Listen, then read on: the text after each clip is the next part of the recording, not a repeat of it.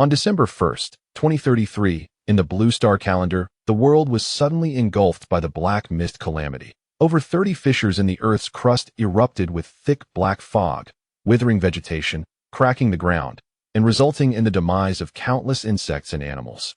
Those beasts and birds that survived became frenzied and bloodthirsty, while humanity suffered catastrophic losses, with many turning into desiccated corpses in the black mist or perishing from the assaults of mutated creatures. As global survivors struggled to resist, mysterious powers descended upon various nations, yet the ancient and storied Xia Kingdom saw no intervention from its legendary celestial deities. 30 years later, a young man named Luo Tianyang from Xia embarked on a treacherous journey, guided by a mystical tome residing in his mind.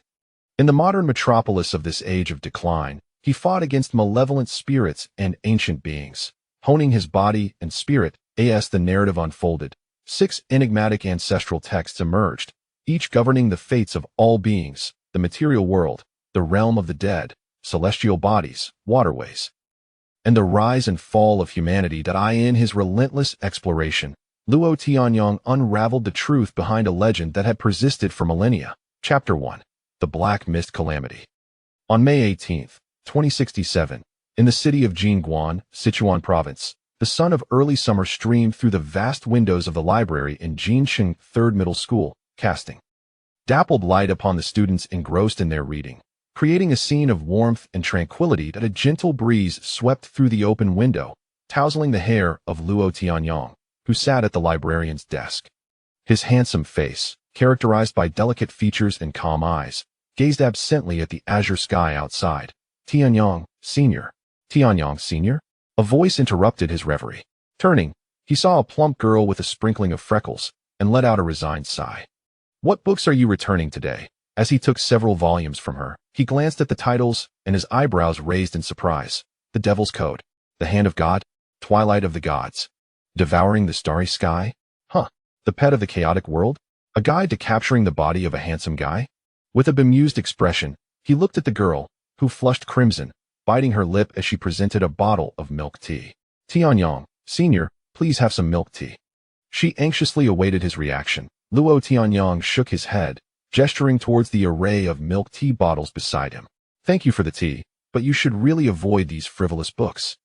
If the myriad gods truly existed, our world wouldn't be in such disarray. He waved her off, and the girl's eyes dimmed as she turned to leave. Watching her retreating figure in the collection of milk tea, Luo Tianyang thought to himself, I'm not even contemplating romance or marriage yet.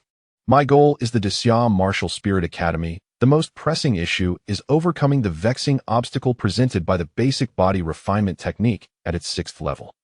I simply have no time for distractions. Reflecting on the enigmatic presence that had plagued him since birth, he chuckled wryly and shook his head, resolutely. He decided to revisit Chronicles of the Black Mist in hopes of uncovering clues about the origins of the basic body refinement technique within its historical context. As he pondered, he opened the book before him. On December 1st, 2033, at 1533 Beijing time, over 30 fissures appeared across the Blue Star, unleashing torrents of black mist that spread relentlessly. Wherever the mist passed, vegetation withered, the earth cracked, and countless insects and animals succumbed to mass mortality. Those few beasts that survived became increasingly agitated and bloodthirsty.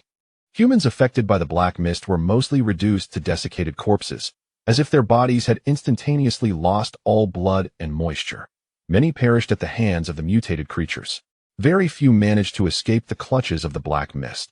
No one understood the nature of this terrifying fog or its sudden emergence upon the earth. However, preliminary estimates indicated that within a mere 72 hours, the death toll exceeded 100 million, marking the calamity as the greatest disaster in human history. The Black Mist Calamity. On December 9, 2033, due to the fissures located in the Chilean mountains of northwestern Gansu, the uninhabited regions of Zhongqing, and the junction of the provinces of Zhongma, Chuanfu, and Yunzhou, the Xia Kingdom mobilized 1 million military and police personnel to evacuate survivors. Cities in the western part of northern Meng Province, Ning'an Province, Zhongqing Province, Dajiang Province, parts of Chuanfu west of the Qionglai Mountains, and a significant portion of Yunzhou were relocated inland for resettlement. Faced with an unknown terror akin to natural disaster, the million-strong force could only form a human barrier, relying on various modern technologies and weaponry to merely slow the advance of the Black Mist, buying time for an unprecedented 2-month-long migration. During this mass relocation, the Xia Kingdom incurred over 10 million casualties, with economic losses beyond measure, an event referred to as the Great Migration of the Xia. Black Mist. By March 2034, the relentless expansion of the Black Mist finally ceased, yet just as global survivors began to breathe a sigh of relief, they were assailed by a sudden onslaught of beasts which had transformed into ravenous predators, larger, faster, and more ferocious than ever before. Within less than a year, the total population of the Blue Star plummeted by nearly hundreds of millions due to the devastation wrought by these beastly waves. By 2037, the population stood at approximately 6.3 billion. With 151 nations remaining in under 4 years, 47 nations had permanently vanished from the Blue Star. In 2039, humanity's greatest nightmare emerged from the depths of the Black Mist. The monsters from the abyss made their first appearance on the earthly realm. These creatures, resembling the mythic Yaksha, possessed disproportionately large heads, slender bodies, elongated limbs, and red-scaled skin, armed with various weapons and exhibiting extreme savagery. More terrifyingly, they could unleash a variety of elemental attacks. This marked the onset of the Third World War, not as a conflict among the nations of Earth, but as a unified struggle against these monstrous races. Fortunately, their numbers were initially limited. That year, humanity realized it was no longer at the pinnacle of the food chain, and the world was not as it had once been perceived. Humans had become prey to the Black Mist. Creatures and the aberrant beasts. It was also in this year that nations discovered their reliance on various modern weaponry for survival and security became less effective against the countless mutated beasts and the Yaksha race. Consequently, a new wave of military research and development surged among nations, each striving desperately for survival. This year would be coined as the dawn of nightmares.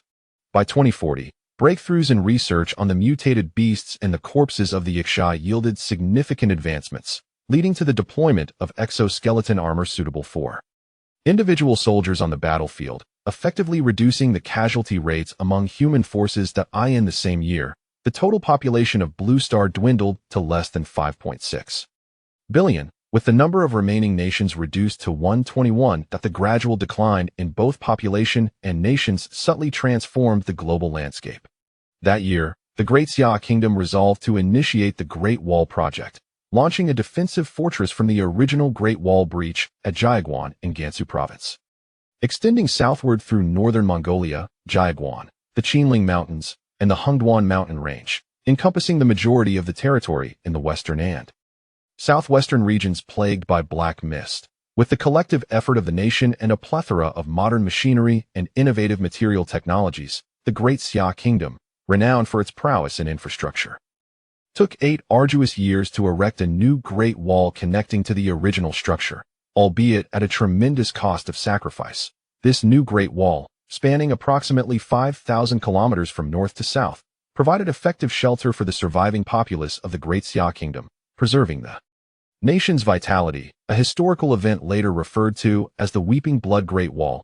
In the year 2049 of the Blue Star calendar, shortly after the completion of the Great Xia Kingdom's Weeping Blood Great Wall, a second breed of monstrous beings emerged from the Black Mist. These towering creatures, typically exceeding 2.5 meters in height, possessed green faces, sharp fangs, and were covered in a tough, horned exoskeleton, with 2 horns protruding from their foreheads. They were recorded by humanity as the Azura clan. The Azura clan exhibited immense strength, rendering conventional firearms nearly ineffective against their armored bodies. Only heavy artillery demonstrated any significant lethality. Faced with mounting existential threats, humanity increasingly relied on larger nations, leading to a consolidation of populations and the formation of preliminary alliances among various countries. In 2053, mysterious entities resembling deities appeared across the globe, facilitating the formation of 4 major alliances: the European Alliance,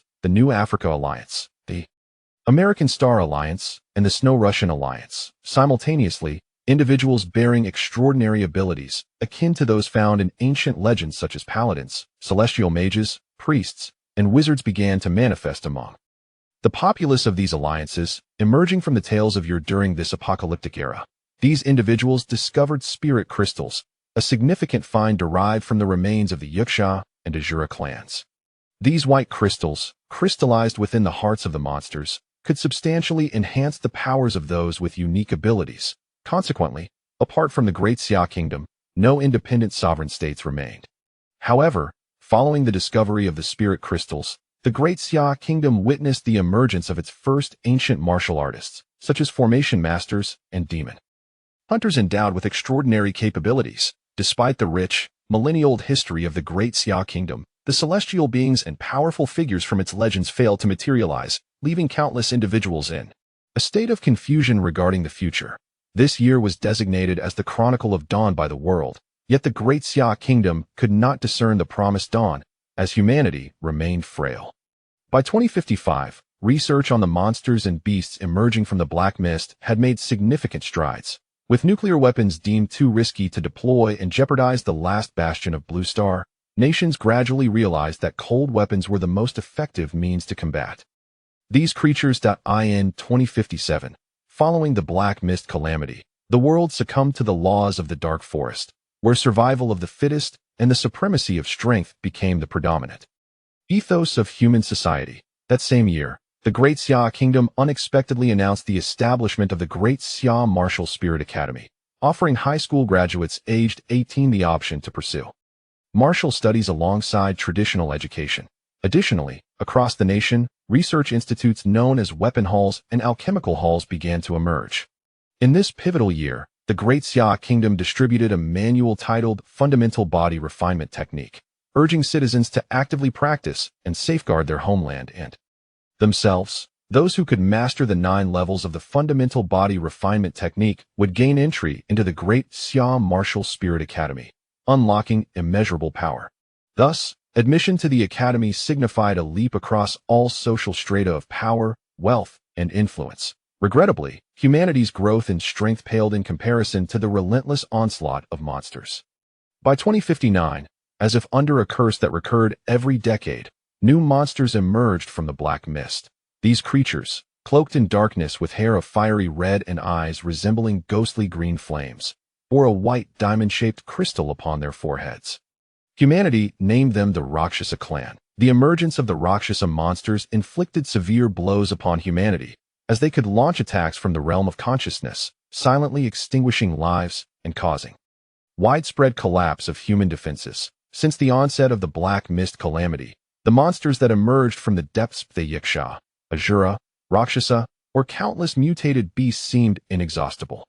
Initially few in number, they began to congregate, leaving humanity utterly powerless to counterattack and relegating them to a desperate strategic defense. In 2065, the total population of Blue Star dwindled to less than 4.2 billion, having halved from the pre-Black Mist disaster figure of 8.1 billion within merely 33 years. That year, the Great Xia Kingdom suffered significant losses among the troops stationed along the Demon Suppression West Line, with casualties exceeding 100 million over the past 33 years. Furthermore, the Great Xia Kingdom enacted new conscription laws, mandating all eligible youth aged 16 to 22, excluding essential government officials, researchers, and academy students, to serve a minimum of 3 years. The legal marriage age was also lowered to 19, actively encouraging procreation. By this year, despite the fortifications of the Weeping Blood Great Wall, the Great Xia Kingdom's population had plummeted to nearly half of its pre-Black Mist figure of over 1.4 billion, making it one of the nations with the highest population losses globally. Lo Tianong exhaled deeply, closing the tome titled Chronicles of the Black Mist. A profound heaviness clouded his gaze as he looked at the world map embossed on the cover, noting the blackened areas that resembled mold infesting food. He recognized these dark spots as regions engulfed by the black mist. Glancing out at the sky through the library window, the early summer sunlight appeared unusually blinding to him, yet his heart felt devoid of warmth. A multitude of questions plagued his mind. For an 18-year-old student born in such tumultuous times, his fate seemed particularly unfortunate. Teachers often recounted tales of the world before the Black Mist calamity, when the Great Xia stood as a radiant jewel in the east, a nation admired for its beauty and safety.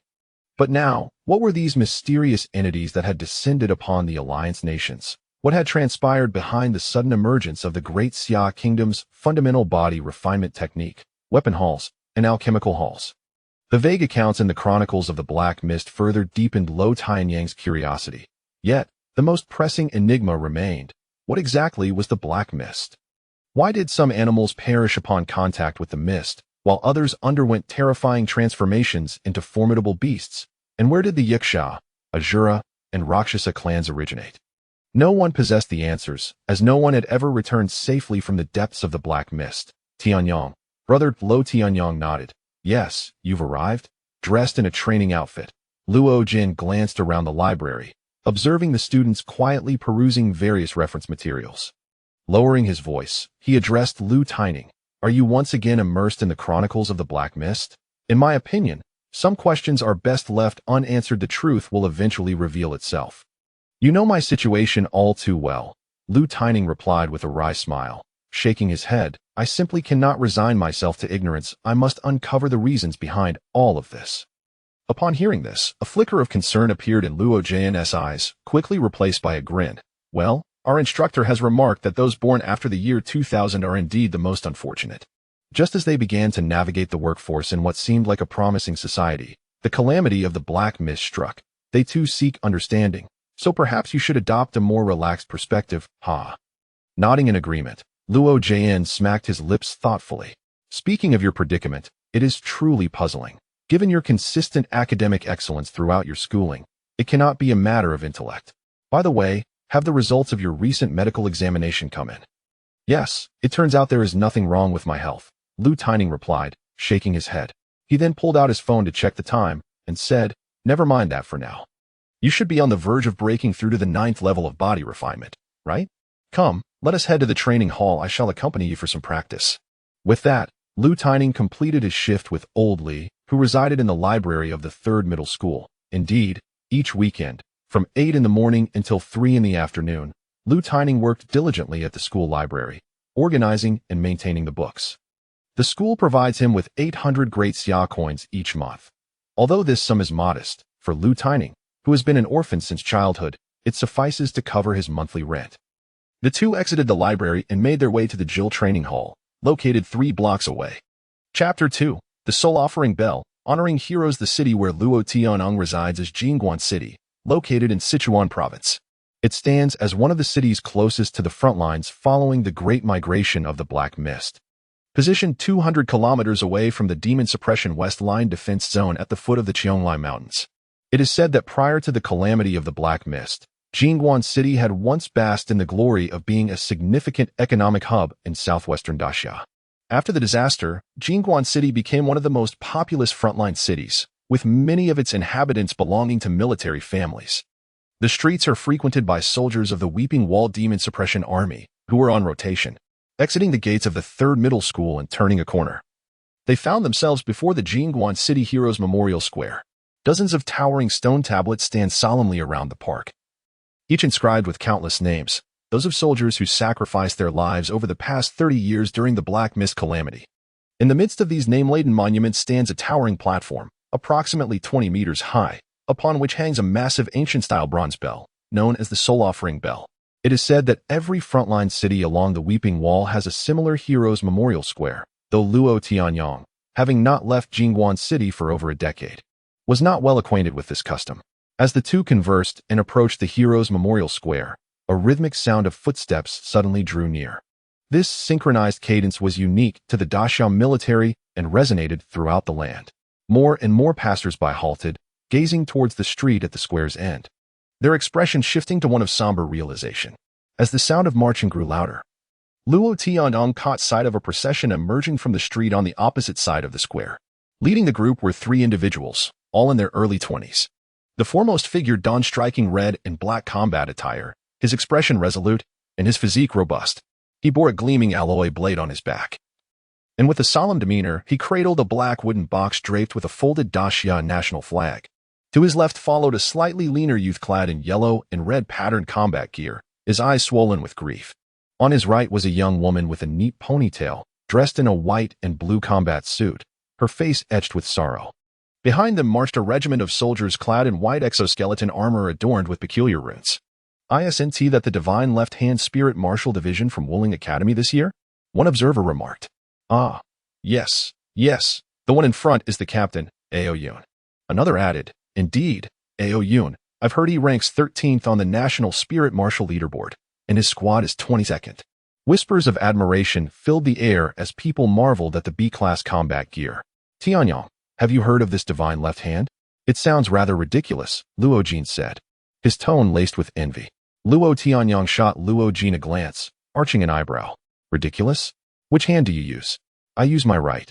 Luo Jin realized the jest and wore a look of frustration. Enough with the trivialities. I've heard this divine left-hand squad has achieved remarkable feats at the front lines. It appears that one of their own has fallen. Be serious, Luo Tianyong gently admonished.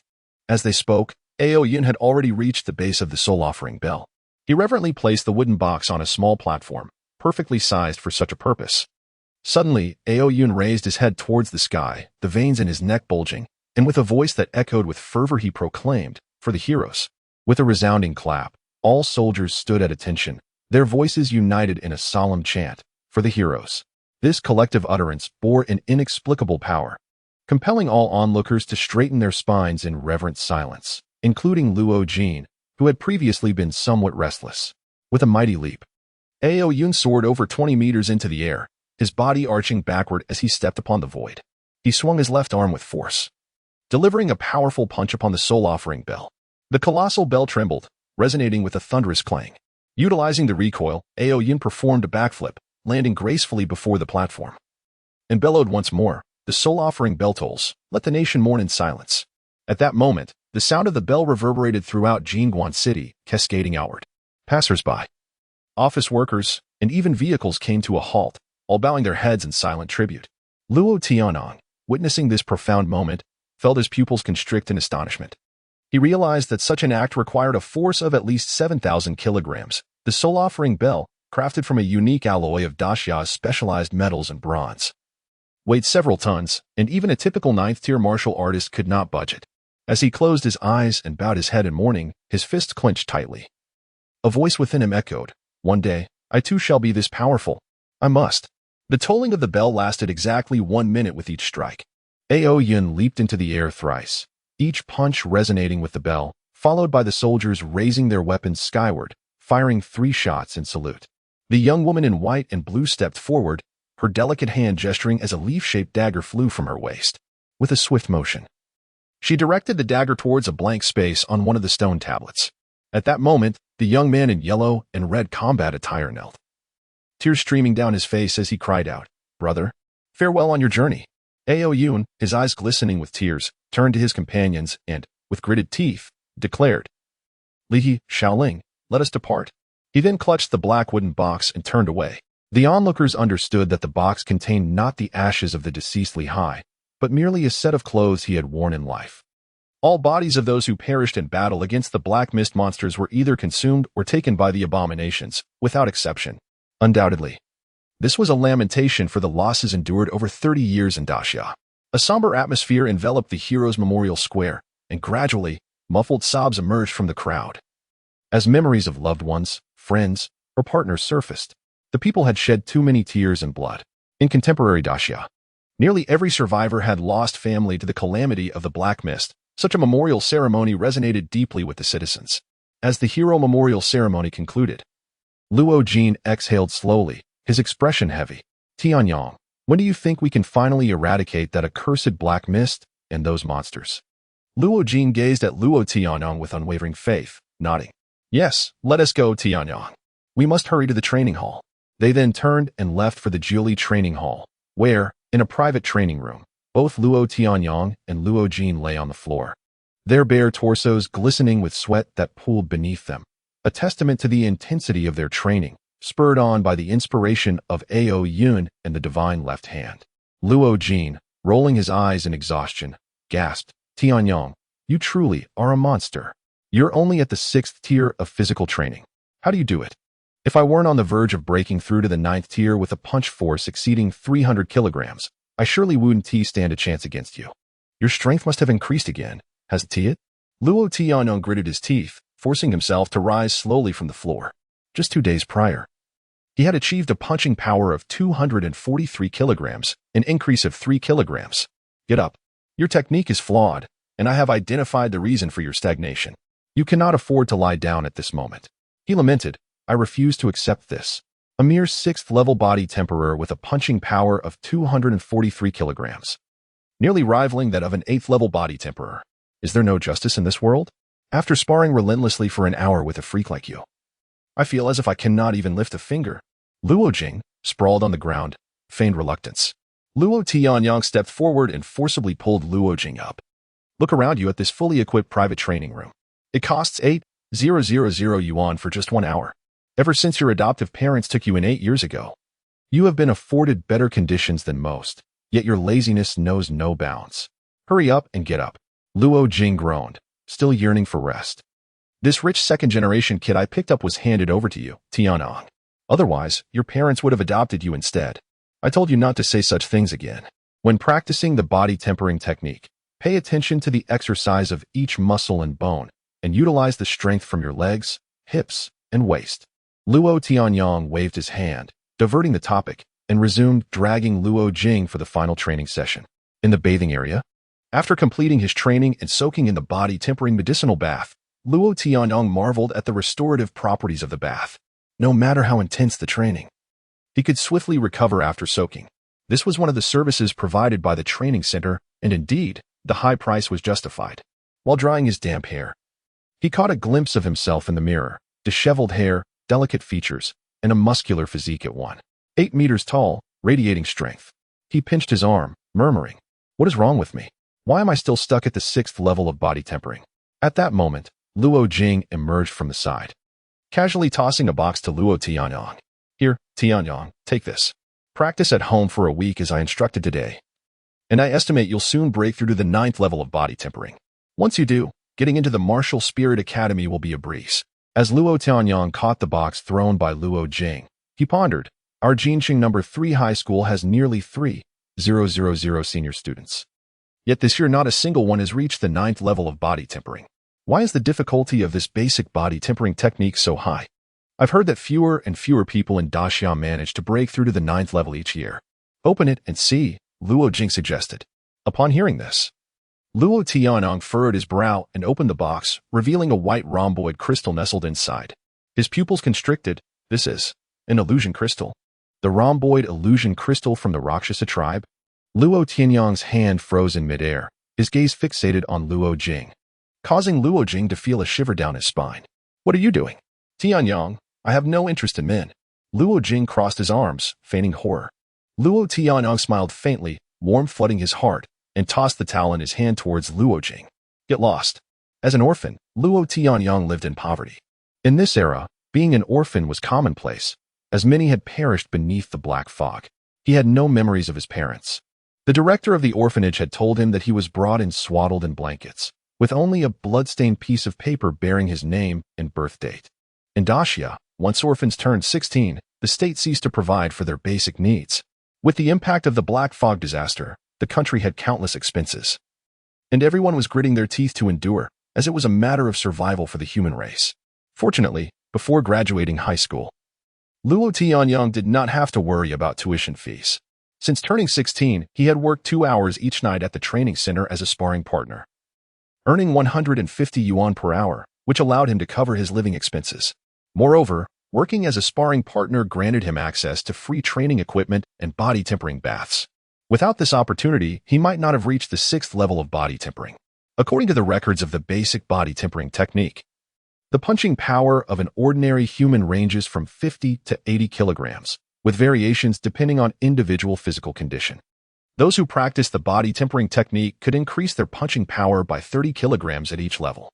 This technique serves as a fundamental method for maximizing human potential. Upon reaching the 9th level of body tempering, nearly everyone's punching power could exceed 320 kilograms. However, the basic body tempering technique is undoubtedly the most challenging, as enhancing physical capabilities becomes increasingly difficult with each successive level. Unlike the wealthy who could use spirit crystals to aid their training, Luo Tianyang could not afford such luxuries. These white spirit crystals, excavated from the bodies of the Shura and Yiksha tribes, are strategic resources reserved for warriors, inaccessible to ordinary people, and even if given to them, they would be of no use. Perhaps due to his upbringing as an orphan, Luo Tianyong harbored a profound sense of insecurity. In the aftermath of the Black Fog disaster, wealth and strength became the greatest sources of security. Yet, his background predetermined that he could not be wealthy, thus he resolved to strive for strength. Throughout his life, Luo Tianyong had a knack for learning swiftly. Claiming to have an exceptional memory would not be an exaggeration. However, he alone knew that this was due to a significant secret. He possessed a book in his mind, a tome that seemed eternally locked away. As a child, he had perused many comics and novels from the orphanage's storeroom, filled with fantastical tales. For a time, he believed he was the chosen one, blessed with a remarkable gift. Yet, after 18 years, apart from the ability to retain knowledge as if it were imprinted in his mind, no extraordinary occurrences had transpired. Having been an orphan since childhood, Luo Tianyong began practicing the basic body tempering technique at the tender age of 8. This foundational technique was open to the public in Daxia, but it stipulated that children could only begin practicing from the first year of middle school, as their bodies would then be fully developed, minimizing the risk of injury. However, due to his profound insecurity, Luo Tianyong cared little for such regulations. His only desire was to acquire abilities to better protect himself.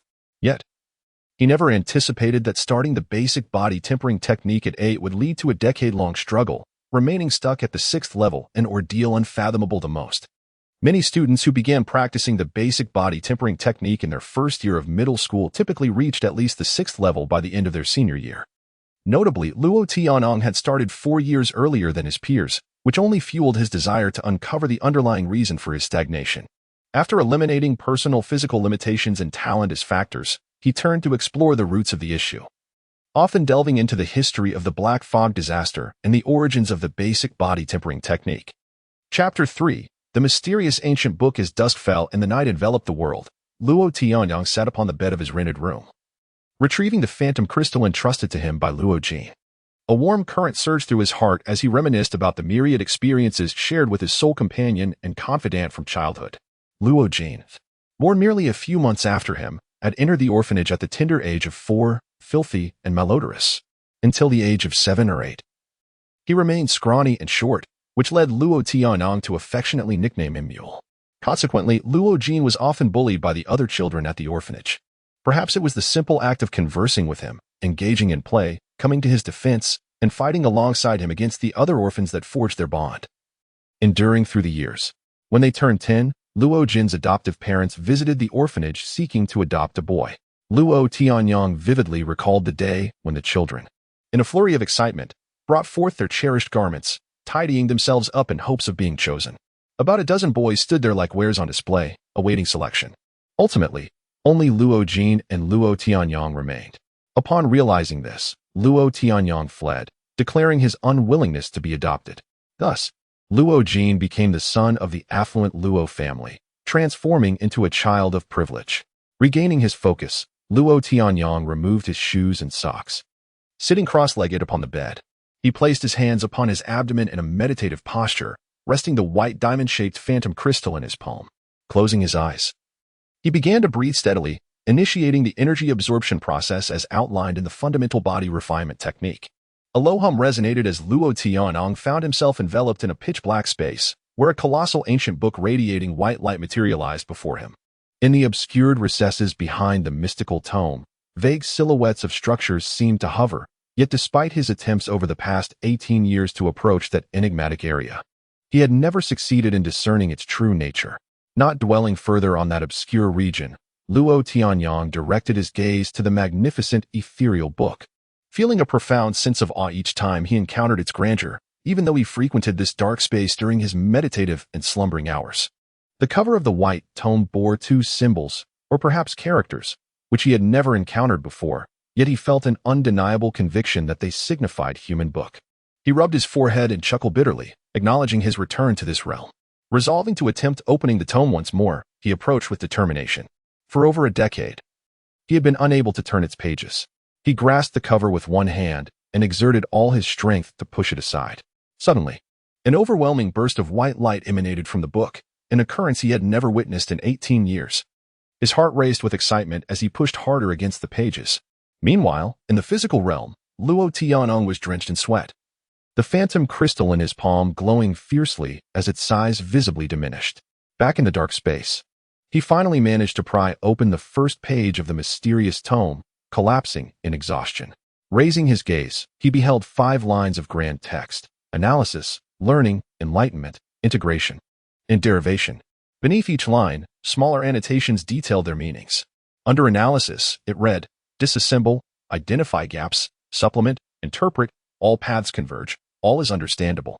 Under learning, it stated, enhance understanding, elevate aptitude, accelerate learning speed. Under enlightenment, it proclaimed, even if all things perish, civilization remains eternal. Enlightenment is the continuum of culture and legacy. Under integration, it expressed, learn from the strong, embrace diversity, all paths may be unified. Under derivation, it concluded, summarize, induce, evolve, derive, innovate. This is the greatest capability of humankind. Astonished, Luo Tianyong murmured to himself, so this is the power of the mysterious tome in my mind? He recalled his remarkable ability to learn quickly and retain information effortlessly since childhood, now realizing that this innate learning capacity had been subconsciously assisting him. Reflecting on his pressing dilemma of being stuck at the 6th level of the fundamental body refinement technique for 3 years without progress, he pondered whether this enigmatic human book could provide the assistance he so desperately sought. With no better options available, he resolved to embrace a hopeful mindset and continue exploring. Standing before the tome, he caressed the pages, contemplating, I lack a pen of sufficient size to inscribe upon this. How can it resolve my inability to advance in the fundamental body refinement technique?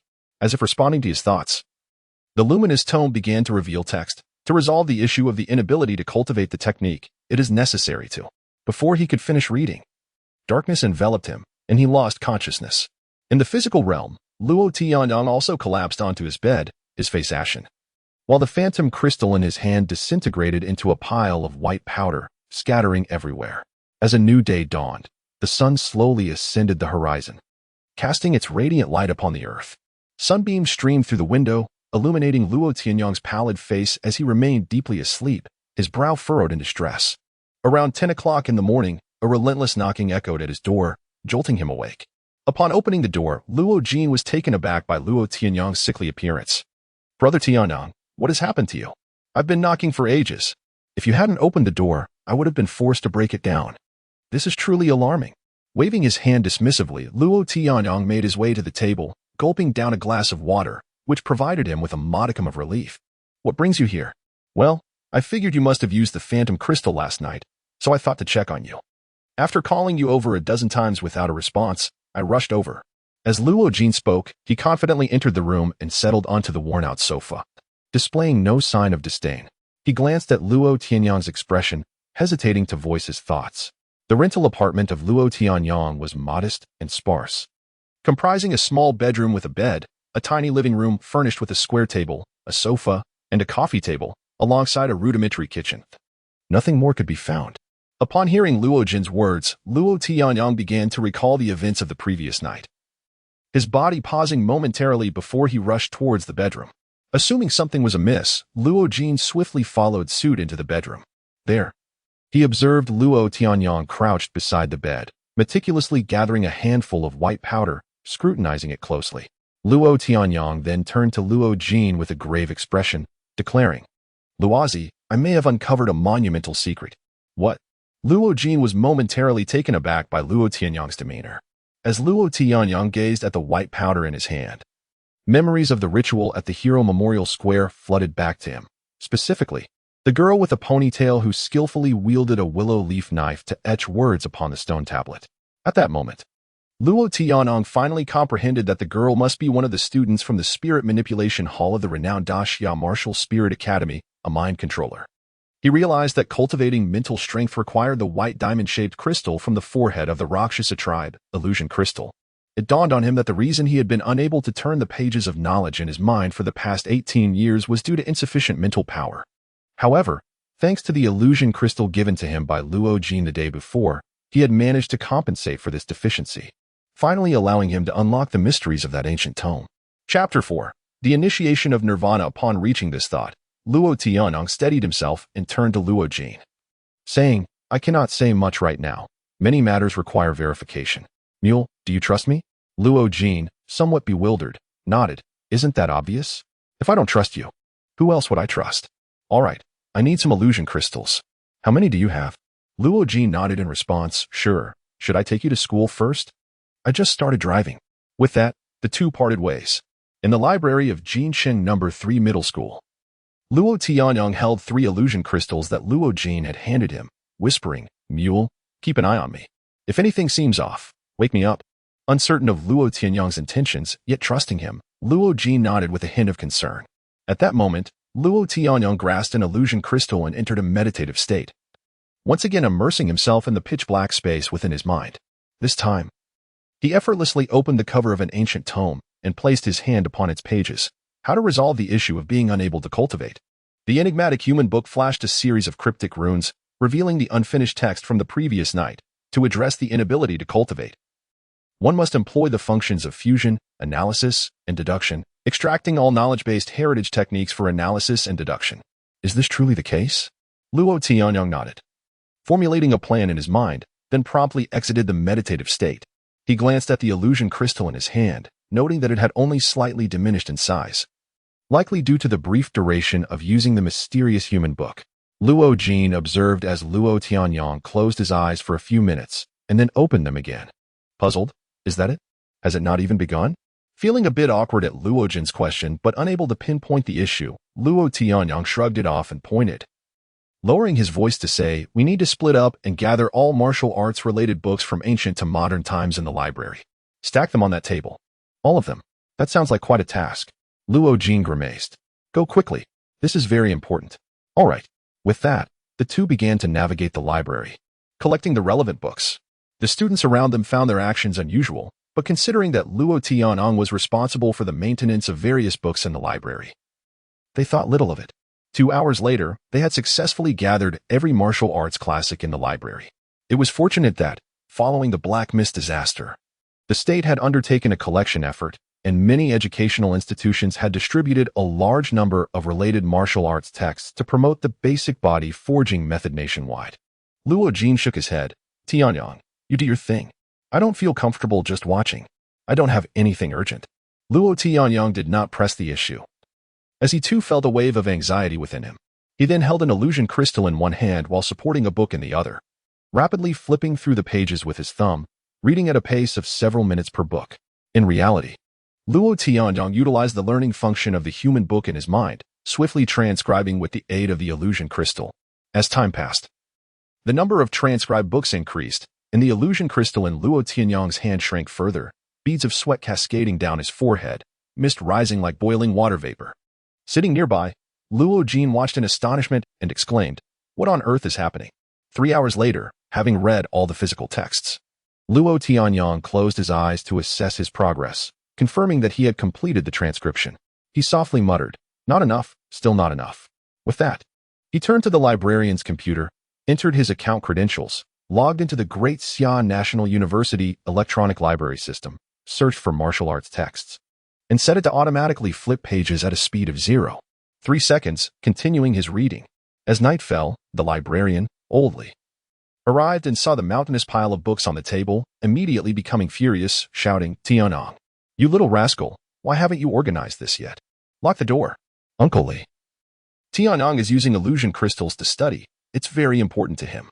I'll take care of this, so please don't disturb him. Luo Jin intervened.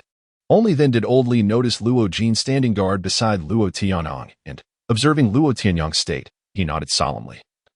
Deciding not to say more, then let's clean up together and not disturb him. At that moment, Luo Tianyang had already perused all the martial arts texts he could find in Great Xia. He remained oblivious to Old Li's arrival, took a deep breath, closed his eyes slowly, and once more grasped the remaining illusion crystal, entering the dark space within his mind.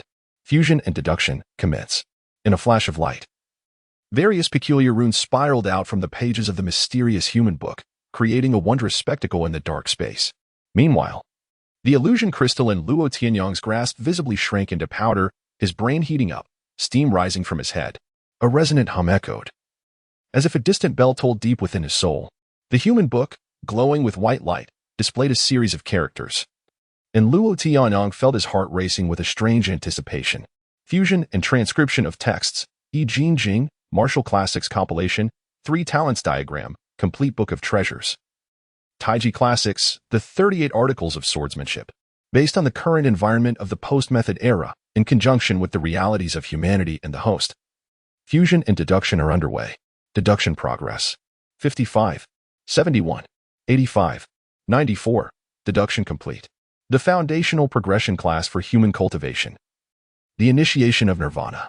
The initiation of nirvana consolidates the heritage of humanity, seizing the essence refined from alien races, refining the self, nurturing the divine palace, awakening the primordial spirit, and creating nirvana, granting half-demonic power. The initiation of nirvana is divided into 5 layers, each with initial, mid, late, and completion stages. The first layer, body tempering realm, has 4 levels: muscle refinement, bone forging, blood ignition, and purity. The second layer, spirit awakening realm, has 4 levels: primordial opening, void transformation, star awakening, and spirit nurturing. The third layer, initial primordial realm. The fourth layer, heavenly gang realm. The fifth layer, nirvana realm. This technique requires the use of spirit crystals, with a compatibility of 71 with humanity as a whole and 55 with the individual host. To enhance the host compatibility with the technique, more heritage knowledge must be fused. Luo Tianyang opened his eyes, gazing at the illusion crystal now reduced to dust, and, enduring the intense pain in his head, exhaled slowly, suppressing his inner excitement. He realized that the issue that had troubled him for 3 years now finally held a glimmer of hope for resolution. Rubbing his still throbbing forehead, Luo Tianyang regained clarity, stood up, and approached Luo Jin and Old Li to assist in tidying up the pile of martial arts texts. Tianyang, are you all right? Hey, are you okay? Luo Jin and Old Li both turned to Luo Tianyang. Luo Jin immediately understood, his eyes brightening with a smile. Knowing that Luo Tianyang had discovered a method to break through the 6th layer of body tempering. Old Li, fully aware of Luo Tianyang's struggles, felt a deep sense of sympathy for the young man who, as an orphan, had fought to survive and thrive in this era. Hearing that Luo Tianyang was fine, his worries eased. Within a short time, the 3 had organized the library, and Luo Tianyang exchanged glances with Luo Jin before bidding farewell to Old Li as they exited the school. Standing at the entrance of Sanzhong High School, Luo Tianyang gazed up at the hazy night sky, quietly observing the few stars twinkling in the darkness. After a moment, he spoke softly, Luozi, for the next 40 days, I will not be able to attend school. Tomorrow, I plan to request a leave of absence from the teacher. These final 40 days are crucial for me. Brother Tianyang, although I am unaware of what has transpired, you must share with me. Is the solution you have found reliable? Luo Jin could no longer contain his curiosity. I am uncertain, but this is the only course of action I have at present. I must give it a try, Luo Tianyang replied, shaking his head. In that case, I shall also request a leave. Coincidentally, I need to focus entirely on breaking through the 9th level of body refinement. Luo Jin nodded in agreement. Luo Tianyang pondered for a moment before asking, by the way, how did you fare in the last cultural assessment? Upon hearing this, Luo Jin chuckled and scratched his head. The cultural assessment cannot possibly compare to your extraordinary abilities, but I truly had the luck of a dog. I managed to pass all the baseline requirements even by guessing. Besides, passing the cultural assessment for Daxia Wuling Academy is not the paramount objective. Merely meeting the basic threshold suffices. Luo Tianyang nodded, a knowing smile gracing his lips. To be on the safe side, I will guide you through the review of the cultural subjects over these 40 days. I assure you that you will pass each subject's baseline, and it will not be merely by chance. Interrupting Luo Jin's lamentations, Luo Tianyang waved his hand and turned to jog towards home, leaving Luo Jin bewildered and disheveled in the wind. He wouldn't resort to extreme training methods for my cultural studies, would he? Chapter 5, Body Refinement Elixir upon returning home. Luo Tianyang reclined on his bed, fatigued from the day's tumult. The throbbing in his head had lessened only slightly. He resolutely closed his eyes, preparing to delve into the Nirvana primer. Once again, he found himself in the dark recesses of his mind, scrutinizing the enigmatic ancient text containing the Nirvana primer.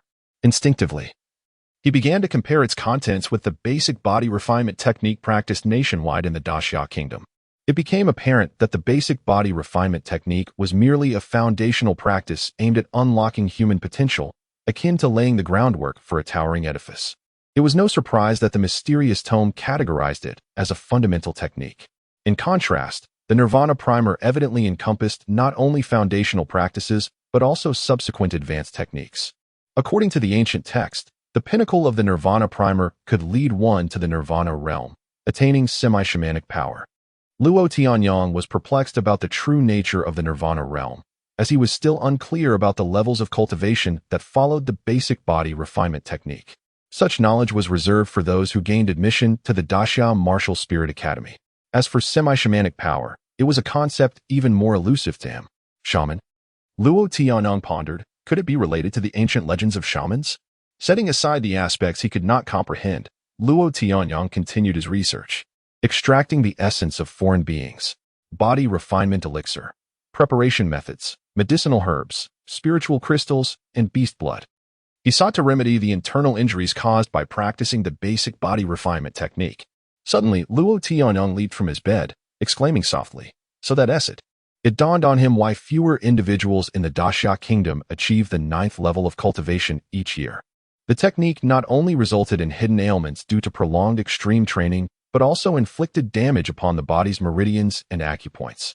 He recalled the body refinement herbal baths available at major training centers in the Xia Kingdom, which he had used almost daily during his 2 years as a sparring partner. It now appeared that these baths possessed certain restorative properties, primarily aiding in the recovery from physical fatigue. The hidden injuries inflicted during foundational training likely accounted for the Xia Kingdom's relatively fewer high-level practitioners compared to other allied nations. With this realization, Luo Tianyong meticulously studied the content regarding the body refinement elixir. Gradually, perhaps due to the day's mental exhaustion, he succumbed to slumber in that mysterious dark space. Standing at the threshold of the classroom, Luo Tianyong surveyed the nearly 300 classmates seated before him and suddenly realized that, throughout 3 years of high school, he could scarcely name a handful of them. Recognizing that he had devoted all his energy to strengthening his abilities and ensuring his survival, he felt a sense of acceptance. The aftermath of the Black Mist catastrophe had significantly reduced the number of academies in the Xia Kingdom, resulting in classes that typically housed over 400 students. However, advancements in technology had enhanced classroom equipment, with real-time broadcasting screens positioned above the sliding blackboards, ensuring that every student could see and hear the teacher's explanations. After waiting for Luo Jin, the two emerged from the classroom and made their way to the senior year faculty office. The head teacher of Class 9 was a refined middle-aged man, 48 years of age, sporting metal-framed glasses and known as Lin Zixiang. The students often affectionately referred to him as Mr. Lin. Years of teaching had left him with graying hair. Upon explaining their intentions to Lin Zixiang, the responsible teacher was understandably astonished. "Are you saying that until the official college entrance examination on June 28th, you will not return to school and will instead prepare for self-study?" Lin Zixiang exclaimed in surprise. With a cheeky grin, Luo Jin replied, "Mr. Lin, look. I'm about to break through to the 9th level of body refinement. Tianyong believes I can make it, so we must dedicate our time to cultivation." Lin Zixiang's lips twitched as he shot a glare at Luo Jin. "You, my boy, I'm not overly concerned for you. After all, you are the son of Luo Bingrue from the esteemed Jincheng group. Even if you don't succeed, you won't lack for food or clothing." Turning his gaze to Luo Tianyong, Lin Zixiang's eyes brimmed with concern. "But Tianyong, what are your thoughts? The Daxia Martial Spirit Academy only accepts around 10,000 students each year, and I've heard that the numbers have diminished yearly. Moreover, you haven't even reached the 7th level of body refinement yet. To qualify for the Academy's preparatory slots, you must be at the 9th level. In addition to passing all cultural assessments, your academic performance from middle school to high school has been exemplary, ranking first in your grade and even in the entire school in Jingwencheng. Attending a cultural institution would be a solid path towards a future in public service. Why won't you heed your teacher's advice?" Listening to Lin Zixiang's concerns, Luo Tianyong remained patient and did not interrupt. He understood that this teacher was genuinely worried for his future, well aware of his background as an orphan. It was unlikely that anyone else would be so resolute in their desire to attend the Daxia Martial Spirit Academy. However, Luo Tianyong was inherently stubborn. In his view, in this era, aside from strength and wealth, a stable job in the future did not guarantee safety. Only by acquiring strength could one confront the monsters lurking in the black mist. Only with wealth could one enhance their abilities more effectively and swiftly. This was the fundamental truth. Once Lin Zixiang finished his exposition, Luo Tianyong quickly smiled and said, "Mr. Lin, please don't worry. Allow me to explain. You are aware that I have participated in numerous mock assessments for all cultural subjects. You know that this hurdle poses no challenge to me. The remaining month of review may not yield significant breakthroughs. However, there is still ample room for improvement in my basic body refinement technique. I understand you mean well, but I genuinely wish to apply to the Daxiao Martial Spirit Academy, and I hope you can appreciate my choice. Lin Zixiang was momentarily taken aback, gazing at Luo Tianyang for a long while before sighing deeply. In truth, I wish for every one of you to gain admission to the Daxiao Martial Spirit Academy. It's not only because any school producing a graduate from the Daxiao Martial Spirit Academy receives rewards from higher authorities, perhaps I could advance my own career as well. Yet this year, among over 3,000 senior students in our school, none have broken through to the 9th level of body refinement. He gestured towards Luo Jin and continued. Currently, only this rascal Luo Jin and a couple of others in different classes stand a chance, being at the 8th level of body refinement. Shaking his head once more at Luo Tianyang, Lin Zixiang added, "The risks you're taking are too great. I cannot be irresponsible in this matter." Realizing that his concerned teacher might refuse his request, Luo Tianyang, thinking of the importance of the upcoming days, spoke without hesitation. "Mr. Lin, how about this? If I cannot break through to the 9th level of body refinement within a month, I will comply with your wishes and not apply to the Daxiao Martial Spirit Academy. Instead, I will heed your advice and apply to the best cultural universities, such as Tsinghua or Beida. However, I ask you to allow me this last month to make one final attempt. Afterward, I will be at peace with my decision." Upon hearing this, Lin Zixiang's eyes lit up, and he promptly inquired, "Are you serious? In the Xia Kingdom, high school students must fill out their university applications in their real names, so Lin Zixiang had long been preparing for Luo Tianyang to switch institutions. Now, hearing Luo Tianyang express his intentions, he was eager to seize the opportunity. Luo Tianyang nodded thoughtfully. "Indeed, if I remain at the 6th level of body refinement a month from now, I won't gain admission to the Daxiao Martial Spirit Academy. If I don't choose Qingbei University, wouldn't that be foolish? Luo Jin, you must also exert yourself, but you cannot afford to neglect your cultural assessments. Achieving passing marks across the board will not be an easy feat for you." Lin Zixiang resumed his tirade against Luo Jin. Luo Jin and Luo Tianyang exchanged a knowing smile, for it seemed that aside from the two of them, Luo Tianyang had never disclosed to outsiders the shared experiences of their childhood in the orphanage. Many were baffled as to why Luo Jin and Luo Tianyang shared such a close bond. "Teacher Lin, I assure you that Luo Jin will pass all his subjects in a month. I shall assist him in preparing for the cultural assessments." Luo Tianyang pulled Luo Jin away from Lin Zixiang's office as if in flight. Lin Zixiang watched their retreating figures, murmuring to himself, "The Daxiao Martial Spirit Academy, the last bastion of hope for our Daxia." This year, not a single student from the 3rd school has broken through to the 9th level of body refinement. I imagine the principal is quite anxious. A chuckle escaped him as he recalled the envious glances from his classmates. Upon exiting the school gate, Luo Jin appeared significantly more invigorated. Luo Tianyang shot a sidelong glance at the languid Luo Jin, a teasing smile playing on his lips. "Don't celebrate too soon. I promise to help you with your cultural assessments, and you must reciprocate. Otherwise, my friend, you know the consequences." So what shall we do now?" Luo Jin stiffened, hastily shifting the topic.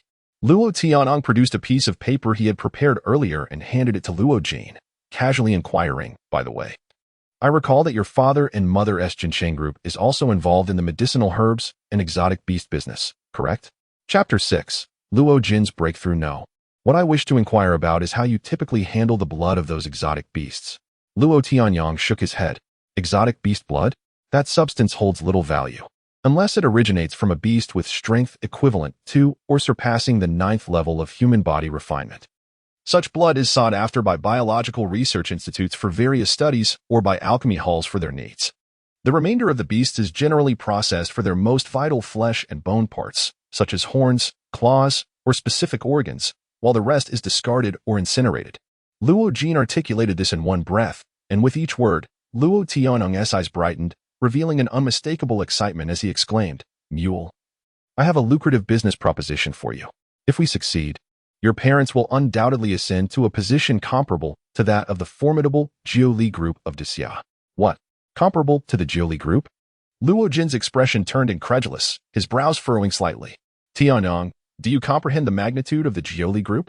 This enterprise possesses an air of mystery in Daxia, encompassing sectors such as energy, healthcare, military weaponry, public training facilities, gravity training rooms, and international spiritual crystal trade. over a decade ago.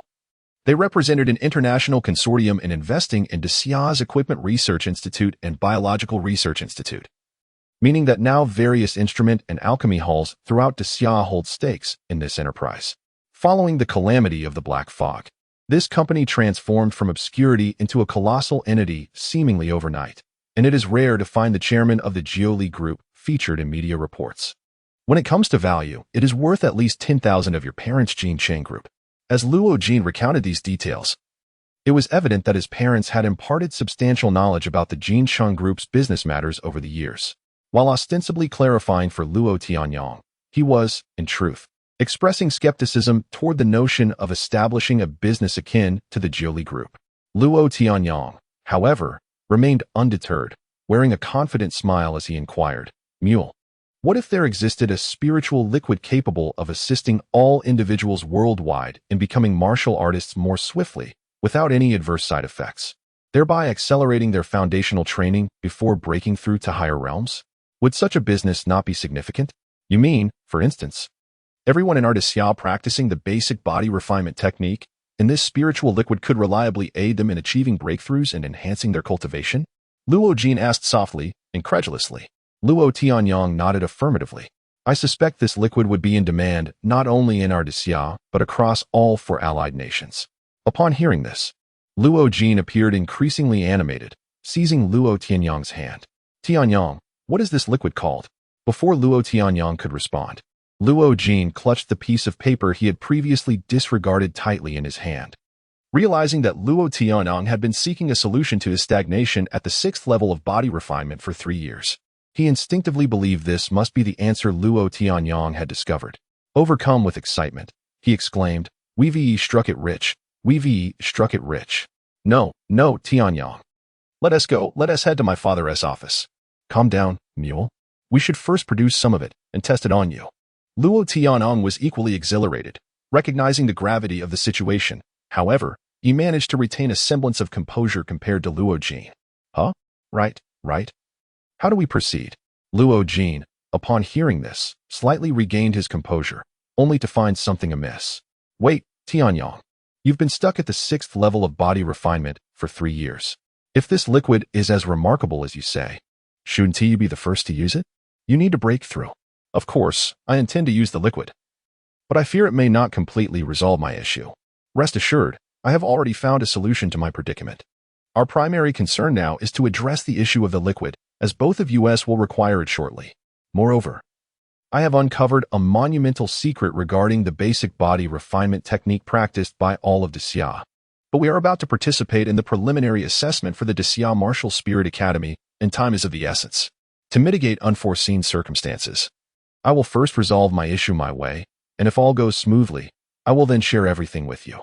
Luo Tianyang spoke earnestly to Luo Jin before adding, "Let us not dwell on that for now. Quickly arrange for the necessary herbs, spiritual crystals, and the required blood from the exotic beasts. I will begin preparing the body refinement liquid in the exclusive independent training room rented by Luo Jin at the Jiuli Training Hall." He and Luo Tianyang sat cross-legged on the floor, fixated on the 5 ordinary glass bottles before them. Luo Jin swallowed hard, his tone tinged with disbelief. "Tianyang, is this the body refinement liquid?" Luo Tianyang nodded affirmatively. "Weren't you present throughout the process? Preparing this body refinement liquid is not complex." "Huh, yes. I find it quite simple," Luo Jin replied, nodding vigorously. "Some things may not be complicated in essence, yet their discovery can be challenging. Let us not waste any more time. Let us test its efficacy," Luo Tianyang urged, maintaining his gaze on Luo Jin. Gritting his teeth, Luo Jin thought to himself, "I'll be a test subject. If this works, we'll reap great rewards." With a glance at Luo Tianyang, he felt a surge of gratitude. Throughout his life, it had always been this person who cared for him like a brother, and now, with this promising opportunity, he was the first to consider Luo Jin. The two made their way to the medicinal bath within the independent training room, where a pool was already filled with steaming hot water, the vapor swirling ethereally above it. Luo Tianyang uncorked a glass bottle and slowly poured the black liquid into the hot water bath. Before long, the hot water turned an inky black at a visible rate, and a strong medicinal aroma, tinged with a hint of blood, filled the entire room. At that moment, Luo Tianyang nodded towards Luo Jin. who promptly removed his shorts and leaped into the inky pool with a splash. Initially, he felt a tinge of nervousness at being a test subject. Yet after a few minutes without any remarkable sensation, he began to feel somewhat reassured. Tianyang, I don't feel anything. Do you think this is effective? Luo Tianyang, slightly puzzled, pondered to himself. This was his first experience with this concoction, yet according to the records in the Nirvana Genesis scroll, Luo Jin should have sensed something. While Luo Tianyang was deep in thought, Luo Jin suddenly began to shout, "Oh no, it itches, it itches, it itches." He attempted to scratch his entire body. Mule, don't move. You must endure. This is the body refinement liquid taking effect, repairing the hidden injuries caused by your training. Luo Tianyang quickly urged him to remain still. Mule, calm your mind, relax your body, and enter a meditative state while practicing the basic body refinement technique in the bath. Understood, Luo Jin gritted his teeth in response, enduring the intense itchiness. Seeing Luo Jin finally relax and enter a meditative state, Luo Tianyang quietly observed, knowing this would also determine whether he could cultivate the Nirvana Genesis scroll to break through later. Naturally, he felt considerable anxiety. An hour passed, and Luo Tianyang noticed that the once pitch-black bath began to clear up again, while Luo Jin had entered a deeper state of meditation. After a moment's consideration, Luo Tianyang added more hot water and poured in another bottle of body refinement liquid, continuing to observe. Another hour elapsed, the bath returned to clarity, and Luo Jin's physique finally began to undergo transformation. The sculpted muscles he had developed from practicing the basic body refinement technique gradually softened in definition, while an increasingly solid aura emanated from him. At that moment, Luo Jin abruptly opened his eyes and shouted towards Luo Tianyang, "Tianyang, it's not enough. I'm on the verge of a breakthrough. I need more." Upon hearing this, Luo Tianyang fell silent, promptly reopening a glass vial to pour the black refining liquid into the now clear water once more. As the third infusion transformed the dark pool into clarity, Luo Jin finally smiled, his eyes wide open as he leapt from the bath. "I've broken through. This stuff is incredible. A mere soak and I've made a breakthrough. Far simpler than our previous arduous body refinement."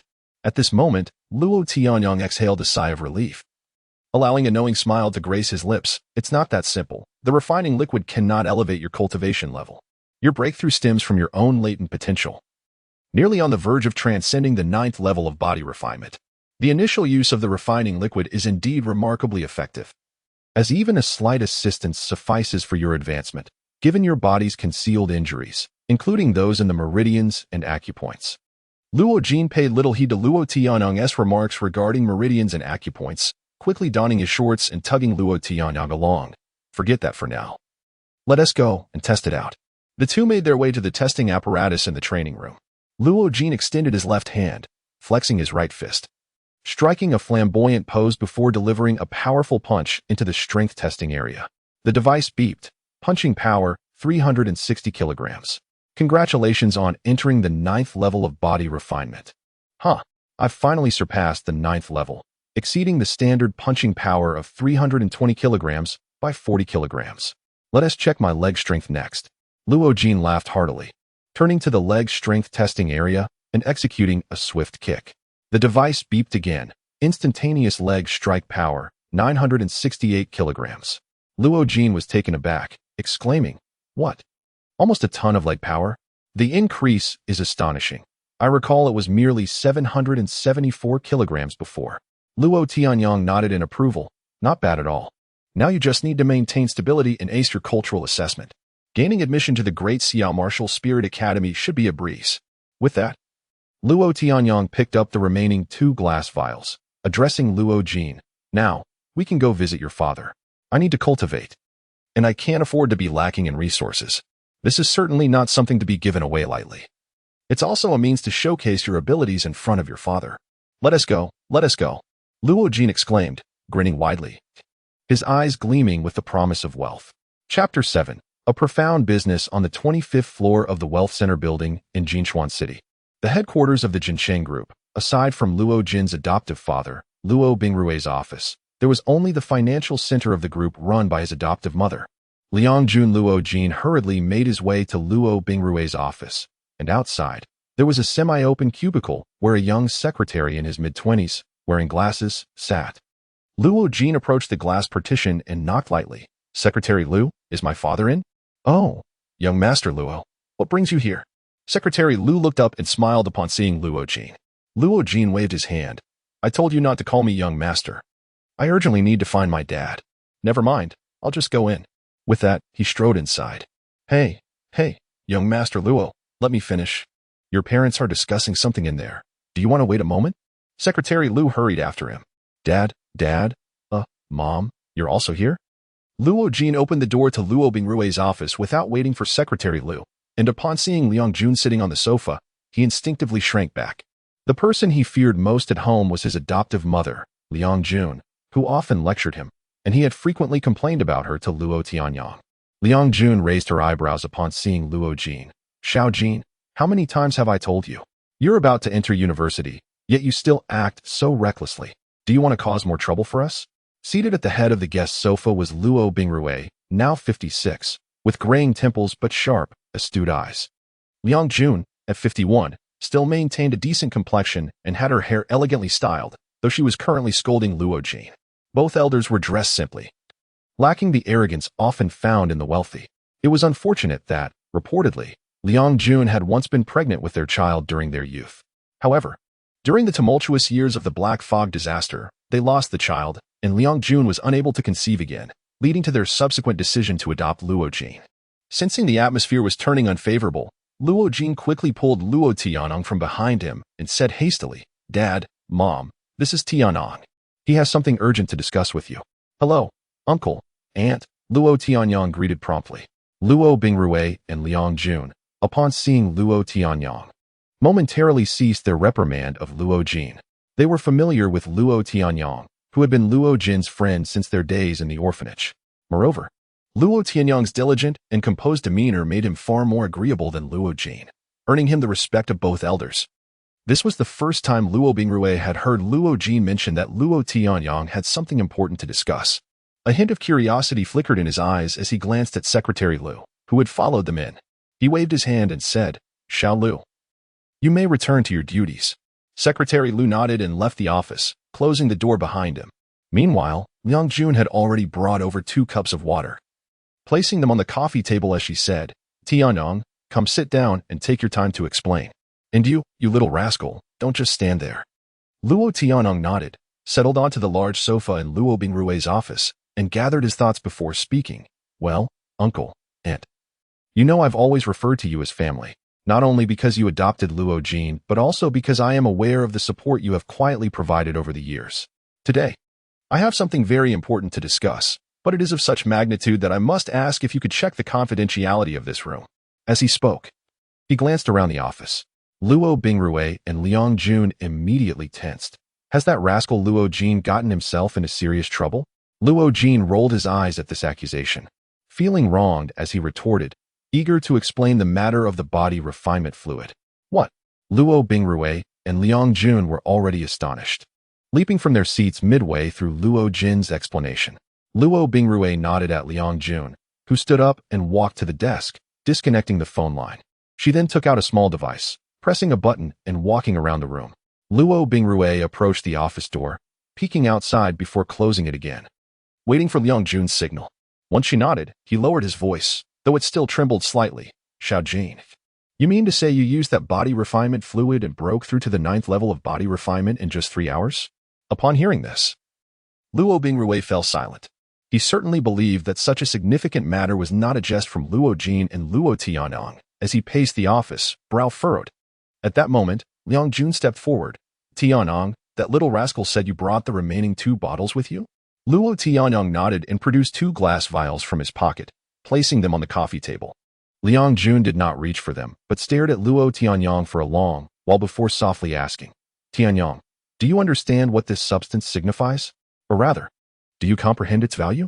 Luo Tianyang nodded again. It's precisely because I understand that I wanted you to check the confidentiality of this office. Luo Bingrue paused, turning to sit back on the sofa, exhaling slowly.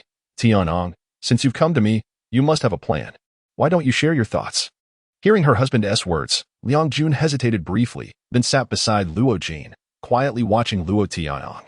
Luo Tianyang smiled at the 3 of them. Here is my thought. I've already entrusted the body refinement fluid formula to Luo Jin, and he participated in the entire preparation process today. I wish to hand over the operation of the body refinement fluid to you, uncle and aunt. However, I'm curious about your thoughts. Luo Bingrue nodded, pondered for a moment, then inquired, what kind of operation do you envision? After some contemplation, Luo Tianong replied, Uncle and aunt, as you know, we aspire to enroll in the Daxia Martial Spirit Academy. And this journey to enhance our strength will require substantial financial resources both now and in the future. Therefore, I propose that you take 15 of the profits, and I will not concern myself with the rest. What do you think? At this point, Liang Jun shook her head and said, Tianyang, since you have always called us uncle and aunt, I do not regard you as an outsider. Initially, I thought you would choose to sell the formula for a significant sum. I wanted to inform you that our Jincheng Group might not afford this infinitely valuable body refinement fluid formula. Luo Bingrue continued her thought, however. Now that you are entrusting us with the operation of the body refinement fluid, it is a tremendous favor to our Jincheng Group. This body refinement fluid alone could potentially create a business giant comparable to the Jioli Group. Ah, uncle, please don't say that. For me, what you did for Luo Jin, providing him with a home, means everything. As orphans like us, there is no greater kindness. Besides, with my long-standing friendship with Luo Jin, if not you, then who else could I turn to? Luo Tianyang gazed earnestly at Luo Bingrue and Liang Jun, his words deeply moving them. Haha, splendid. Xiao Jun. Look at us adopting that little rascal Luo Jin, and who would have thought we'd encounter such an opportunity? Luo Bingrue laughed heartily, evidently elated. Liang Jun revealed a knowing smile. His eyes filled with affection as he gazed upon the two young lads, Luo Jin and Luo Tianyang. However, you cannot possibly take a mere 15 cut. You have addressed us as Aunt Luo and Uncle Luo for 7 or 8 years. How could we act in such a manner? He added, I will discuss this matter further with old Luo. You need not concern yourselves with the rest. Upon hearing this, Luo Tianyang immediately waved his hands, insisting, no, no, no. Just 15 is insufficient. You will need to make an initial investment and expand sales, which will incur costs. Although the production cost of the body refining liquid is indeed low, it will inevitably lead to an increase in the price of those exotic beast bloods in the future. Luo Bingrue pondered for a moment, then picked up 2 glass vials from the coffee table and inquired of Luo Tianyang, according to what you just said, does this substance truly have remarkable effects in improving physical constitution and assisting breakthroughs? Can ordinary individuals like myself, who have stagnated at the 4th stage of body refinement for many years, also utilize it? At this juncture, Luo Tianyang adopted a serious demeanor. For this was the primary purpose of his visit today. He quickly responded, in truth, it is not merely about the money. In the coming month, I will require a substantial amount of spirit crystals and body refining liquid. Hence, I must sincerely request the assistance of Uncle Luo and Aunt Luo in this matter. Luo Bingrue understood that Luo Tianyang was preparing for an all-out effort to advance his cultivation. To gain admission to the Daxia Martial Spirit Academy, he must achieve at least the 9th stage of body refinement. With this in mind, he waved his hand grandly and declared, You two focus on your training at the dojo. I shall arrange for everything you need. Tianyang, inform Luo Jin of your requirements, and he will directly contact Secretary Lu. We will do everything possible to supply you with spirit crystals and body refining liquid. Realizing that matters had effectively been settled, Luo Tianyang felt a sense of relief wash over him. He then observed Liang Jun extending his hand towards Luo Jin, saying, You little rascal, hand over the goods. Such valuable items cannot be left in your possession. Huh? What valuable items? Luo Jin responded, momentarily bewildered. With a swift slap on Luo Jin's head, Liang Jun urged, Hand over the formula. Mom, don't hit my head, he protested, laughter erupting around them. Chapter 8. Refining tendons and strengthening bones upon exiting the Jincheng Group office in the Wealth Center Tower.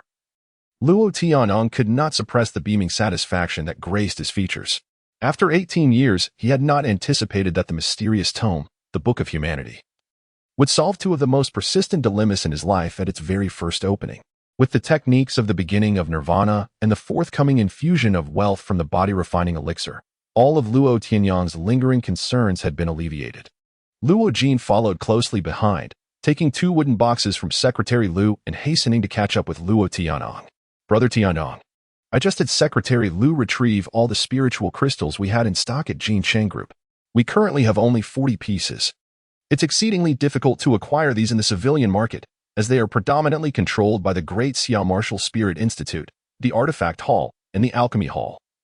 with only a scant amount flowing out. Luo Tianyong nodded. Indeed. This is one of the reasons I told you that we must gain admission to the Great Xia Martial Spirit Institute. Only there can we free ourselves from such constraints, allowing our powers to progress further. He opened one of the wooden boxes that Luo Jin handed him, revealing a thumb-sized white crystal that he examined closely. He marveled inwardly, realizing that such a small piece of spirit crystal had skyrocketed to a market price of 18,000 Great Xia coins, and yet it was still elusive. While students at the Great Xia Martial Spirit Institute might acquire spirit crystals at a considerably lower cost, Luo Tianyong understood that such a vital resource was not easily obtained. Closing the wooden box, Luo Tianyong remarked to Luo Jin, "Let us proceed. We shall devote the next month to our training at the cultivation facility." After a night of rest, Luo Tianyong was fully prepared to embark on his training with the beginning of nirvana the following morning. Luo Jin entered the training room carrying a small suitcase, stating, "I had someone rush the production of 10 bottles of body-refining elixir overnight, along with a few illusion crystals. Brother Tianyong, looking at this body-refining elixir now, I can't help but think of all the beast blood we discarded in the past. What a waste of money." Luo Tianyong chuckled. "No matter. In the future, what others deem useless will prove advantageous for us." With that, he stepped into the medicinal bath, donning only shorts, and said, "Now, it's your turn to keep watch over me. Let us see how you enjoy this experience, heh?" Luo Jin laughed heartily, his expression brimming with mischief.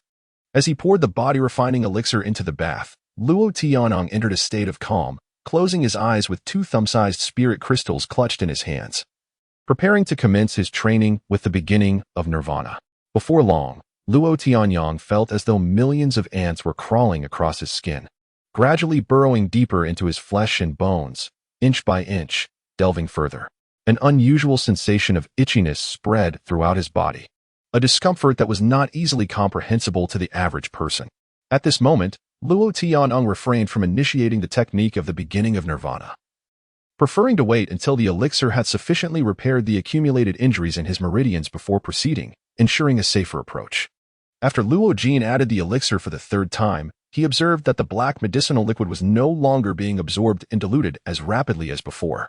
Knowing that the first phase was nearing completion, his curiosity about Luo Tianyong's method to break through to the 9th level of body refinement within a month grew stronger, prompting him to hold his breath and watch intently. Having endured the body-refining elixir's effects himself, Luo Jin had anticipated witnessing Luo Tianyong struggle. Yet he was surprised by the latter's silence, observing the tension in his clenched jaw and the throbbing veins on his forehead. It was evident that Luo Tianyong was exerting immense restraint. This only deepened Luo Jin's admiration for him, as he was acutely aware of the excruciating itchiness that felt as if it were gnawing at his very bones. At that moment, Luo Tianyong was indeed experiencing what Luo Jin had imagined. His bones were emanating an extraordinary itchiness, compelling him to tear through his flesh to scratch at his bones. Gradually, he sensed the bone-deep itch abating, replaced by a warm sensation enveloping his entire body, a blissful comfort that nearly elicited a moan from his lips. He brushed aside the thought of Luo Jin's astonished gaze, pondering how such sounds could arise during mere training. There were rumors of wealthy heirs indulging in peculiar habits within private training rooms, euphemistically termed dual cultivation. But he was a man. Resolutely, he decided to check the door lock, fearing the ramifications of being overheard. The cracking sound of his muscles intensified, reverberating through the air as if every fiber of his being was contracting and expanding, stretching repeatedly in a continuous workout. Simultaneously, Luo Tianyong distinctly felt a warm current flowing through his body, traversing each muscle and sinew, fortifying and refining them. Time slipped by unnoticed, and soon the warm current ceased. Yet less than a third of his muscles had experienced its transformative touch. It felt akin to wandering through a desert for 7 days and nights, parched and desperate for a single drop of water.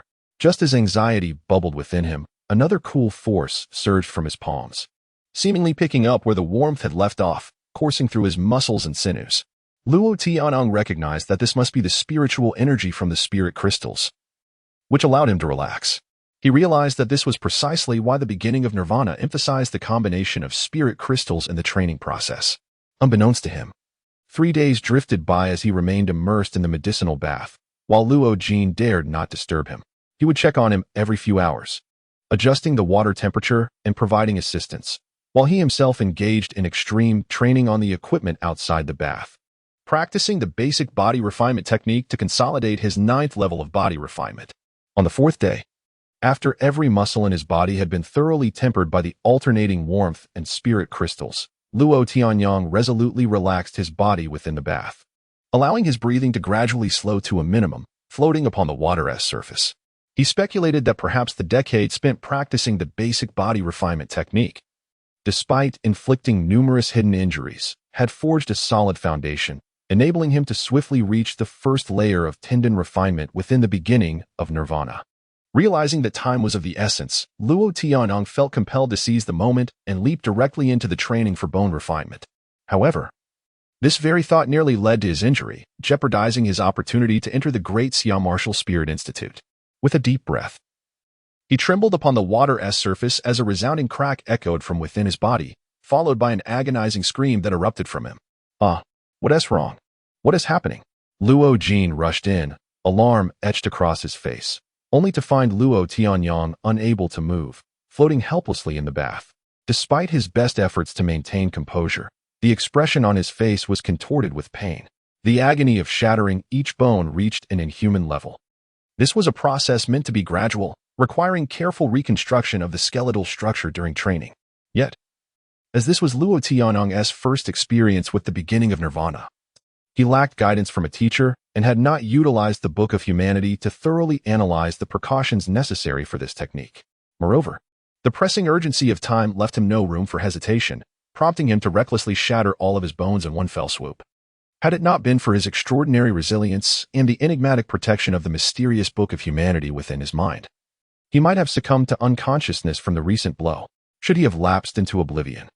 Missing the opportunity to harness the power of the spiritual crystals to mend his fractured bones through the nirvana initiation technique, he would have been severely injured, incapacitated for several months. Even if recovery were possible afterward, he would inevitably miss the examination at the Great Xia Martial Spirit Academy a month hence, living with regret for the rest of his days. As the white light, released by the mysterious Book of Humanity, enveloped him, Luo Tianyang realized that his impatience had nearly led to catastrophe. Yet, he could not afford to dwell on such matters now. He grit his teeth and, with great effort, addressed Luo Jin. Cough, cough. Quickly, the spiritual crystals. The two of them were fortunate to have the enterprise of body-tempering elixirs as their backing. Otherwise, had it been the Luo Jin of old, he would have been loath to expend such resources, for a single crate represented nearly 400,000 Great Xia coins. Chapter 9. Breakthrough as the spiritual crystal was poured in. Luo Tianyang bit his tongue sharply, causing a trickle of blood to escape from the corner of his mouth. He forced himself to regain his composure, channeling the power of the crystal through the operation of the nirvana initiation technique to mend the fractures in his bones.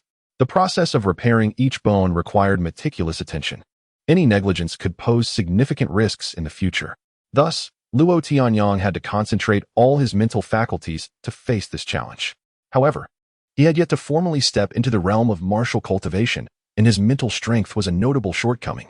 Otherwise, he would not have been unable to unlock the mysterious human book in his mind for 18 years due to insufficient mental power.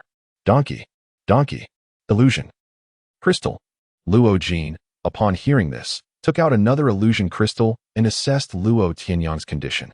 He placed the crystal on Luo Tianyang's forehead, his expression a mixture of anxiety and helplessness, fidgeting in frustration. With the assistance of the illusion crystal, Luo Tianyang felt a surge of mental clarity, alleviating much of the pressure. This was largely due to his foresight. He had not rushed into cultivation upon obtaining the nirvana initiation, but had instead prepared adequately. Otherwise, he might not have navigated this ordeal so smoothly. Gradually, Luo Tianyang's trembling body began to stabilize, and Luo Jin finally breathed a sigh of relief. At that moment, Luo Tianyang felt as though he had entered a wondrous space. With the support of the illusion crystal bolstering his mental power, he seemed to possess the ability of internal vision, perceiving the condition of every bone in his body. As he operated the technique, he infused the swirling spiritual energy from the bath into each bone. As the energy flowed, the fractured bones slowly returned to their original state, becoming even more solid and resilient than before. Thus, the gradual and painstaking repair continued, and Luo Tianyang, deeply immersed in this state of concentration, found himself enchanted by the experience. Aside from the excruciating pain, he did not perceive any dullness or tedium. Instead, for the first time, he sensed the marvels of the human body and its boundless potential. After this ordeal, Luo Tianyang no longer emitted anguished cries. In the blink of an eye, 12 days had quietly elapsed. During this period, Luo Tianyang endured excruciating pain, repeatedly fracturing his bones 9 times and guiding the illusion crystal to heal them just as many times. With each wave of suffering, his resilience to pain grew ever stronger. On this day, Luo Tianyang finally awakened. He opened his eyes and slowly moved his body, feeling a renewed sense of control over it. Gradually, he rose from the bath, stretching languidly, the sound of cracking bones resonating within him.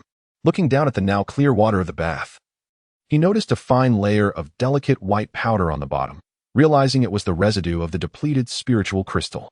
Stepping out of the bath, he glanced at his reflection in the mirror and discovered that, much like Luo Jin, his previously defined muscle lines had softened, and he seemed to have gained a few centimeters in height.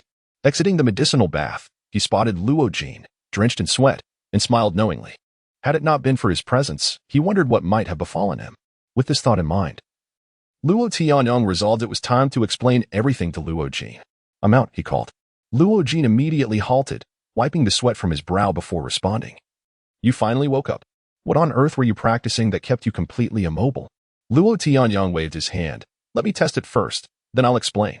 With that, he approached the testing device, much like Luo Jin had before, gathering his strength and delivering a punch to the power testing area. Ding. Punching power, 299 kilograms. 8th layer of body refinement.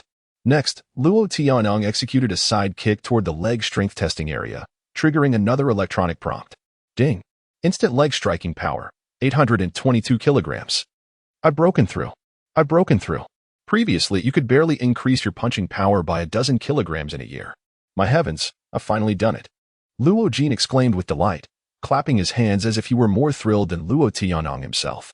However, as he stood beside Luo Tianyang, he sensed something was amiss and glanced up at him. "Wait, something feels different. Did you grow a few centimeters?" Luo Tianyang nodded. "Yes, I believe I have." "What happened? What kind of technique allows you to grow taller?" At this moment, Luo Tianyang pulled Luo Jin into the rest area of the independent training room. Settling into a comfortable sofa, he casually grabbed a bottle of high-energy drink from the side, twisting off the cap and taking a swig. "Donkey. The basic body refinement technique we practiced has significant flaws. It is precisely these flaws that have resulted in fewer and fewer individuals in the Great Xia successfully breaking through the 9th layer of body refinement each year." "What? The basic body refinement technique has major flaws?" Luo Jin gasped in disbelief. "Indeed. The fundamental issue is that this technique causes the body to accumulate many hidden injuries. Over time, both the meridians and acupoints will suffer damage. That's why I have been unable to break through the 6th layer of body refinement. We have already confirmed the existence of hidden injuries through the body-tempering elixir. But wait, how could I manage to reach the 8th layer then? That's due to the differences in individual constitutions." Following this, Luo Tianyang recounted to Luo Jin the various insights he had gleaned from the mysterious human book regarding the basic body refinement technique. Omitting only the existence of the ancient book in his mind and framing the Nirvana initiation as a new technique he had created by integrating knowledge from ancient martial texts. Upon hearing Luo Tianyang's explanation, Luo Jin fell deep in thought. After a moment, he looked up and said, "So, what you've been practicing these past days is your self-created technique. Now that it's successful, it validates your previous claims about the hidden dangers lurking within the basic body refinement technique." Luo Tianyang nodded, feeling compelled to perpetuate this fabrication. "Yes. That's why I needed to practice it myself first to prove its feasibility before sharing the reason with you. Otherwise, I would have put you at risk. Now, the facts confirm that my initial hypotheses were entirely correct. If I hadn't witnessed everything you did these past 2 weeks, I would have found it hard to believe such claims," Luo Jin replied with a wry smile. Despite harboring numerous doubts, his trust in Luo Tianyang prevented him from probing further. After pondering for a moment, Luo Jin uncertainly asked, "But why would this happen? How could the Great Xia issue defective cultivation techniques to the entire populace? Moreover, in light of the current situation with the Black Fog disaster, the 4 major allied nations are producing more and more high-tier powerhouses each year, while we seem to be falling behind." Luo Tianyang shook his head and gazed towards the northern horizon outside the training room. "Honestly, I cannot fathom this issue either. Perhaps we will find answers once we enter the Great Xia Martial Spirit Academy. That's quite simple. I'll have Secretary Lu arrange it shortly." Luo Jin replied with a nod. "Additionally, it's time to address your academic assessment. We can't rely solely on your ethereal luck. Even though your fortune has always been enviably favorable throughout your life. What? Academic assessment? Luo Jing looked at Luo Tianyang, who wore a cheerful expression, and couldn't help but shiver. On the coffee table in the independent training room's rest area, a spread of exquisite food awaited, with an array of high energy. High-fat meats piled high, and beside it sat a delicate ceramic bowl adorned with blue floral patterns, filled with a nourishing soup brewed from various medicinal ingredients. Luo Tianyang lifted the soup and gulped it down in one go, while tearing off a large piece of lamb, savoring it with sauce, the juices flowing down his chin. Muttering softly to articulate clearly, if you recite all the historical knowledge points from the first year of high school again, then you may come to dine. Still reciting? A tremulous voice escaped from Luo Jin's lips. Just a few meters away from the coffee table in the resting area, Luo Jin was squatting in a horse stance. His hands and legs bound with weights, while one outstretched arm clutched a massive 50-kilogram dumbbell. Beneath him, a basin of fiercely burning red charcoal blazed. At this moment, Luo Jin was drenched in sweat. His training attire clung tightly to his body, soaked through, as beads of perspiration dripped from beneath him onto the glowing charcoal, producing a hissing sound. It was unclear whether he was sweating from fatigue or heat. You have always been so indolent since childhood. What is this mere extreme training to you? You know well that I have been swinging a sword 10,000 times a day since I was 9. Let alone such training, Luo Tianyang remarked, one hand grasping a pig's trotter, the other greasy finger pointing at Luo Jin in jest. As he spoke, Luo Jin glanced at the stacks of textbooks piled beside the coffee table, the veins at his temples throbbing as he gasped. Using such a method to memorize cultural assessment knowledge, what were you thinking? Uncertain how long he had been squatting, Luo Jin's eyes fixated on the high school textbooks, as if he could peer through the distance to glimpse their contents, exuding an exaggerated sense of humor. Luo Tianyang couldn't help but smirk. This is called the deepening memory technique. After enduring such torment, you will find it impossible to forget those contents. With that, he continued to indulge in a lavish feast, perhaps due to having gone without food for half a month while soaking in the bath. Now, he felt capable of consuming an entire calf, and remarkably, no matter how much he ate, his stomach seemed unperturbed. It was indeed wondrous. Aided by spiritual crystals, Luo Tianyang felt no hunger during his training. But once he ceased absorbing the crystals, the overwhelming sensation of hunger struck him. Chapter 10. The favorite of fate at that moment. He suddenly recalled the enigmatic book of humanity residing in his mind. A slight frown creased his brow as he chastised himself for forgetting it. He quickly wiped his hands clean and picked up 2 pieces of illusion crystal, approaching Luo Jing. He gestured for Luo Jing to set aside the dumbbells and sit cross-legged. Although confused, Luo Jing complied. Luo Tianyang handed 1 piece of illusion crystal to Luo Jing and, holding the other, seated himself opposite Luo Jing. With closed eyes, he focused and relaxed. After stating his intention, Luo Tianyang entered the black space of his consciousness, opening the pages of the Book of Humanity once more to scrutinize the 5 lines of text. The first line read, "Increase annotations for understanding, enhance perception and aptitude, accelerate learning speed." The second line stated, "Even if all things perish, civilization endures. Education is the continuation of civilization and heritage." Upon reopening his eyes, Luo Tianyang extended his right hand, bringing his index and middle fingers together to form a seal, and pressed it against Luo Jing's forehead. Simultaneously, he activated the learning and education options within the Book of Humanity. He extracted all the relevant cultural knowledge acquired over his high school years and transformed it into a spiritual imprint for transmission to Luo Jing. Luo Tianyang was uncertain whether this would succeed, treating it as an experiment. Even if it failed, he could always resort to extreme memory techniques for Luo Jing. He had plenty of methods to ensure Luo Jing passed his cultural assessments. After all, it was not an insurmountable challenge. Unexpectedly, the pages of the Book of Humanity revealed a new line of text, initiating knowledge transfer and education. Target: human race, sentient beings, capable of enlightenment. Enhancing the comprehension ability of the recipient, accelerating learning speed. Special constitution of the recipient, favored of fate. Favored of fate? What does that mean? Luo Tianyang was perplexed by the text displayed in the Book of Humanity, but he understood that his attempt had indeed succeeded. He could utilize the mysterious ancient tome in his mind to transmit knowledge on a spiritual level to others. A hazy white light emanated from the fingertip pressed against Luo Jing's forehead, growing increasingly radiant. Simultaneously, Luo Jing felt a gentle surge of mental energy flooding his mind, accompanied by a plethora of information that caused his head to swell slightly. The illusion crystals they held rapidly diminished, soon transforming into a fine powder that slipped between their fingers. They would then stimulate their body's hematopoietic abilities to recover autonomously, repeating this process 9 times. This required Luo Tianyang to consume a substantial amount of food to replenish his energy and blood, continuously activating his body through the Nirvana scroll technique to maintain the cycle of blood regeneration. Luo Tianyang became a voracious eater, sweeping through various dishes as he consumed them while simultaneously performing his techniques. His stomach rumbled like an insatiable abyss, continuously devouring food and broth. After a considerable time, Luo Jing regained his composure, opened his eyes, and exclaimed in wonder, "Incredible! Tianyang, how did you accomplish that?" "Nothing particularly special. It's merely a method of utilizing mental energy. I could only achieve this with the illusion crystals, but I suspect that in time, we will all learn to master it," Luo Tianyang replied, attempting to rationalize his actions. Luo Jing accepted this explanation without doubt, then suddenly recalled, "Wait a minute. If you already knew this, why did you make me practice horse stance?" Coughing lightly, Luo Tianyang admitted, "I just hadn't thought of it before." Thus, the two continued their training in the practice room, each focused on their endeavors while supervising and assisting one another, steadily advancing toward their goals. Luo Jing adjusted his daily schedule, dedicating the mornings to revising the cultural assessment material against the knowledge newly acquired in his mind. In the afternoons, he trained rigorously on various exercise equipment, breaking 4 or 5 arm-strengthening devices within a fortnight.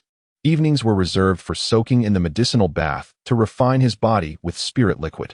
Luo Tianyang, on the other hand, transformed his routine to 5 meals a day, consuming vast quantities of food and a bowl of nourishing broth each time. After each meal, he would sit in meditation to refine his blood, only to begin eating again once the technique was complete, repeating this cycle. Both felt the passage of time to be fulfilling yet intense, and before long. It was June 17th, the day they had agreed to meet with Lin Zixiang, their class teacher, unbeknownst to Luo Tianyang, who had not attended school in a month. Lin Zixiang was closing his office door, preparing to visit the training hall in search of them. In Lin Zixiang's view, it was inconceivable that Luo Tianyang could have advanced from the 6th to the 9th level of body refinement in such a short span. The responsible class head was concerned that this ambitious boy might jeopardize his future due to an obsession with the Daxia Martial Spirit Academy. Regardless of the suffering inflicted by the accursed Black Mist disaster, one had to live and plan for the future, did they not? Lin Zixiang pondered. Luo Tianyang felt as though the blood coursing through his veins was boiling, his body growing increasingly hot, yet remarkably, not a single drop of sweat fell. After an indeterminate time, the cool water in the bath began to rise in steamy wisps, enveloping the space in a shroud of mist. Suddenly, the water in the bath began to bubble vigorously. The temperature in the medicinal bathroom soared as if one had stepped into a sauna. At this moment, Lin Zixiang finally arrived at the Jiuli training hall. After inquiring at the front desk about Luo Jing's training room, he patiently awaited confirmation of their whereabouts. Soon after, Luo Jing emerged to greet Lin Zixiang. "Mr. Lin, what brings you here?"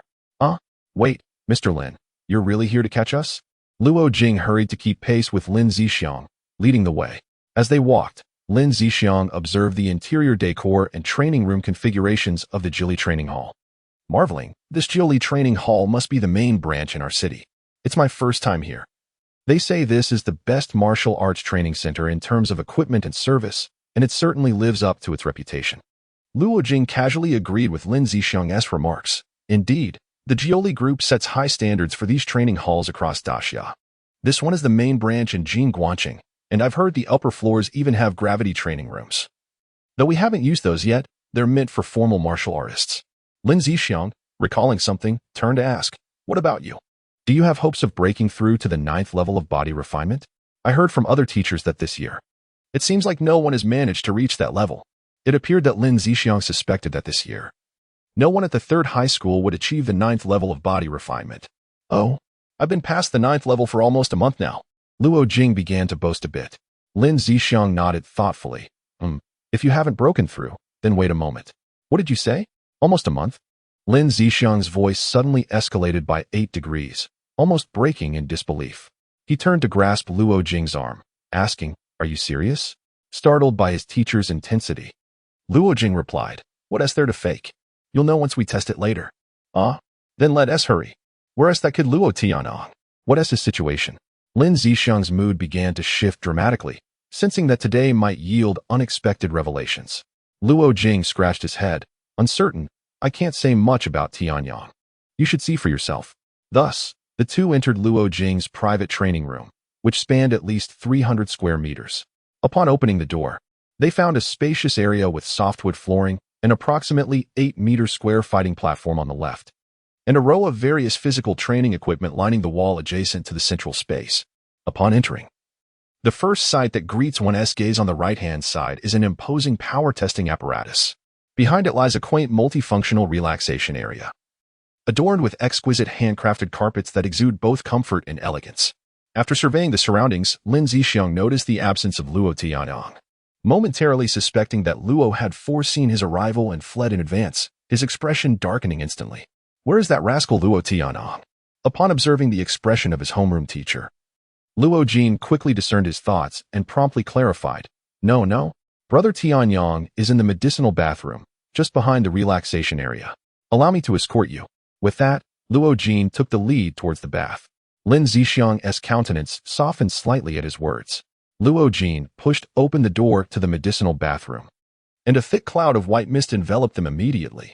The water vapor swiftly obscured Lin Zixiang's glasses, rendering his vision utterly unclear. What is going on here?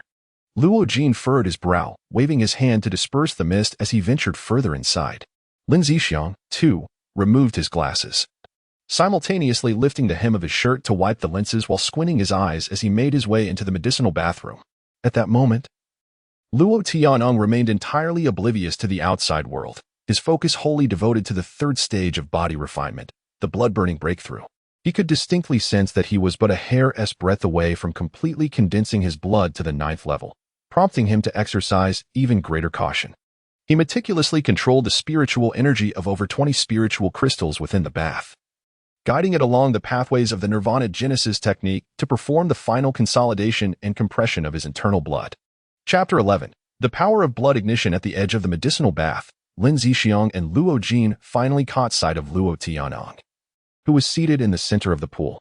However, the 5-meter-wide bath now contained barely a few centimeters of water, just enough to cover Luo Tianyang's ankles. As they stood in astonishment, a sudden, sharp crack echoed through the air, and the white mist surrounding Luo Tianyang erupted like a sonic boom. The remaining shallow water in the pool splashed violently, drenching Lin Zixiang and Luo Jin from head to toe. Luo Tianyang tightened his abdomen, took a deep breath, and slowly exhaled a cloud of white vapor. As he opened his eyes, he was greeted by the sight of Lin Zixiang and Luo Jin, resembling drenched rats, gazing at him with expressions of bewilderment and reproach, akin to two aggrieved wives. Is it raining outside? Luo Tianyang asked uncertainly. Lin Zixiang, tilting his head and wiping his face with a towel, shot an intense glare at Luo Tianyang. You promised me you wouldn't let yourself be delayed. Luo Tianyang pursed his lips, his expression somewhat peculiar. Well, I suppose I should test myself in front of you. I'm not entirely certain what my current level is. With that, Luo Tianyang stood up from the sofa. Luo Jin's eyes lit up with a hint of anticipation at this declaration, while Lin Zixiang paused in confusion, towel still in hand. Soon, they all gathered around the strength testing device. Taking a deep breath, Luo Tianyang closed his eyes and began to circulate the techniques from the Nirvana Genesis scripture. At once, he felt his blood surging, every muscle and bone rejoicing. He was certain he had grown nearly twice as powerful compared to a month ago. He stepped back slightly, then shouted, "Power of blood ignition! Break for me!" Bang! The strength testing device trembled with the force of Luo Tianyang's punch. Ding! Punch strength, 463 kilograms. Congratulations on breaking through to the pinnacle of the 9th level of body refinement. Next, Luo Tianyang swiftly turned and executed a side kick, raising his right leg to the leg strength testing area. Bang! Ding! Instantaneous leg strike power, 1,197 kilograms. As the electronic notification sounded, Lin Zixiang's towel slipped from his grasp, landing on the floor as he appeared utterly dazed. Meanwhile, Luo Jin gaped in disbelief, repeatedly muttering, "No way, no way. In just a month, he surpassed me?" Turning to speak, Luo Tianyang noticed Lin Zixiang trembling as he fumbled to retrieve his phone from his pocket, his entire body shaking as he finally dialed a number. "Hello, Principal?" Yes, it's me, Lin Zixiang from Class 9 of the 3rd year. Hurry, come to the Jiuli Training Hall. I need to secure this year's Outstanding Teacher Award. 2 of our students have broken through to the 9th level of body refinement at the Daxia Martial Spirit Academy. Yes, you're the one who's confused. Who the hell is joking with you? Lin Zixiang's animated speech over the phone left both Luo Tianyang and Luo Jin exchanging knowing smiles. Principal Chen Xuan arrived in a flurry, further enlivening the independent training room belonging to Luo Jin. After witnessing the results of Luo Tianyang and Luo Jin's tests, he was flushed with excitement, practically dancing with joy. Wonderful! This year, our school will truly shine. When Principal Chen learned that Luo Tianyang had only been at the 6th level of body refinement a month prior, he was utterly astounded, realizing that with a bit of promotion, their school would undoubtedly attract much attention in the future. Just look at who my students are, Lin Zixiang remarked proudly, glancing at Principal Chen with a self-satisfied expression that seemed to say, look over here. Understanding Lin Zixiang's implications, Principal Chen rubbed his hands together, his eyes twinkling. Old Lin, your dedication to your students is well known in the school. How could I be unaware? Coincidentally, Director Li is set to retire this year. So I hope you can take on more responsibilities and cultivate more exceptional talents. After a shared knowing smile, Lin Zixiang shifted the conversation. However, what truly matters now is that you report the circumstances of my 2 students to the higher-ups. Ensuring their journey to the Daxia Martial Spirit Academy is as smooth as possible. Upon hearing this, Principal Chen's demeanor shifted to seriousness. You're right. Let's go report this matter to the authorities together. Lin Zixiang nodded and turned to Luo Tianyang and Luo Jin. For the next 10 days, do not intensify your training. Be cautious not to injure yourselves at this crucial juncture. Relaxation can be highly beneficial. In a couple of days, I will arrange for someone to deliver your examination permits. With that, he left the Jiuli Training Hall alongside Principal Chen. Watching them depart, Luo Jin sighed in relief and asked, Brother Tianyang, why do they seem more excited than us about the Daxia Martial Spirit Academy? Luo Tianyang also found it perplexing why Principal Chen and Teacher Lin were taking the matter so seriously. To him, it was merely a routine application for the academy. I don't know. Perhaps there are aspects we are unaware of. It seems entering the Daxia Martial Spirit Academy is far more complex than we previously assumed. What should we do next? Luo Jin inquired. At the very least, Teacher Lin is right. We need to maintain our current state without overexerting ourselves. Balance is key for long-term success, Luo Tianyang replied. Luo Jin plopped down onto the sofa with a sigh of relief. Finally, we can take a break. Observing Luo Jin's lethargic demeanor, Luo Tianyang shook his head with a wry smile. He then approached the strength testing device once more to conduct a detailed assessment of his strength under varying degrees of the Nirvana Genesis technique.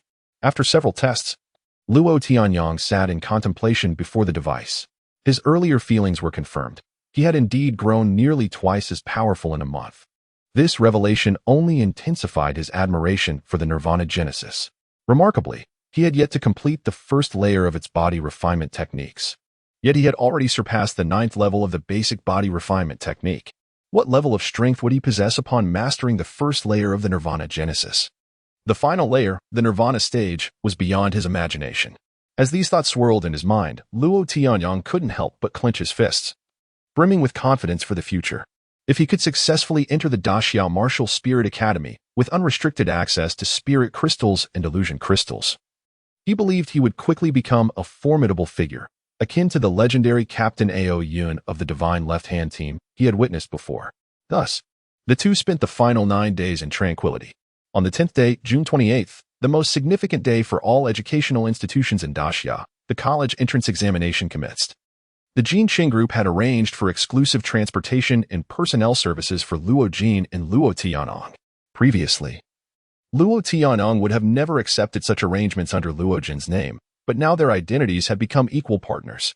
Moreover, having provided the Jin Qing group with a priceless body refinement liquid formula, he felt justified in accepting the arrangements made by Luo's parents. Amidst the envious gazes of numerous fellow students, the two individuals entered their respective examination halls, armed with their admission tickets. The cultural assessment commenced first, spanning 2.5 days, with examinations conducted in the mornings and afternoons, culminating in a comprehensive course assessment on the final half-day. For Luo Tianyang, this examination was effortlessly manageable.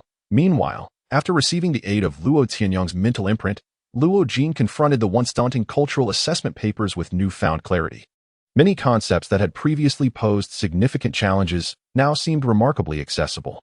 Consequently, Luo Jin felt confident about his performance in the cultural assessment. However, both he and Luo Tianyang noticed an unusual occurrence. After each examination, their papers were discreetly collected by a middle-aged man who appeared out of nowhere. The identity of this man remained a mystery. He invariably showed up promptly outside the examination hall after each test, producing a suitcase to seal their papers before carrying them away. On the morning of June 30th, following the completion of the final assessment, this middle-aged man entered Luo Tianyang's examination room a few minutes prior to the conclusion of the test.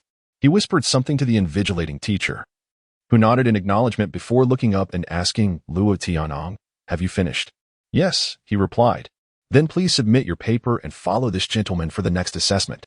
The mention of the next assessment sparked a glimmer of excitement in Luo Tianyang's eyes. He thought to himself, "At last, it's here." He surveyed the envious eyes of those around him, calmly rose, and handed his paper directly to the middle-aged man. Chapter 12. The arrival of the Martial Spirit Academy. The middle-aged man remained silent, merely sealing and securing Luo Tianyang's exam paper before gesturing for him to follow.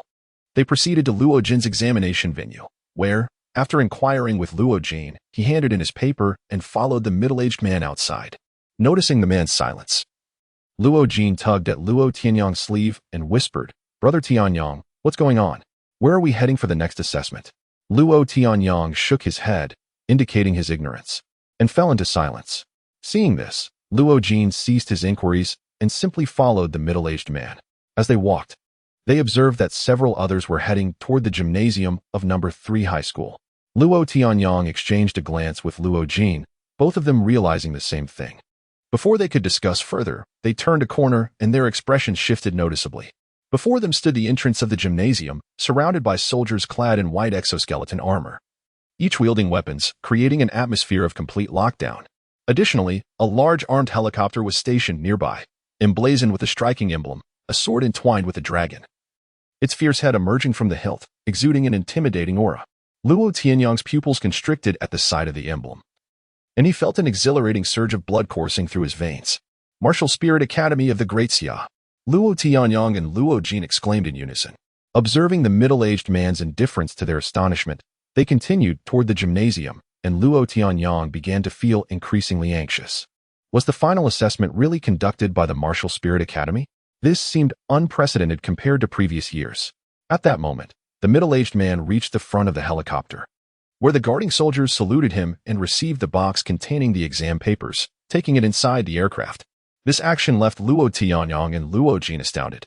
It appeared that the exam papers of students applying to the Martial Spirit Academy were not evaluated alongside those of other senior students. A grand spectacle indeed. The middle-aged man then turned to Luo Tianyang, his gaze penetrating as he inquired, "Luo Tianyang?" Luo Tianyang, puzzled, nodded silently. The man waved his hand, and several soldiers in exoskeleton armor promptly set up a folding table and various instruments. After a brief acknowledgement from the soldiers, the middle-aged man gestured to the table and said, "As you can see, we are from the Martial Spirit Academy of the Great Xia, and we require a sample of your blood."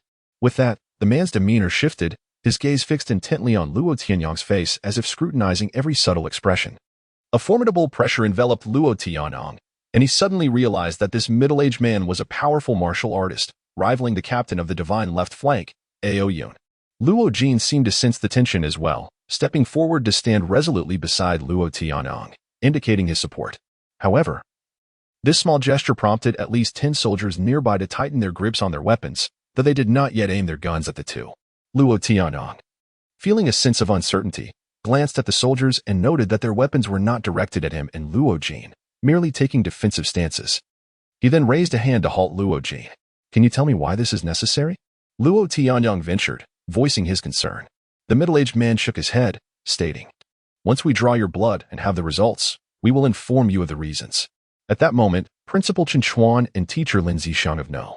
3 High School emerged from the gymnasium and immediately noticed the situation with Luo Tianyang and Luo Jin. Realizing the gravity of the matter, they hurried over, calling out, "Tianyang, Tianyang, don't act impulsively.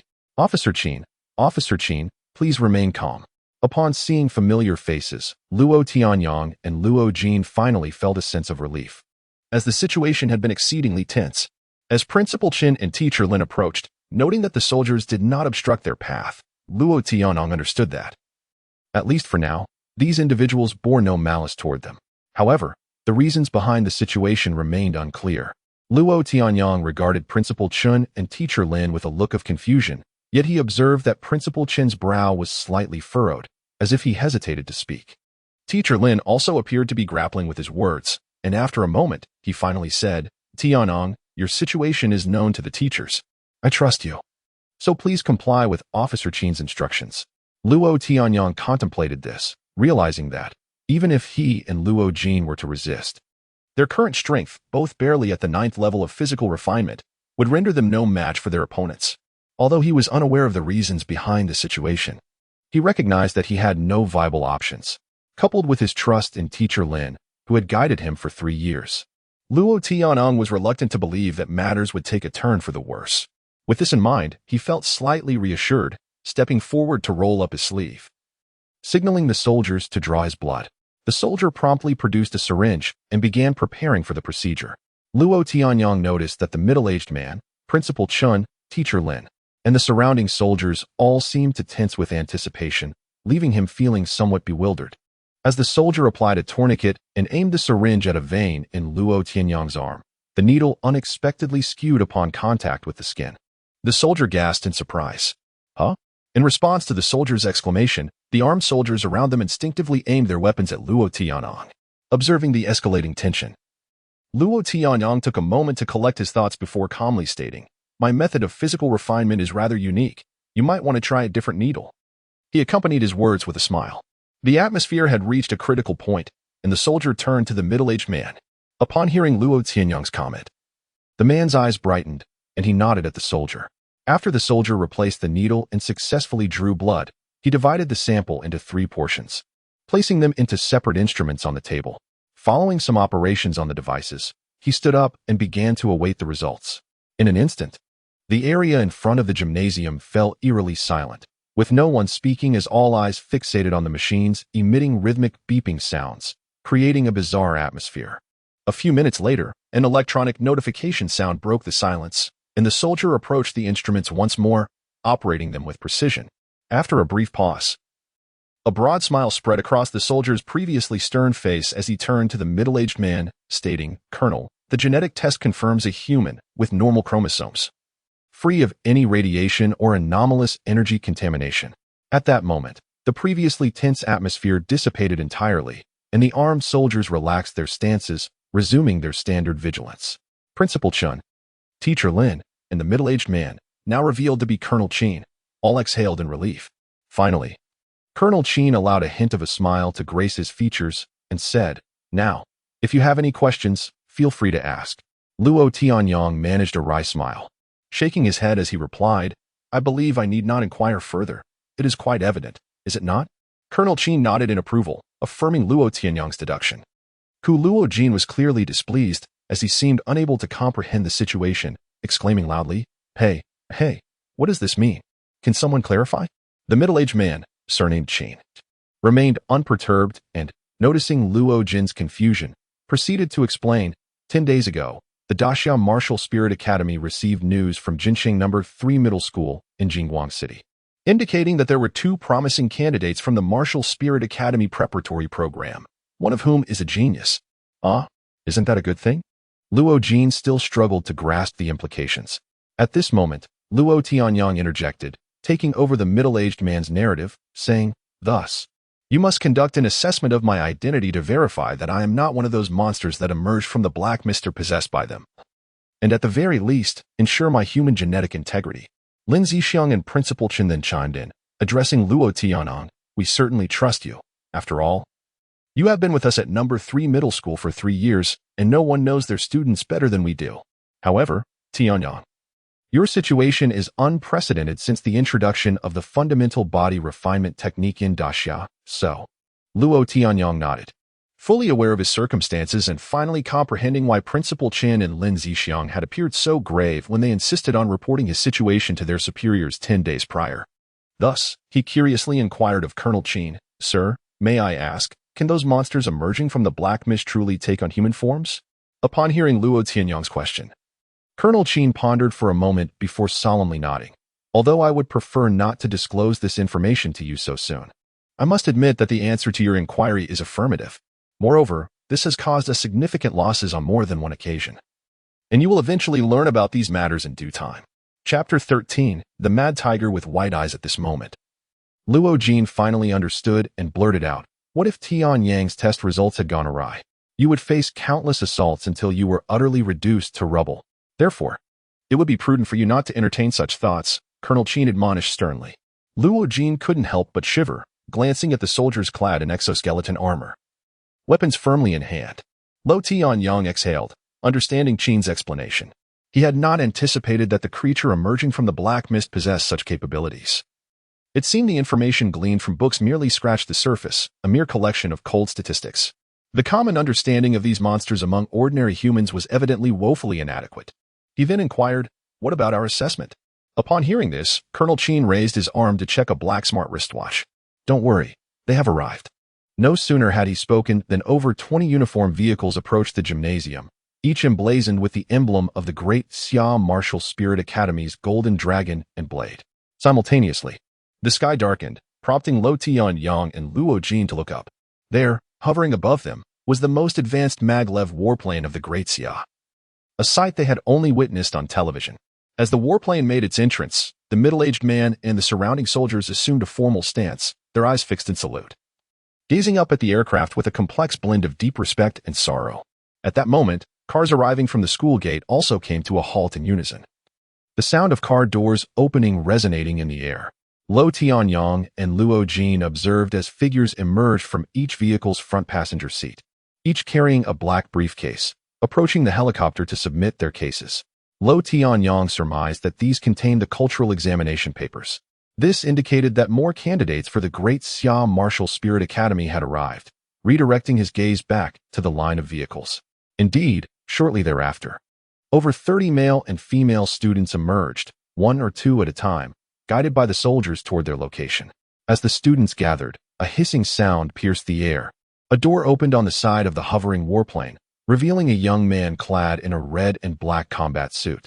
Without hesitation, he leaped from the aircraft, which was suspended at least 60 meters above the ground. This audacious act sparked gasps of astonishment from the 30 or so students. With a thud, the young man landed. Glancing at the slightly cracked ground beneath him, a hint of dissatisfaction crossing his face before he composed himself and looked up. Witnessing this, Lo Tianyang's pupils constricted in shock. He marveled at the sheer power and control required to leap from such a height and only leave minor fissures in the earth. The young man, appearing to be in his 20s yet sporting a mane of gray-white hair, bore a prominent scar on his forehead, adding to his enigmatic aura. At that moment, Colonel Qin, visibly moved, saluted the young man, exclaiming, "Captain Bai." The soldiers surrounding them echoed in unison, "We salute you, Captain Bai." The young man waved his hand dismissively. "Enough, old Qin. I've already descended from the blood-crying Great Wall. There's no need for such formalities." Colonel Qin shook his head. "It's different. You will always be the captain of the Great Xia and the Martial Spirit Academy." The young man seemed reluctant to continue this conversation, asking, "Is everyone here?" "All present."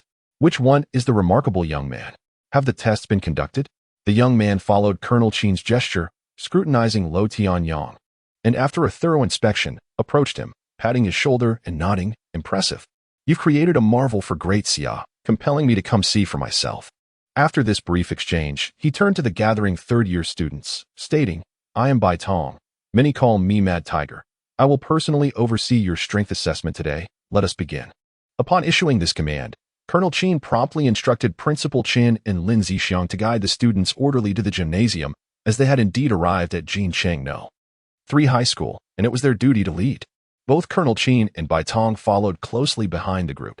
Upon entering the gymnasium, Bai Tong immediately noticed the large power testing apparatus and remarked, "Let us not do it the same way as previous years with this mundane device. This year, we'll change things up. Remove the contraption." Colonel Qin, taken aback for a moment, showed no hesitation as he waved his hand, directing the soldiers to dismantle the power testing equipment. Clearly, despite Bai Tong appearing younger than Colonel Qin, his authority was considerable. Bai Tong then stepped into the center of the gym, surveying the 30 or so third-year students. After counting, he announced, "My rules are simple. I will set up 3 spiritual force barriers in front of me. You 33 will attack me together. Breaching one barrier will be considered barely acceptable. 2 barriers will be deemed above average, and those who can reach me by breaking all 3 will be classified as excellent." At this point, one student raised his hand and asked, "So, does that mean breaching just one barrier qualifies for admission to the Great Xia Martial Spirit Academy?" Bai Tong shook his head. "Not for formal admission. It merely grants you the qualification to enter the Great Xia Martial Spirit Academy." Another student queried, "What is the difference between breaching 1 or 3 barriers?" Bai Tong replied, "There is a distinction, but it will only become evident once you truly enter the Great Xia Martial Spirit Academy. So it is imperative that you all give your utmost effort." At this moment, Luo Jin posed a question. "What if someone fails to breach any barriers?" Bai Tong nodded. "If you cannot breach even one, it indicates that your true strength hasn't reached the 9th level of body refinement. Such individuals would be of no use even if they entered the Great Xia Martial Spirit Academy and would have to retake the examination next year. Now, save your questions until after you have passed." To quell the student's curiosity, Bai Tong stomped his foot on the floor, producing a dull sound. He extended his arms forward, and in a 10-meter radius around him, 3 arching white barriers emerged, spaced 3 meters apart. "Come on, all at once. There is no need to go one by one." Bai Tong grinned mischievously and called out. The students exchanged glances and, with a unified shout, charged toward Bai Tong and the white spiritual barriers. At this moment, Luo Jin approached Lo Tianyang from behind and whispered, "Tianyang, I remember who he is." Lo Tianyang cast a puzzled look at Luo Jin. "He is Bai Tong, ranked 3rd on the Great Xia War God list 7 years ago. Known for his aggressive combat style, he never defends, only attacks relentlessly, earning him the moniker Mad Tiger. But how could he, one of the pinnacle figures, be here to assess us?" Lo Tianyang's pupils contracted at the mention of the 3rd rank on the War God list, and he turned to observe Bai Tong once more. To his surprise, Bai Tong was also gazing at him, a glimmer of expectation in his eyes. This gaze sent a tremor through Lo Tianyang's heart, and he intently warned, "Luo Jin, give it your all. He is extraordinarily strong, stronger than Ao Yun." Upon hearing Luo Jinyuan's words, his body tensed, and he exchanged a glance with Luo Tianyang before charging towards the 3-tiered spiritual barrier set by the wide-eyed figure. As they reached the first layer of the spiritual barrier, they quickly realized that the situation was far more complex than they had initially anticipated. 2 meters before the barrier, 3 candidates found themselves ensnared in an atmosphere reminiscent of a mire, where the immense pressure pressing in from all directions rendered even the slightest movement forward exceedingly arduous. Gravity. This was a manipulation of gravitational forces in certain areas. At that moment, a male student clad in a school uniform gritted his teeth and shouted. Meanwhile, a more elegantly dressed female student with her long hair tied back shook her head in disagreement. "No, it's not merely a change in gravity. It's an amalgamation with the application of spiritual energy. I've observed others training in gravity chambers, and it's not like this." Luo Tianyang acknowledged the girl's assertion, feeling the peculiar spiritual energy emanating from the barrier before them. Without uttering a word, he pressed his lips tightly together, extended his right hand, and forcefully pulled Luo Jin forward, propelling him towards the 3rd layer of the spiritual barrier. Subsequently, Luo Tianyang followed closely behind, braving the pressure from all sides, steadily advancing until he reached the 3rd layer. At that moment, only Luo Tianyang and Luo Jin had successfully arrived at the 3rd layer of the barrier. In perfect synchrony, the two raised their right arms and delivered a powerful punch against the ethereal white barrier.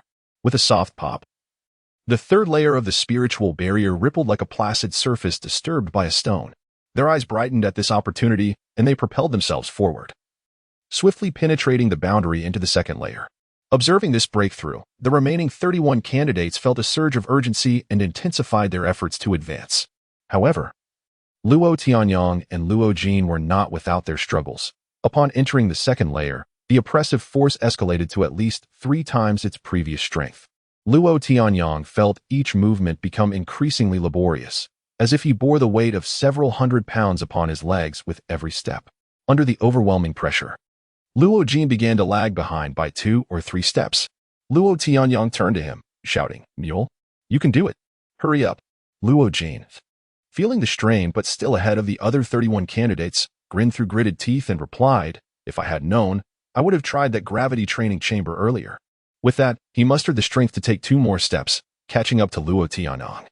Chapter 14. The Dantian Cyclone by Tong stood silently in the center of the arena, quietly noting the performances of all participants without uttering a word, maintaining the operation of the spiritual energy barrier. Thus, Luo Tianyang and Luo Jin continued to advance side by side. Although they were merely 2 meters away from the second layer of the spiritual energy barrier, it felt as though they were traversing a vast expanse, each step taken with tremendous effort. At this moment, other candidates began to pass through the third layer of the spiritual energy barrier into the second layer's vicinity, pursuing Luo Tianyang and Luo Jin. These were all young high school seniors, none of whom were willing to concede defeat easily. The short distance of 2 meters took them nearly 5 minutes to cover, during which Luo Jin's face began to show an unusual flush. After Luo Jin took a moment to catch his breath, the two once again gathered their energy and struck towards the second layer of the spiritual energy barrier. However, upon impact, it felt as though their fists collided with a mass of dense rubber, their knuckles sinking into the barrier only to be rebounded as their strength waned. Both stared at the scene before them, bewildered, while Luo Tianyang sensed a peculiar rebound from the barrier, resembling an elusive technique of exertion. He raised his fist once more and struck with all his might against the second layer, and indeed, following the sensation of the rebound, it was evident that a different technique of force was at play. At that moment, Luo Jin also summoned his strength to attempt again, and Luo Tianyang hurriedly advised him to feel the rebound force and comprehend the technique, asserting that the second layer could be easily traversed, initially intent on brute force. Luo Jin heeded Luo Tianyang's words and realized that this barrier concealed a technique of exertion, prompting him to repeatedly strike the barrier to grasp the force at play. Luo Tianyang delivered 3 more punches, each time closing his eyes to attune himself to the rebound force. Gradually, the vague sensation that lingered in his mind became clearer. With newfound understanding, he opened his eyes, lifted his right arm, and employed a method of force counter to the rebound. He executed a simple punch, and the light sound signifying passage reached his ears. Reflecting on his familiarity with Luo Jin, he knew that the second layer would not hinder him. It merely required time for Luo Jin to comprehend the technique for overcoming it, something that could only be achieved independently. Nodding in acknowledgement, he took a step forward and squeezed through to the third layer of the spiritual energy barrier. Bai Tong, noticing Luo Tianyang's swift resolution of the second layer, subtly nodded, her gaze bright with expectation as she observed his approach to the third layer. Upon entering the third layer's domain, Luo Tianyang let out a muffled groan, nearly collapsing to the ground. The pressure from all directions had intensified by at least 3-fold. At this juncture, even breathing began to feel laborious. The sensation of being tightly bound by immense rubber bands became increasingly pronounced. Each movement of his hands or steps required the engagement of every muscle in his body, each muscle quivering under the strain. Luo Tianyang bit his lip, resisting the pervasive force as he focused intently on Bai Tong, just 3 meters ahead. His expression resolute as he moved forward step by step. The seemingly short distance felt like an ocean separating them, after laboring to advance just over a meter. The mounting pressure began to bend him forward. Breathing heavily, he felt a wave of darkness wash over him, and he suddenly comprehended why this pressure was so taxing. Despite his training in the Nirvana initiation, although he had refined his muscles and bones, his internal organs had become a fatal weakness. This gravity-like pressure imposed a tremendous burden on him. As he sensed the sluggishness of his blood flow, he looked up at the third layer of the barrier, questioning whether he lacked even the qualification to stand before the strong. A fierce unwillingness and a yearning for power surged within him, and unbeknownst to Luo Tianyang, the Nirvana initiation began to operate autonomously under the great external pressure. Energy surged from his muscles and bones, following the pathway of the technique, ultimately converging in his dantian. The energy within the dantian began to rotate slowly under the external pressure, forming a misty cyclone that subsequently branched off, entering his internal organs, as if casting a faint glow over them. As the energy within his dantian shielded his organs, the pressure on Luo Tianyang lightened significantly. He lifted his head in disbelief, murmuring to himself, "Have I just entered the unblemished stage? No, I have merely crossed the threshold of the blood ignition stage." With renewed determination, he straightened his chest and took a firm step forward, then another. Within just 5 strides, he stood before the final layer of the spiritual energy barrier. Bai Tong regarded Luo Tianyang, now less than a meter away, and finally spoke, "Very well, you are exceptional. To gain insight and transcend under pressure embodies the core spirit of the Da Xiao Martial Spirit Academy. Thank you." Luo Tianyang replied sincerely. Bai Tong shook her head, saying, "There is no need to thank me. This is your own breakthrough, and it is fair for everyone." As she spoke, she gestured toward the rear. Luo Tianyang turned to see that nearly everyone else was still trapped at the second layer of the spiritual energy barrier, with only Luo Jin seemingly deep in thought. Eyes closed as he repeatedly sought to grasp the method of exertion to break through. "Now, let me see if you can shatter this third layer of the spiritual energy barrier. I must remind you, it is not so simple," Bai Tong said with a sly smile. Luo Tianyang nodded solemnly, just then hearing a loud laugh from behind. "Haha, damn it, I've finally figured it out. Take this punch from your grandpa Luo." Luo Tianyang twitched at the corner of his mouth. It was unmistakably Luo Jin's voice. It seemed he had finally discerned how to utilize a different technique to counter the rebound force. Simultaneously, Luo Tianyang caught a glimpse of Bai Tong's brow twitching slightly. Likely irritated by Luo Jin's unrestrained exclamation, he silently mourned for Luo Jin for 3 seconds, thinking, "Buddy, don't say I didn't warn you. You might be in for it later." Knowing that Luo Jin had grasped the method to break through the second layer, Luo Tianyang felt reassured. He focused all his energy on the final layer of the spiritual energy barrier, adjusting his stance, not daring to underestimate the challenge. Luo Tianyang decided to test the waters first, channeling 80% of his strength as he struck at the final layer. To his surprise, the barrier remained utterly unmoved. His punch barely made a sound. Luo Tianyang frowned slightly, sensing an epiphany. Was this final layer purely a matter of brute force? Without uncertainty, he struck again, unleashing all his might against the third layer, only to find it tremble slightly without further reaction, as if just a bit more force could shatter it entirely. Unwilling to be deterred, Luo Tianyang unleashed a flurry of punches against the third layer, akin to his training sessions with a heavy sandbag. After nearly 10 minutes of relentless punches and kicks, each exertion causing the ethereal barrier to tremble, yet remaining unbroken. The illusion that it was merely a matter of exerting a little more effort left Luo Tianyang almost speechless, constantly needing to withstand the boundless pressure of spiritual energy from all directions while simultaneously launching continuous, vigorous assaults on the barrier posed a significant challenge to his physical endurance. After more than 10 minutes of relentless strikes, he was on the verge of exhaustion, drenched in sweat. Meanwhile, those candidates who had either already passed the second level or were still struggling to breach its spiritual barrier gazed in stunned silence at Luo Tianyang's frenzied attempts on the third barrier. The overwhelming sense of helplessness from witnessing his futile efforts against the final barrier almost plunged them into despair. That guy reached the third level first, and his frenzied attacks have no effect. Can we even achieve this? One murmured. Forget about the third level. Just focus on getting past the first one, buddy. Coughing. The multitude of students participating in the Bai Tong assessment began to whisper among themselves, their words laced with a sense of defeat. Observing the grim atmosphere, Bai Tong pondered whether her momentary whim had indeed proven to be too challenging for them. Just as she was about to speak, a voice rang out. It was Luo Jin, trembling as he struggled to approach Luo Tianyang, despite being utterly drained by the omnipresent spiritual pressure that left him disoriented. Yet, he resolutely advanced step by step towards the familiar figure. In Luo Jin's eyes, Luo Tianyang had always been the target he aspired to surpass. Even during the 3 arduous years when Luo Tianyang had been stuck at the 6th level of physical refinement, Luo Jin had unwaveringly regarded him as his goal. It is noteworthy that during his first year of high school, while practicing the fundamental body refinement technique, Luo Jin had only just reached the 4th level. Whereas at that time, Luo Tianyang had already attained the 6th level of prowess. Chapter 15. The 3 Trials of Martial Spirits. Though Luo Jin eventually surpassed Luo Tianyang in cultivation level, it was only after he transcended the 8th stage of body refinement that he could claim superiority over Luo Tianyang in overall strength. The scene from 10 days prior loomed vividly in his memory, as if it had occurred only moments ago. At this point, Luo Jin's skin began to exude tiny beads of blood, a clear indication that he had reached the limits of his physical endurance.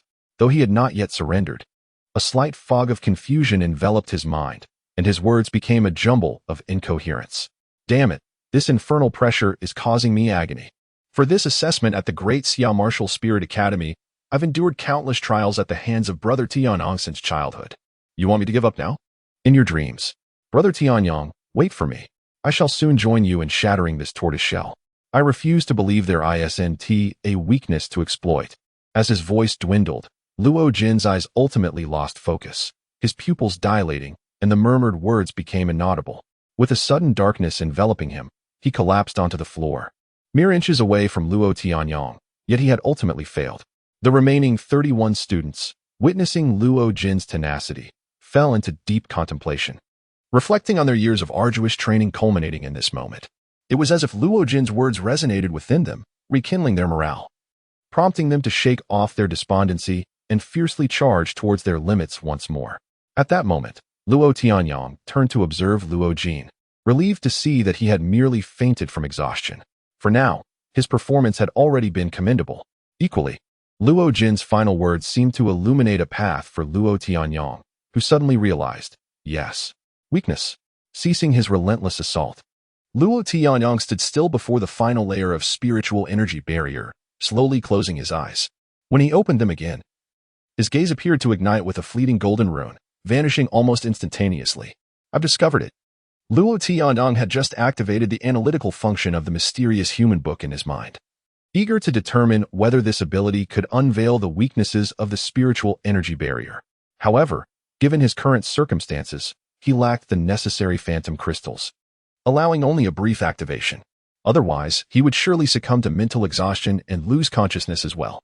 Fortuitously, in that fleeting moment of employing the human book, he indeed glimpsed the energy flow and vulnerabilities of the final layer of the spiritual energy barrier. Simultaneously, he uncovered secrets hidden within Bai Tong.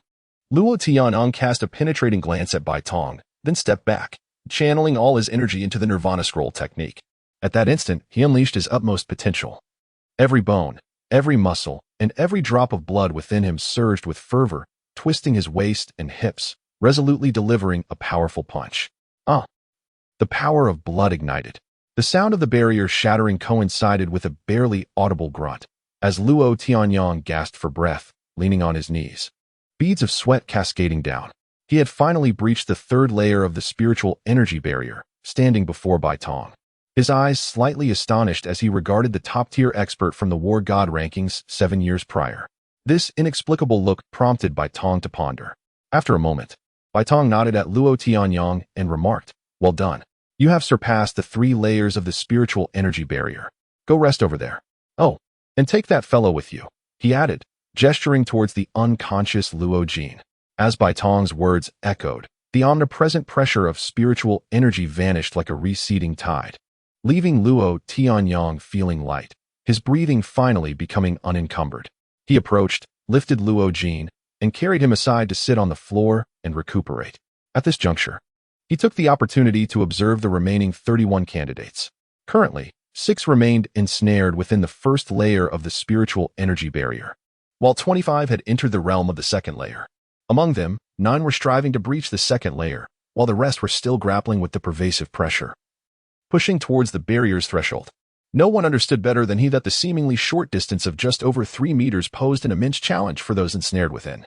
With keen observation, Luo Tianyong could discern the varying strengths of each individual. Unless unforeseen circumstances arose, he surmised that no more than 5 among them would successfully traverse the second layer. As for whether any could ultimately surpass Luo Jin's distance, he felt uncertain, for no one knew if others possessed hidden trump cards. With this thought, Luo Tianyong shifted his focus away from his fellow candidates and turned his attention to the enigmatic Bai Tong. Recalling the fleeting vision he had glimpsed with the aid of the human book, concern crept into his eyes as he murmured, "So, you have sustained such grave injuries? What horrors have you endured?" Half an hour later, Bai Tong concluded the spiritual energy barrier assessment, leaving over 30 students nearly incapacitated on the ground. Ultimately, 4 students had not even managed to breach the first layer, while 3 others had crossed into the second layer, though none had surpassed Luo Jin's position before his collapse.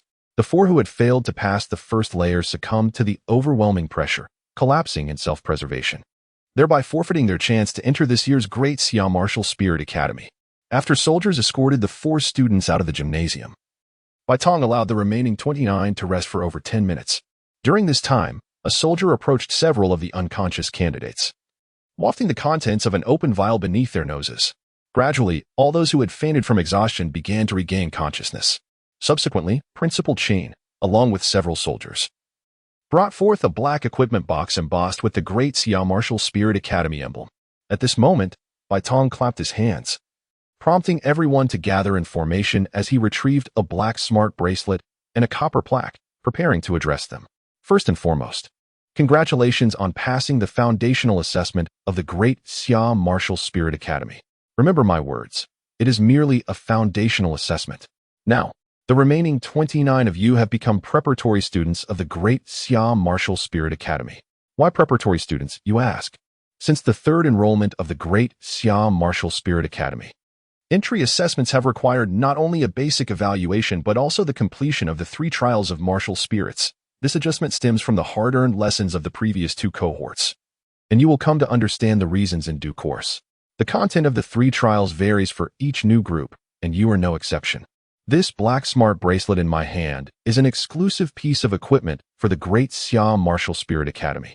It can monitor each of your vital signs, assess your future training progress and standards, receive and dispatch academy tasks, and facilitate the exchange of battlefield merits, among other features, which you can explore on your own. Should you ultimately succeed in the 3 trials of martial spirits, this smart bracelet will undergo a comprehensive upgrade in the future, unlocking trading capabilities. Conversely, if any among you fail to pass the trials, this bracelet will sever its network connection with the Great Xia Martial Spirit Academy and become a mere commemorative item with limited functions. Do you comprehend what I have just conveyed? Bai Tong inquired at this juncture. The crowd nodded in silence, and upon seeing their response, Bai Tong did not wait for questions to arise. He raised the copper plaque in his hand and continued speaking. The sign before you serves as an emblem for the preparatory students of the Daxia Martial Spirit Academy. You must be aware that the various alchemy and weaponry halls across Daxia are not accessible to the common populace. The items available for purchase by ordinary individuals are merely those suitable for civilian use. The primary function of possessing this emblem is to grant entry into the alchemy and weaponry halls, where one can procure authentic items belonging to the realm of martial artists. Furthermore, it is imperative to understand that the stringent nature of the entrance examination for the Daxia Martial Spirit Academy is not solely for the purpose of filtering candidates with genuine cultivation potential. Most importantly, the Academy stands as the last beacon of hope for our nation. It represents the final bastion of Daxia, embodying unparalleled significance. You need only remember this. The emblem of the Daxia Martial Spirit Academy in your possession signifies that, should you ever confront the Black Mist and its myriad of aberrations, all combat-ready entities within your line of sight shall fall under your command. Unless there exists someone of a higher rank within the Academy alongside you, you shall bear the weight of the lives of every individual around you. What? A chorus of astonished gasps erupted from the group of high school seniors. Luo Tianong and Luo Jin, upon hearing Bai Tong's grave pronouncement, were rendered utterly astonished. In that moment, they comprehended the immense authority and responsibility associated with the Daxia Martial Spirit Academy. After a brief pause, Bai Tong broke into a smile, though the expression, coupled with the grotesque scar on his forehead, lent an air of intimidation. You are still far too weak, to concern yourselves with such matters. Perhaps after training under my guidance for a year or 2, you may attain the qualifications to shoulder this burden. For now, you are simply too inexperienced. Now, let us form an orderly line. Step forward one by one to receive your wristbands and emblems. First up, Luo Tianyang. Chapter 16. The Instrument Hall and the Elixir Hall. Upon hearing this, Luo Tianyang promptly stepped forward. At the gesture of Colonel Qin, he extended his left hand, and the black wristband gently clamped onto his wrist, automatically adjusting to fit. Subsequently, Colonel Qin handed him a copper badge, roughly the size of 2 thumbs. Luo Tianyang received it solemnly and stepped aside to examine the badge closely. This was a distinctly metallic insignia, intricately engraved with the emblem of the Great Xia Martial Spirit Academy, featuring a golden dragon and a sharp blade. Curving gracefully around the blade's tip were half circles of phoenix branches, rendering the badge exquisitely beautiful. Raising his left hand, he interacted with the wristband, and with a mere tap, a deep blue projection materialized in the air. It displayed his current heart rate, pulse, physical condition, and power level, with a countdown clock showing 0 days, 0 hours, and 0 minutes, nothing more. Once everyone had received their wristbands and badges, the countdown became visible to all. At this moment, Colonel Qin explained, this countdown will activate randomly. When it does for any of you, your martial spirit trials will commence. At that time, you simply need to follow the prompts on your wristband. After speaking, he waved his hand, signaling the crowd to disperse. Luo Tianyang glanced at Bai Tong, hesitating to ask him something, but ultimately refrained, beckoning Luo Jin to walk with him toward the outer area of the academy. regardless of the circumstances. They had already taken a significant step into the Great Xia Martial Spirit Academy. After everyone had exited the gymnasium, a sudden muffled groan escaped Bai Tong's lips, accompanied by a trickle of dark red blood from the corner of his mouth. The abnormal color of the blood clearly indicated that Bai Tong was likely suffering from considerable injuries. Bai team, are you all right? Concerned shouts arose from Colonel Qin and the soldiers as they rushed to support Bai Tong. Bai Tong's eyes appeared dim, lacking the vigor he had displayed while using his spirit energy barrier. He coughed lightly. Cough. I can't even endure such an assessment now. My era has truly passed. Colonel Qin's eyes reddened at these words, trembling as he replied, Bai team, you should not have conducted this test personally. They could have used our specialized testing equipment. Bai Tong waved his hand dismissively. Old Qin, we don't have time. In 2 years, we will face another calamity. Who can predict what it will be? I am utterly incapacitated, but if I can train more powerful individuals, it will be the only contribution I can make to Great Xia and the Martial Spirit Academy. Bai team, you have sacrificed too much. The crowd sighed in sorrow. Bai Tong remained silent, gently touching the area beneath his left rib where pain lingered, his gaze fixed on the entrance of the gymnasium. Lost in thought about Luo Tianong breaking through the third layer of his spirit energy barrier, murmuring to himself, Luo Tianong, have you discovered something? How were you able to identify the weakness in my barrier so swiftly? Meanwhile, Luo Tianong and Luo Jin had settled into the vehicle arranged by the Jincheng group. Luo Jin's complexion remained somewhat pale as he glanced at the smart wristband on his wrist and the preparatory student badge in his hand. He turned to Luo Tianyong earnestly, saying, Brother Tianyong, teach me your technique. Luo Tianyong, understanding Luo Jin's intentions, replied softly, you need not worry. I will teach you everything in a few days once you recover. Luo Jin nodded, somewhat reluctantly expressing, but Bai Tong is incredibly strong. I was just 1 meter away from landing a punch on that turtle shell. Moreover, he had not even exerted his full strength, and Bai Tong was evidently suffering from severe injuries. I fear he may not have much time left, Luo Tianyong remarked gravely, shaking his head in dismay. What? Luo Jin exclaimed in surprise. Luo Tianyong affirmed his words, elaborating, it appears he has sustained grave injuries, triggering all the latent damage throughout his body. His meridians and energy channels are completely blocked. I suspect that even advanced medical equipment would struggle to detect the core issues, let alone cure him. Meridians? Energy channels? How do you know about these things? Luo Jin asked, puzzled. You will understand the concepts of meridians and energy channels once you cultivate the Nirvana Genesis volume, Luo Tianyong replied. Luo Jin ceased to press further, instead asking, is there truly no hope for treatment? Luo Tianyong shook his head. Current medical science undoubtedly cannot cure him, but there may be a method worth exploring. He halted Luo Jin, speaking earnestly, Mule. It is not advisable to proceed without understanding the underlying principles of the basic body refinement technique. It could be exceedingly perilous. This method relates to the existence of the Nirvana Genesis volume. Let us wait and see. I will keep this matter in mind once we reach the Martial Spirit Academy. Upon realizing that this involved Luo Tianyong's self-created technique, Nirvana Genesis volume, Luo Jin refrained from being impulsive, though he felt increasingly convinced that Brother Tianyong harbored his own secrets. Nonetheless, due to their mutual trust, Luo Jin harbored no objections, knowing that when the time was right, Luo Tianyong would certainly confide in him. And all he needed to do was wait patiently. At that moment, the driver in the front seat turned around and asked, Young Master Luo, where are we headed now? Hearing this, both Luo Jin and Luo Tianyong glanced down at the preparatory student copper badge they held. Exchanging looks, they spoke in unison. To the Great Xia Research Institute's Jingguang City branch. The Great Xia Research Institute emerged over a decade ago as a state-led initiative, with investments from international business alliances and various private enterprises. It comprises 2 major research facilities, the Equipment Research Institute and the Biological Research Institute. The existence of the Great Xia Research Institute consolidates a multitude of outstanding scientists, backed by substantial commercial funding, to conduct research on black mist monsters, exotic beasts, spiritual crystals, phantom crystals, and various materials, metals, weapons, and medicines. Notably, the new materials used to manufacture deployable exoskeleton armor and magnetic levitation fighter jets are achievements of the Great Xia Equipment Research Institute. As time progressed, the Equipment Research Institute became known externally as the Instrument Hall, while the Biological Research Institute was referred to as the Elixir Hall. It is important to note that these facilities primarily serve as trading windows for formal martial artists.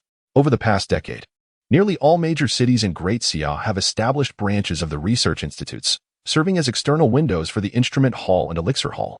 While they do not undertake primary research tasks, the existence of these branches is crucial for raw material collection, procurement, and trading. As Luo Tianyong and Luo Jin arrived after a 40-minute drive, they were greeted by a delightful scene. Being their first visit, curiosity filled them as they stepped out and began to explore their surroundings. At that moment, a young man in a suit and glasses approached, scrutinizing them carefully before gently advising, "Hello, I am responsible for reception at the Great Xia Research Institute. Excuse me, but are you in the wrong place? The entrance for visiting Xinglong Lake is not this way." Luo Tianyong and Luo Jin remained silent, nearly pulling out the copper badge of the Great Xia Martial Spirit Academy's preparatory students to show the young man. "Oh, so you are preparatory students from the Martial Spirit Academy." A glimmer of surprise flashed in the young man's eyes as he continued. "It seems this is your first visit to the Instrument Hall and Elixir Hall. You are the new batch of preparatory students this year." Luo Tianyong and Luo Jin nodded in agreement. The young man suddenly revealed an envious smile and remarked, "I suppose you are hoping to procure some weapons and basic medicinal supplies to address the forthcoming challenges of the martial spirit trials?" Upon hearing this, he discerned a look of confusion on the faces of Luo Tianyong and Luo Jin, prompting him to chuckle wryly. "Surely, you haven't come here to browse the armory and pill hall without any prior preparations?" Luo Jin, taking the cue, quickly inquired, "My good sir, is there a particular protocol regarding this? We have only just received our student badges after passing the preliminary tests." "Ah, I see. It appears the representatives from the Great Xia Martial Spirit Academy have not elaborated on the details," the young man replied, furrowing his brow in contemplation. "Indeed. At this time each year, many aspiring students like yourselves arrive at the pill hall to acquire essential weaponry and healing potions, as the upcoming martial spirit trials may present unforeseen challenges. It is prudent to be prepared."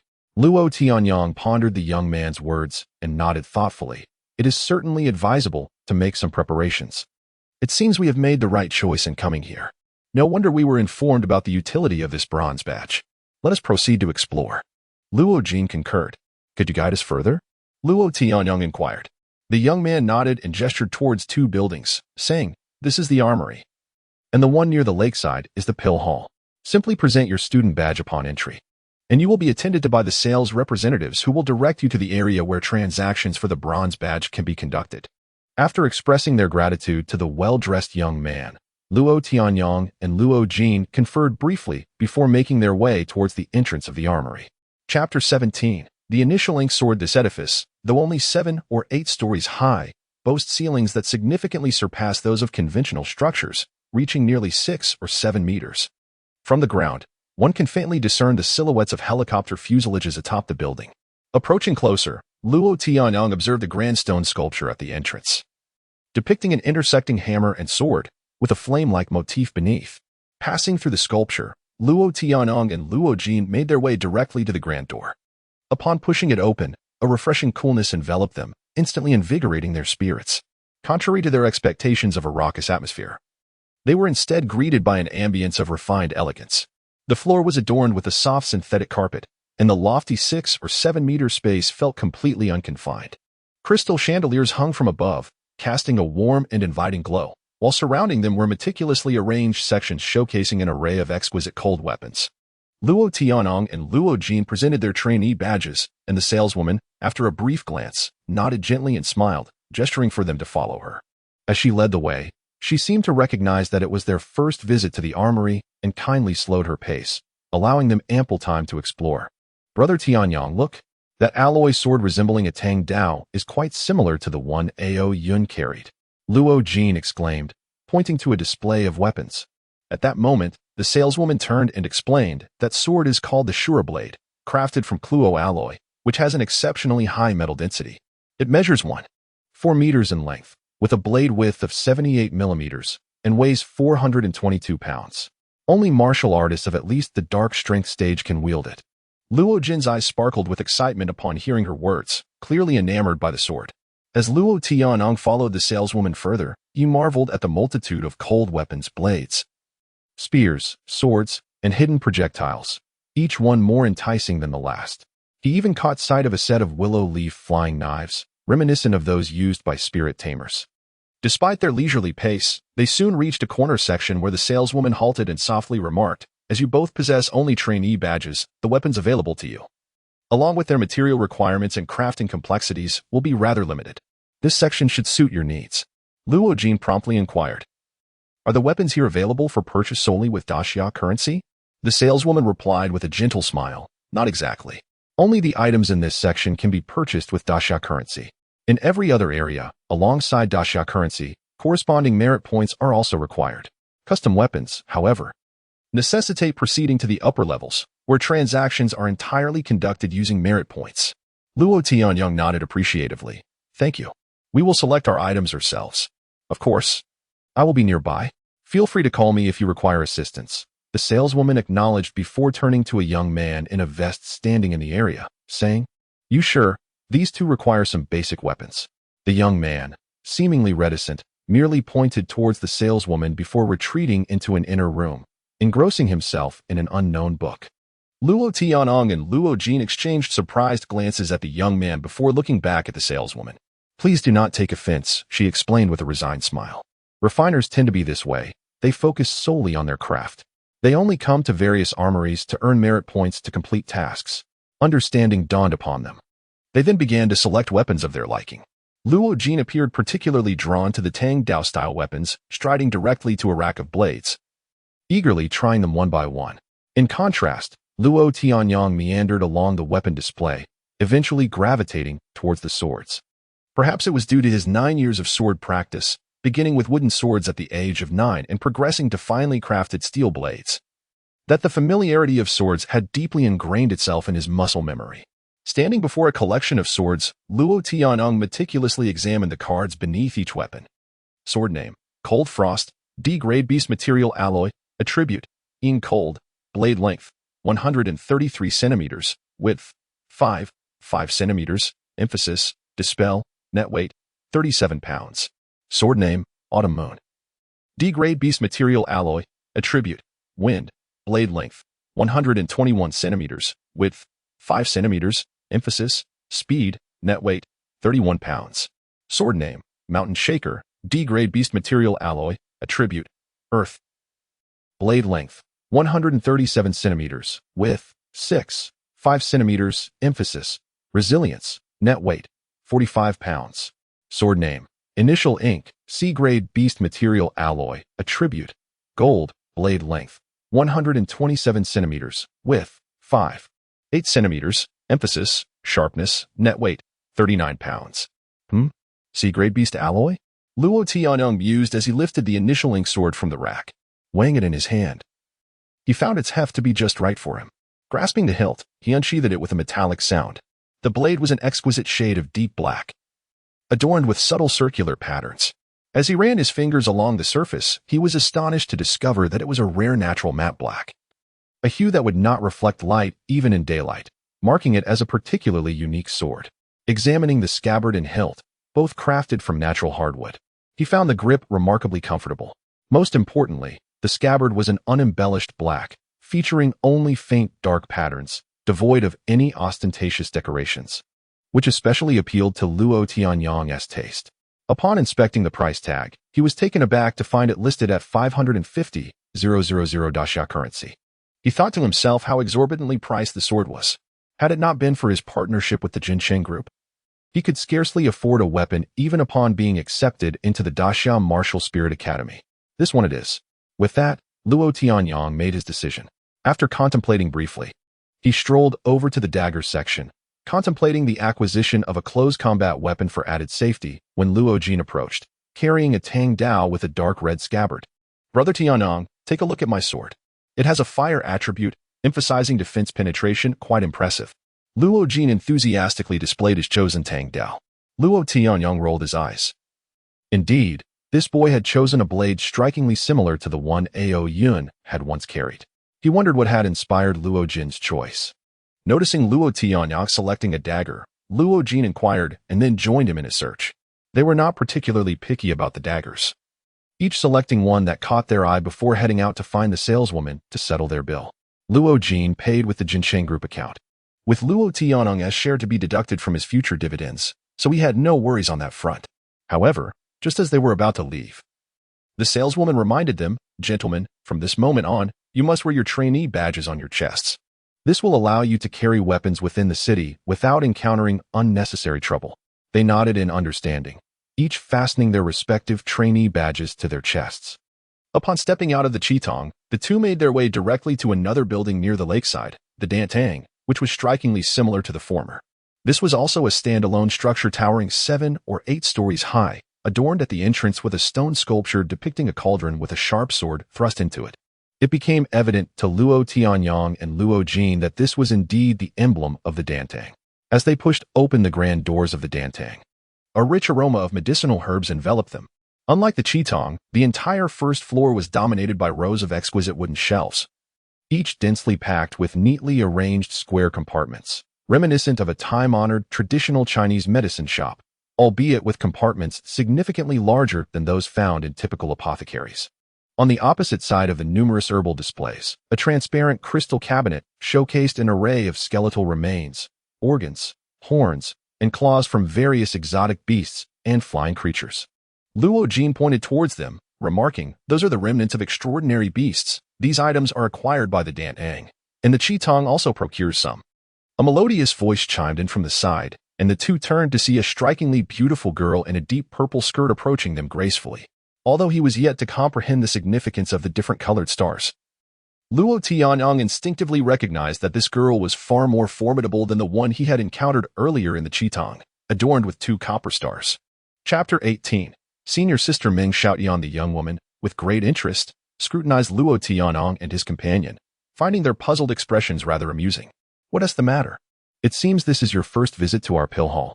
We came to purchase some medicinal pills for future use. Indeed, it is our first time here." Luo Tianyang nodded in agreement. Upon noticing the student badges on their chests, the girl introduced herself with an air of confidence. "So, you are prospective juniors. I am Meng Xiaoyan, your senior from the 5th cohort. Come, call me Senior Sister, and I shall personally ensure you receive a discount." The quirky atmosphere left Luo Tianyang momentarily taken aback, yet his unabashed friend, Luo Jin, immediately chimed in with a cheeky grin. "Oh, Senior Sister Meng. Whether there's a discount or not is inconsequential. It is indeed a delightful surprise to encounter such a beautiful senior here." Meng Xiaoyan laughed. "Oh, such sweet talk. You seem rather clever. I wonder which junior will fall for your charms in the future." She continued, "I overheard you mention your family is in the exotic beast trade?" Luo Jin nodded. "Yes, the Jincheng Group." "Ah, so it's the Jincheng Group from Chuanfu. That explains the connections we have with both the pill hall and the weapon hall," Meng Xiaoyan remarked, her straightforward nature apparent, accented by her striking purple attire that exuded a unique charm. Luo Tianyang and Luo Jin followed Meng Xiaoyan to a large wooden counter where a young man in a green vest stood. Upon her approach, he quickly rose. "Senior Meng." He did not elaborate further, but instead turned to retrieve a medicinal pill from a shelf lined with various porcelain bottles and handed it to Meng Xiaoyan. She turned to Luo Tianyang and Luo Jin. "Can you assist me?" Observing Meng Xiaoyan's demeanor, Luo Tianyang sensed her status in the pill hall was likely significant and asked, "But we are not even formal students yet. How can we help Senior Meng?" "Ah, no, you can indeed help me. Only prospective students like you can assist with this," she replied, a mischievous smile gracing her face. Luo Tianyang's instincts warned him that Meng Xiaoyan was up to something, while Luo Jin, ever the carefree spirit, waved his hand dismissively. "No problem. As long as we can truly assist Senior Sister, the details don't matter." At that moment, Meng Xiaoyan leaned in closer, lowering her voice conspiratorially. "When you reach the final stage of the martial spirit trials, you will arrive at a certain place. I cannot disclose the details. But if you happen to encounter a fellow named Abang, do give him a good thrashing. A practitioner at the transformation realm?" This was Luo Tianyang's first encounter with the classification of formal martial artists, and he realized that the transformation realm must be the initial threshold for formal practitioners. Meng Xiaoyan nodded. "You will learn about this once you join the academy. This bottle contains 6 harmony pills. Only one is needed for a prospective martial artist to break through, allowing spiritual energy to coalesce within, thus entering the realm of martial artists." As Meng Xiaoyan elaborated, Luo Tianyang recalled the spiraling energy he had experienced when passing through the 3rd layer of the White Eye spiritual barrier an hour prior. instantly realizing the potential usefulness of the harmony pill. He inquired, "How much is this? We would like to purchase more." Meng Xiaotian shook her head, chuckling softly. "You cannot buy this yet, at least not now. However, once you pass the martial spirit trials and advance to the academy as martial artists, you will receive a 1-star bronze badge, which grants you the ability to purchase it. You see, although our nation, the Great Xia, may have fewer high-level martial artists compared to the 4 major alliance nations, the various pills from the pill hall and the weapons from the weapon hall are our strongest assets in the global arena. Today, Luo Tianyang and his companion had undoubtedly gleaned a wealth of information from Meng Xiaotian that they had never known before, deepening Luo Tianyang's yearning for the world of martial artists. After a moment of contemplation regarding the potentially invaluable harmony pill, he agreed to Meng Xiaotian's request. Indeed. Upon nodding in agreement, Meng Xiaotian joyfully handed the crystal vial containing the harmony pills to Luo Jin. "Although you cannot purchase it now, gifting you this vial does not violate any regulations. It is the benefit I promised you." Just as Meng Xiaotian was about to say more, a sudden sound of a door opening echoed from outside. Luo Tianyang and Luo Jin, facing away from the entrance, noticed Meng Xiaotian standing still, gazing behind them, her beautiful eyes almost instantly glistening with moisture. "Xiaotian." A familiar voice reached their ears, prompting them to turn in surprise. By team leader? Indeed. Standing at the entrance was the recently parted Bai Tong, his hair a sickly shade of gray, gazing at Meng Xiaotian from a distance. Bai Tong glanced at the weapons in Luo Tianyang and Luo Jin's hands, seemingly a bit surprised. "I didn't expect you to finish the assessment and come here so quickly. But you need not call me by team leader. Just refer to me as by instructor." "Yes, by instructor," they replied in unison, nodding. Bai Tong's gaze fell upon the vial of harmony pills in Luo Jin's hand, and he approached, looking at Meng Xiaotian with a knowing expression. "You certainly hold a grudge. You seek out a bang every year to cause him trouble." Meng Xiaotian remained silent, her eyes fixed on Bai Tong with an unexpected stillness. Understanding that they had matters to discuss, Luo Tianyang discreetly pulled Luo Jin away, allowing them to exit. "You, what brings you here?" Meng Xiaotian's earlier bravado seemed to have faded, replaced by a complex mix of distance and concern in her tone. Bai Tong seemed to grasp the underlying emotions and simply regarded her solemnly. "I am responsible for this year's new student assessments." After a pause, he added, "Let it go. Do not waste your energy on us. Your talent should not be confined to this small branch of the pill hall. There are many who need your help and are worthy of it." Meng Xiaotian shook her head. "If it were not for my impulsiveness back then, you and Chu Xue would not be in your current situation. I must find a way to concoct a pill that can heal you both." Meanwhile, Luo Tianyang and Luo Jin, having left the pill hall, were unaware of the conversation between Bai Tong and Meng Xiaotian, nor the history that lay between them. The duo exited the pill hall without spending a dime, instead acquiring a trove of urgently needed medicinal pills and a vial of harmony pills. Along the way, Luo Jin was in high spirits, casually reassuring Luo Tianyang, "Don't worry, it's no big deal. I'm not foolish. If we can't handle that a bang, we can always flee, and then Senior Meng won't see us. Why refuse a benefit that is ours?" Luo Tianyang, encouraged by Luo Jin's lightheartedness, considered this perspective. After all, Meng Xiaotian merely asked them to give someone a beating. She never mentioned anything about killing. Clearly, it was just a matter of venting frustration without serious consequences. Thus, he chose to remain silent on the matter. Little did they know that the confrontation with a bang would prove far more complex than they anticipated. Upon returning to the independent training room of the Jili training hall, the two shared a light meal before Luo Jin headed to the medicinal bath to recover from the physical toll of the morning's assessment. Luo Tianyang sat quietly on the floor, absorbing the insights gained throughout the day. He once again activated his left-hand smart wristband, gazing at the countdown displaying 0 days, 0 hours, and 0 minutes. Curiosity enveloped him regarding the nature of the challenges within the 3 trials of martial spirits. From the fragmented information gleaned from Meng Xiaotian, he understood that the final trial would lead them to a specific location, where she instructed them to confront a fellow named Abang and give him a thorough beating. Clearly, this location was a site frequented by all previous preparatory students of the Daxia Martial Spirit Academy. Meng Xiaotian's insistence on confronting others indicated that she had endured significant hardships there in the past, leading to a deep-seated resentment. Otherwise, as Bai Tong noted, she would not seek out Abang's trouble at this time each year. It was highly likely that this place opened only once a year, serving exclusively as a battleground for preparatory students.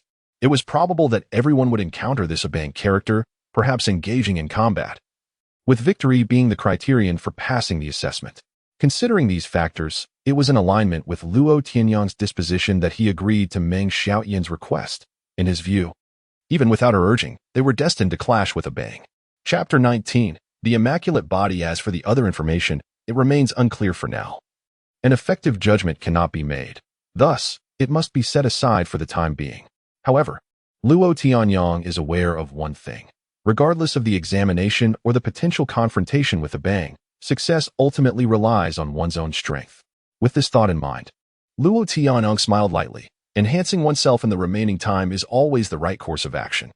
He then retrieved the crystal vial of the harmony pill he had received from Meng Xiaoyan at the Dan Hall that day, pouring out a single pill.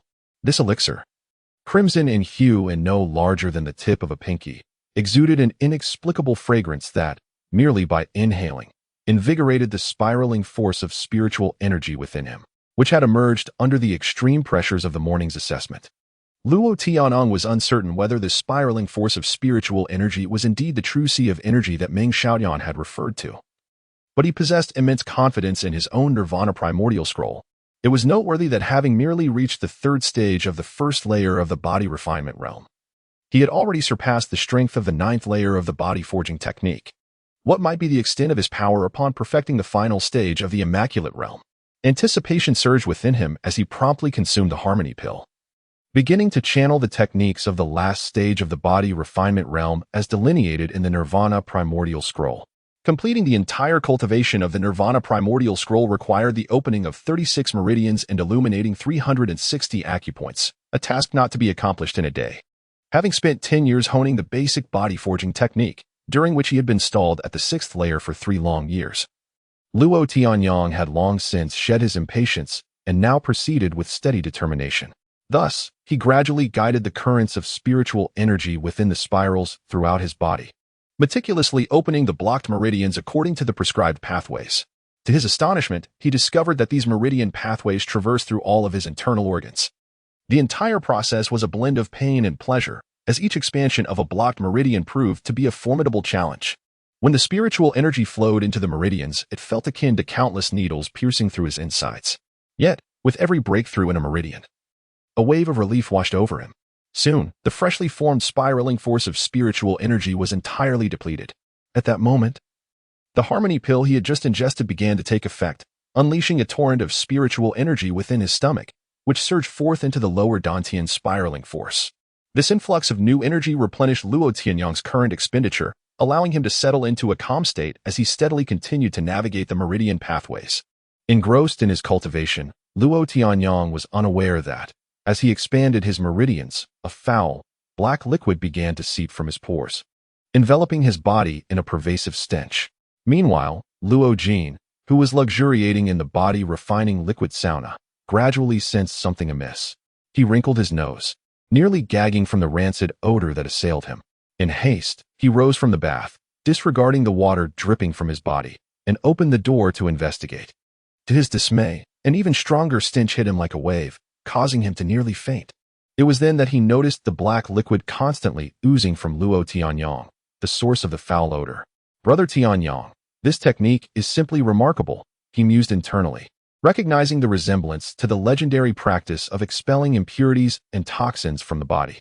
Despite his usual carefree demeanor, he was not oblivious to such matters. Otherwise, he would not have been the first to break through to the 9th layer of body forging under Luo Tianyang's guidance. Suppressing his disgust, Luo Jin made no complaint, holding his breath as he carried the meditating Luo Tianyang to the body refining pool, submerging him fully. Their bond, forged through years of shared experiences, was exceptionally strong. Few friends would dare to approach in such a situation. Hastily, Luo Jin rinsed himself off, opened all the windows in the adjoining area, and activated the new ventilation system in the training room, gradually dispersing the noxious odor. Throughout this commotion, Luo Tianyang remained oblivious, deeply engrossed in his cultivation. As he expended the last vestiges of the harmony pill's potency and breached the final barrier of the meridian, he felt an explosive surge within him, akin to a dam bursting forth. In an instant, the currents of spiritual energy rushed into the newly opened meridian, akin to countless swallows returning to their nests, merging seamlessly into the final spiraling force. Luo Tianyang felt these currents as extensions of his own body, flowing with his consciousness, eventually settling peacefully in the lower dantian. Circling gently around the spiraling force, he realized he had completed the first step, successfully opening the first cycle of spiritual energy circulation. Sensing the spiraling force within his dantian, now the size of an egg, Luo Tianyang knew he had finally achieved the first layer of the body refinement realm as recorded in the Nirvana Primordial Scroll, reaching the state of the Immaculate Body.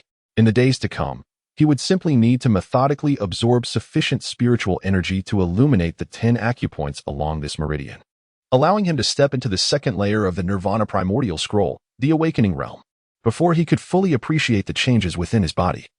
An unusual sensation from his lower abdomen abruptly jolted him out of his meditative state. Upon opening his eyes, he discovered he was submerged in the body refining pool, the water now murky black and exuding a repugnant odor. With a start, he leapt from the pool and dashed toward the bathroom, where a cacophony of distressing sounds soon followed. Emerging from the restroom, he swiftly returned to the body refining room, thoroughly cleansing himself from head to toe. When he reappeared, Luo Jin was astonished to see that Luo Tianyang seemed entirely transformed. His demeanor and skin exhibited marked improvements. His complexion was now more taut, refined, and healthy, radiating an indescribable charm. It was important to note that both he and Luo Jin had once been orphans at the bottom of society. Additionally, Luo Tianyang had been self-training in the basic body forging technique since the age of 8, enduring years of rigorous physical training, which had rendered their skin rough and their musculature formidable. Though Luo Jin had been adopted by a wealthy family around the age of 10, affording him a better living condition than Luo Tianyang, the latter's circumstances had been far more arduous. Nevertheless, Luo Tianyang, with his indomitable spirit, had persevered through all challenges, maintaining a steadfast demeanor even in the presence of his closest friend. While both had experienced some changes due to the refining liquid, Luo Tianyang's transformation was particularly striking. Once possessing delicate features, he now appeared even more refined and handsome. He gazed incredulously into the mirror within the training room, touching his face and arms. Is this the Immaculate Body? He mused, feeling as though he had been cleansed from within, his body imbued with an indescribable lightness. Luo Jin, observing Luo Tianyang, displayed a look of envy. Brother Tianyang, you now resemble a pretty boy. If I were a wealthy lady, I'd undoubtedly pursue you.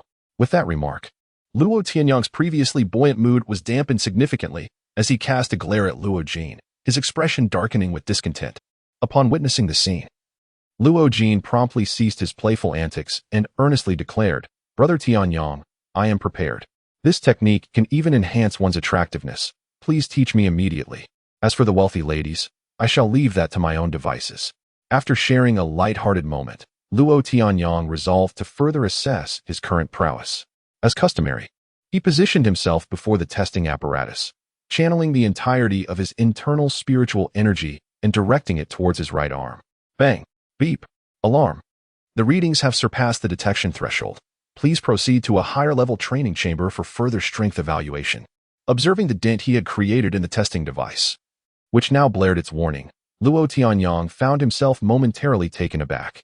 At this juncture, he was utterly oblivious to the impending realms of cultivation, having only gleaned fragmented insights about the transformation realm from Meng Xiaotian at the Alchemy Hall. Just then, a notification echoed from outside the independent training chamber exclusive to the Jinsheng group, signaling an impending visitor. Regaining his composure, Luo Jin seemed to recognize the individual outside and hastily opened the door. Indeed, standing before him were Nie Gang, the head of the Jiao Li Training Institute S branch in Jingguang City, accompanied by a young attendant. Luo Jin had heard of this individual.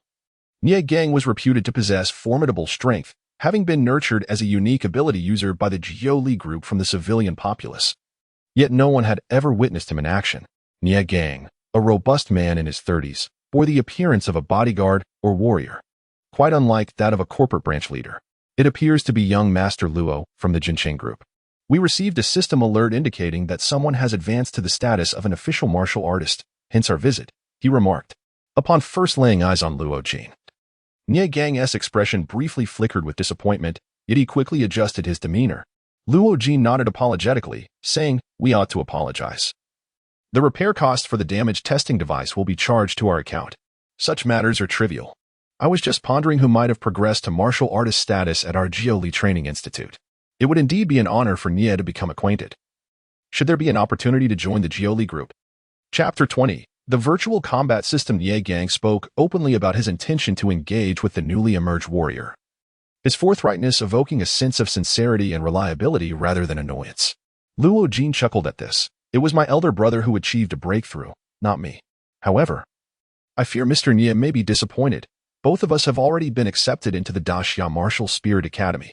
Oh, an elder brother? Nia Gang inquired, puzzled, as he had not heard of the young master of Jinsheng Group having a sibling. He refrained from probing further, instead directing his gaze towards Luo Tianong behind him. This is our Jiuli Group's Black Yo card, which grants access to all products and services under Jiuli Group, along with a C-level VIP treatment and corresponding discounts. Nia Gang laughed heartily, turning back to Luo Jin. It seems I have underestimated the situation. Originally, the Black Yo card was meant solely for warriors. Yet since young Master Luo has gained admission to the Daxia Martial Spirit Academy, it is only a matter of time before he advances as a warrior. Thus, I shall extend this courtesy today. Such maneuvering revealed his astute social acumen, leaving no room for criticism while creating an excellent impression. Luo Tianyong observed quietly, refraining from interjecting. These situations were typically managed by Luo Jin, and the two shared a tacit understanding. At this moment, Nia Gang gestured. Addressing the two, it appears this training room is no longer suitable for you. Shall we proceed upstairs to the warrior area? Upon hearing this, Luo Jin's eyes brightened, and he ceased the pleasantries with Nia Gang. Ah, the warrior area upstairs? Let's go. What are we waiting for? I have yet to experience what the warrior area is like. After tidying up, Luo Tianong and Luo Jin were escorted by Jiuli Training Hall personnel to a training room on the second floor. This new training room boasted 2 additional facilities compared to the one on the first floor, a specialized spiritual power training room, and a VR virtual combat platform resembling a space capsule.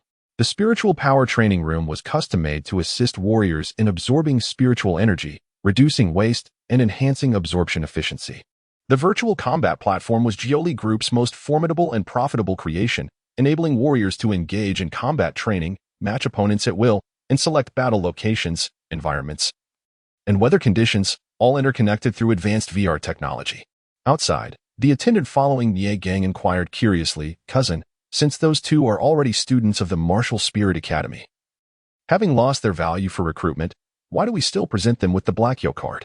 Ye Gang chuckled softly, shaking his head. Xiao Qian, have you ever encountered or heard of a high school senior who has yet to enter the Daxia Martial Spirit Academy, but has independently broken through to the warrior realm? The young attendant pondered briefly before shaking his head. Aside from our Jiuli Group's exceptionally talented second miss, I have indeed not heard of or met anyone like that. Precisely. Even if they cannot become our allies, we certainly do not wish to make enemies of such prodigies. This is also why I have brought you along to nurture your understanding of these fundamental principles. I believe you will soon be able to manage the Jianguan City branch independently. Cousin, are you leaving? The attendant named Xiao Qian seemed prepared for this, nodding to indicate he had taken note. All right, I shall attend to it immediately. The young attendant nodded and departed, having changed training rooms. Luo Jin appeared particularly intrigued by the virtual combat system, though he was unable to use the equipment at this moment. Luo Tianong, however, made his way directly to the new power testing device, constructed from a robust special alloy capable of withstanding the strength of warriors below the innate realm, eliminating concerns of damaging it with a single punch. He activated the spiritual energy cyclone within and directed it into his arms, delivering a powerful strike to the testing device. Beep. Punch strength, 811 kilograms. Initial stage of the first-level warrior, Transcendence Realm. Luo Tianyong withdrew his fist and executed a side kick towards the leg strength testing area. Beep. Instantaneous leg strike force, 1,399 kilograms. Upon hearing the electronic prompt from the device, Luo Jin rushed over in disbelief. 800 kilograms of punch strength? Has it only been a little over a month? Tianyong, your advancement speed is astounding. Indeed, if I had not experienced it myself, I would scarcely believe it. The Nirvana initiation scroll has brought about such a significant transformation, Luo Tianyong remarked with a sigh. Pausing for a moment, he continued, furthermore, we have the body refining elixir, and I am nearly finished with it. Luo Tianyong nodded. Very well, I shall entrust the Nirvana initiation scroll to you. Use this time to gradually transition your cultivation method. He meticulously advised Luo Jin on the precautions to take while practicing with the Nirvana initiation scroll, particularly emphasizing the perilous bone tempering process. warning him not to rush as he had once done, nearly incurring severe consequences. Utilizing the human book to impart a mental imprint on Luo Jin, Luo Tianyang ceased to interfere with Luo Jin's self-discovery. According to the mysterious human book, the Nirvana initiation scroll was actually more suitable for others, with a lower compatibility for himself. Nevertheless, the speed of cultivation it offered was astonishing, and though he was unaware why the human book indicated only a 55 compatibility with the technique, he knew there would be further opportunities for upgrading it in the future, enhancing his alignment with the method. At this juncture, Luo Tianyang began to explore the new training room designated for warriors. Entering the spiritual power training room, he observed the intricate array patterns etched into the floor, with hidden compartments located at each corner. He quickly grasped the operational method of this new training room. The compartments stored spiritual crystals, and once the room's array was activated, the spiritual energy from the crystals would be released, facilitating faster and more convenient absorption for the warriors within. Amazed by Jiuli Group's ingenuity, Luo Tianyang refrained from utilizing the training room at present, as the remaining spiritual crystals were quite limited. Despite Jinsheng Group's efforts, under the directives of Luo's parents, to acquire all available spiritual crystals from the market, only about 50 remained. Luo Tianyang planned to reserve these crystals for Luo Jin to expedite his cultivation of the Nirvana initiation scroll. He sensed that unlocking the 10 key apertures necessary for a breakthrough would require a substantial number of spiritual crystals. So he decided to defer any further plans until entering the Daxia Martial Spirit Academy. Upon exiting the spiritual power training room, a space capsule-like virtual reality device in the hall caught his attention. This device was a sleek silver, resembling a space capsule, with a transparent glass dome revealing a leather reclining chair within, perfectly designed for ergonomic comfort, allowing one to lie flat for extended periods without fatigue. At the base of the capsule, a 14-inch touchscreen displayed the title of the Jiutian I Virtual Reality Combat System. Luo Tianyang began to explore the touchscreen, familiarizing himself with the operational guidelines. After gaining a general understanding of the combat system, he found himself captivated, much like Luo Jin. Both seemed to possess a fervent passion for blood and battle, akin to how no young man is indifferent to weapons and firearms. With a decisive tap, the glass dome of the capsule opened like the wings of a bat, and Luo Tianyang eagerly reclined within. After a careful examination, Luo Tianyang discovered a button labeled Close Hatch on the left side. He reached out and gently pressed it, causing the space capsule to begin its slow closure. With a soft beep, a semicircular cover emerged from above, enveloping his head, followed by a black visor that concealed half of his face. The Jiutian Virtual Reality Combat System is now initializing. Commencing assessment of the operator's physical data. Height, 183 centimeters. Weight, 86 kilograms. Initial stage of Transcendent Realm Strength, Neurological Reflex Speed. Pain Sensitivity Levels, 20, 40, 60, 80, 100. Please select Pain Sensitivity. The selection of 100 pain sensitivity has been made. Operators are advised to engage in combat with caution. Wishing you an enjoyable battle. Entering the system. As a series of complex neutral electronic sounds resonated, Luo Tianyang felt a sudden plunge, accompanied by an intense sensation of weightlessness. Once he regained his balance, he was astonished to find himself standing in a room characterized by a sleek metallic design. Luo Tianyang scrutinized the space, realizing it was a square chamber measuring approximately 5 by 5 meters. The walls were constructed of silver-white metallic panels. He lightly lifted his leg and stomped on the floor, the sound echoing with a distinct rebound sensation beneath his feet. Extending his right hand, he clenched his fist and then touched his left arm, the tactile feedback feeling remarkably authentic. This virtual reality technology left Luo Tianyang in awe, marveling at the impressive research capabilities of the Jiuli Group. At that moment, a circle of various images materialized before him, with a central display stating, "Please select combat terrain, environment, climate, and other factors, or opt for a random system match." Chapter 21. Countdown initiated. In his initial encounter with the system, Luo Tianyang evidently lacked familiarity, opting instead for a random match. While he was still surveying his surroundings, a sudden dark figure streaked past him with such velocity that it momentarily distracted him, making it difficult to track. Instantly alert, Luo Tianyang began to scan for the shadowy form, but just as he slightly turned his head, an immense force struck from behind, followed by an excruciating pain that radiated throughout his body. A profound terror, akin to the brink of death, surged within him. and the adrenaline coursing through his veins heightened his awareness, intensifying the pain to the point of causing physical spasms. In that moment, he bizarrely perceived his neck as merely a thin layer of flesh holding his head, blood gushing forth in torrents, splattering several meters away. The wound was marred with jagged bite marks, flesh twisted grotesquely, creating a scene both bloodthirsty and horrifying. Defeat in battle. Time elapsed, 9 seconds, wiping away non-existent sweat. Luo Tianyong gazed at the now restored white metallic chamber, endeavoring to calm his racing heart. It took him some time to recover from the harrowing experience. However, as this was his first use of the virtual combat system, curiosity enveloped him. Upon entering the battleground, he had failed to immediately adopt a defensive stance, instead choosing to observe his surroundings with intrigue. At that moment, approximately 50 to 60 meters away, behind the ruins of a collapsed building, a dark wolf-like beast emerged. This creature, nearly 3 meters in length and almost 1.6 meters tall, bore a coat that bristled like steel needles. Drool dripped from its maw, and its crimson-slitted eyes locked onto Luo Tianyong for but a moment before it bolted forward with astonishing speed, utilizing the wreckage of the city to conceal its approach.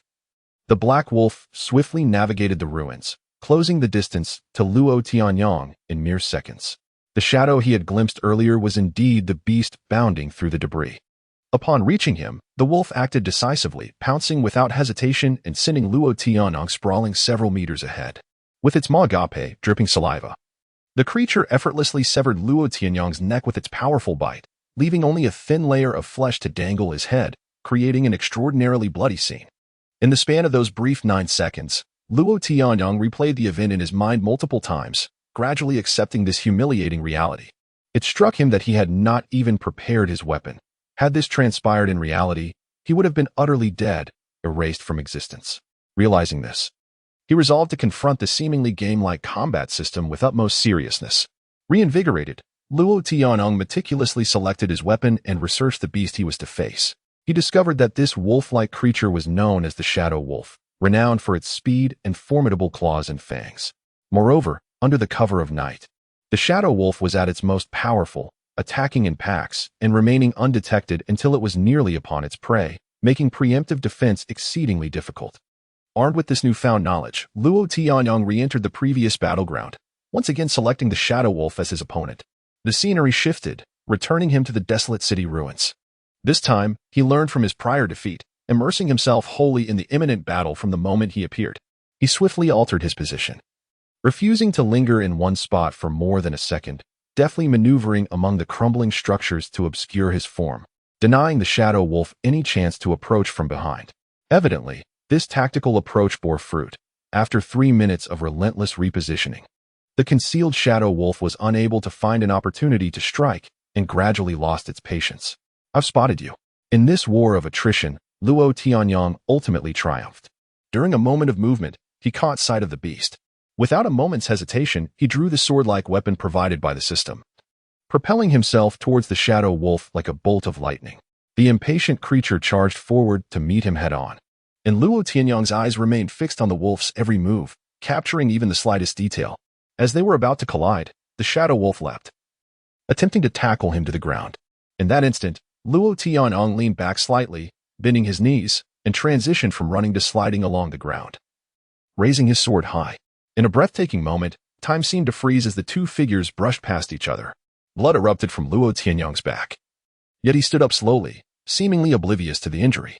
Victory in the urban battle against the Shadow Wolf. Time elapsed, 7 minutes and 14 seconds.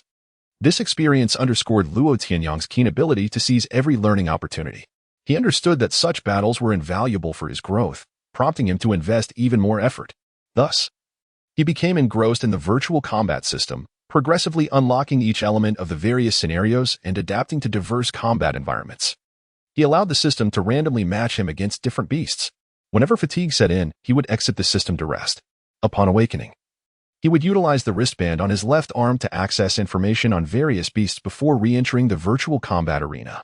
In this manner, he tirelessly absorbed a wealth of combat experience and knowledge about the beasts, like a sponge soaking up water. Even though he could currently only match against beasts of lower tiers, he felt a deep sense of satisfaction. Meanwhile, Luo Jin diligently practiced the first layer of the Nirvana beginning scroll in the training room, aided by refining liquid and spirit crystals, rapidly advancing and enhancing his strength. Days passed as the two progressed in their respective journeys, and soon 20 days had slipped by.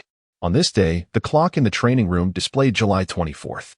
Having emerged from his training state, Luo Jin sat on the sofa in the rest area, chatting with Luo Tianyong, who had just stepped out of the virtual combat platform. Rubbing his legs, Luo Jin expressed his lingering unease to Luo Tianyong. Brother Tianyong, your bone tempering technique is truly torturous. I'm fortunate not to have shattered all my bones like you did. Just reshaping my leg bones in the first step has nearly driven me insane. Luo Tianyong nodded in acknowledgement. Indeed, that's why I advised you to proceed gradually during the bone tempering phase. I didn't have the luxury of time back then and had to take risks. Thankfully, I pulled through. Who knows what would have happened otherwise? With a bitter smile, Luo Jin lamented that he still had 2/3 of his bones to reshape according to the Nirvana beginning scroll, signifying he would have to endure several more rounds of such agony. With this thought, he collapsed onto the sofa, letting out a series of groans. The inverted gaze fell upon the calendar clock on the wall, as if recalling something, and abruptly, he turned and sat upright. Tianyong, look at the time on the wall. Nearly a month has passed, and yet there has been no sign from our wristbands, Luo Jin remarked, raising his left hand to indicate the black wristband. Luo Tianyong glanced at the black smart wristband on his wrist and shook his head, expressing his ignorance of the situation. Luo Jin's eyes darted, and he added, could it be that the Great Xia Martial Spirit Academy has forgotten about us? This was highly improbable, as Luo Tianyong was about to speak, when suddenly, the wristband on his left wrist emitted a series of urgent alert tones. Beep, beep, beep. Just as Luo Tianyong was about to activate his wristband, the smart wristband on Luo Jin's left wrist began to chime in unison. Beep, beep, beep. The two stared at each other in astonishment, quickly activating their respective smart wristbands. Luo Tianyong gently touched the screen of his wristband, and a beam of blue light shot into the air, projecting a visible azure image. At that moment, the countdown that had remained unchanged for nearly a month finally shifted. Countdown, 33 days, 23 hours, 59 minutes. The 3 trials of the martial spirit, the first trial of choice, is now commencing. Chapter 22. The Rocky Bear with the activation of the special intelligent wristbands from the Daxia Martial Spirit Academy. The preliminary examination of the 10th cohort of the Academy officially commenced. The nature of the assessment remained shrouded in mystery, leaving everyone in suspense. However, as this moment unfolded, the atmosphere across Daxia began to buzz with excitement. When Luo Tianyong and Luo Jin initiated the countdown on their wristbands, they were greeted by the details of the first challenge of the martial spirit trials. What left them particularly perplexed was the absence of any specific task beyond the word choice. Luo Tianyong swiped his hand across the ethereal blue projection, transforming it into a map marked with a green dot and a red dot, connected by a pulsating red arrow. Above this visual, a line of text instructed them to reach the indicated destination within 24 hours. Upon magnifying the map, Luo Tianyong discovered that the red dot signified a location near Wanzhou, approximately 300 kilometers from Jingguansheng. After confirming there was no additional information, he turned to Luo Jin and said, the task is to reach Wanzhou within 24 hours. And there are no other details. Luo Jin, seeming not to have heard correctly, repeated, to Wanzhou? Indeed, are you not aware? Luo Tianyong remarked, sensing a hint of unease in Luo Jin's demeanor. But I am heading to Kuan City in Yuzhou. Luo Jin's voice rose an octave. Luo Jin rushed to Luo Tianyong's side to inspect the countdown interface, then checked his own task screen, eyes wide with disbelief. Are we all undertaking the martial spirit trials separately? How thrilling. Is the Martial Spirit Academy really going this far? Luo Tianyong rolled his eyes at Luo Jin's exuberance. I doubt this is thrilling. Regardless, let's gather our things and depart. After a brief phone call, a team soon arrived, providing them with the latest Daxia-produced electric motorcycles, along with backpacks filled with water and food, before dispersing. Luo Tianyong and Luo Jin exchanged a fist bump as a farewell, with Luo Tianyong reminding Luo Jin to remain composed in any situation, as maintaining calm would ensure a commendable performance. Luo Jin nodded vigorously, selecting a fiery painted electric motorcycle, eagerly starting it up and donning his helmet, before speeding away with his Tang Dao strapped to his back. Meanwhile, Luo Tianyong mounted another motorcycle with a silver-black finish, securing his backpack in the storage compartment and, upon putting on his helmet, swiftly accelerated into the distance. With advancements in material technology, the performance of these electric motorcycles was leagues ahead of the vehicles from the pre-Black Fog era. They had completely abandoned internal combustion engines, operating solely on electric power derived from new materials, with a fully charged battery capable of sustaining a journey of 1,500 kilometers. Additionally, the overall weight and stability of the vehicles were significantly improved, making them easier and more efficient to handle. This marked the first time in 18 years that Luo Tianyang had ventured beyond Jingwenqing. It was impossible for him not to feel a thrill of excitement. However, he was acutely aware that he was in the final and most critical assessment period of the Daxiao Martial Spirit Academy, so he refrained from sightseeing along the way. As he traveled, he pondered the rationale behind the 24-hour time frame for reaching their respective destinations, despite the proximity of the two locations. Even via conventional public transport, one could arrive within 4 to 5 hours. Lost in thought, Luo Tianyang had been riding for over 3 hours when he spotted a towering mountain range looming ahead, approximately 1,000 meters high. Checking his wristband, he noted that this mountain was called Luoxiao Mountain, a necessary passage from Jingwenqing to Bazhou. At the base of the mountain, 3 paths diverged, one leading upward, another to the left toward Bazhou City, and the right path leading to Wanzhou. Pulling over at the fork in the road, Luo Tianyang slowed down and dismounted, retrieving his backpack from the storage compartment. He took a moment to rest, removing his helmet and shaking out his hair as he leaned against the side of his motorcycle, sipping water and nibbling on food. He was suddenly interrupted by the distant roars of beasts emanating from the mountainside, followed by a few explosive sounds, and he caught glimpses of flickering flames. Furrowing his brow, he listened intently to the beastly roars and suddenly straightened, his expression turning grave. A rocky bear. How could a rocky bear appear here? Luo Tianyang exclaimed, the sound of the roar striking a familiar chord within him. Over the past month, he had immersed himself in virtual combat scenarios against various beasts, and the rocky bear had proven to be one of the most formidable Tier 1 beasts he had encountered. Glancing at his wristband, he noted the time, 15:46. He then looked at the 3 paths before him, wrestling with indecision. Although puzzled by the presence of the rocky bear, he realized that 2 human cities flanked Luoxiao Mountain, and the recent sounds indicated that someone was already engaged in battle with the creature. Should he intervene or not? As he hesitated, the commotion on the mountainside intensified. A massive brown bear, shrouded in an ominous black mist, rampaged wildly, uprooting trees in a 10-meter radius. Luo Tianyang's instincts kicked in. Perhaps his countless battles in the virtual arena had sharpened his reflexes.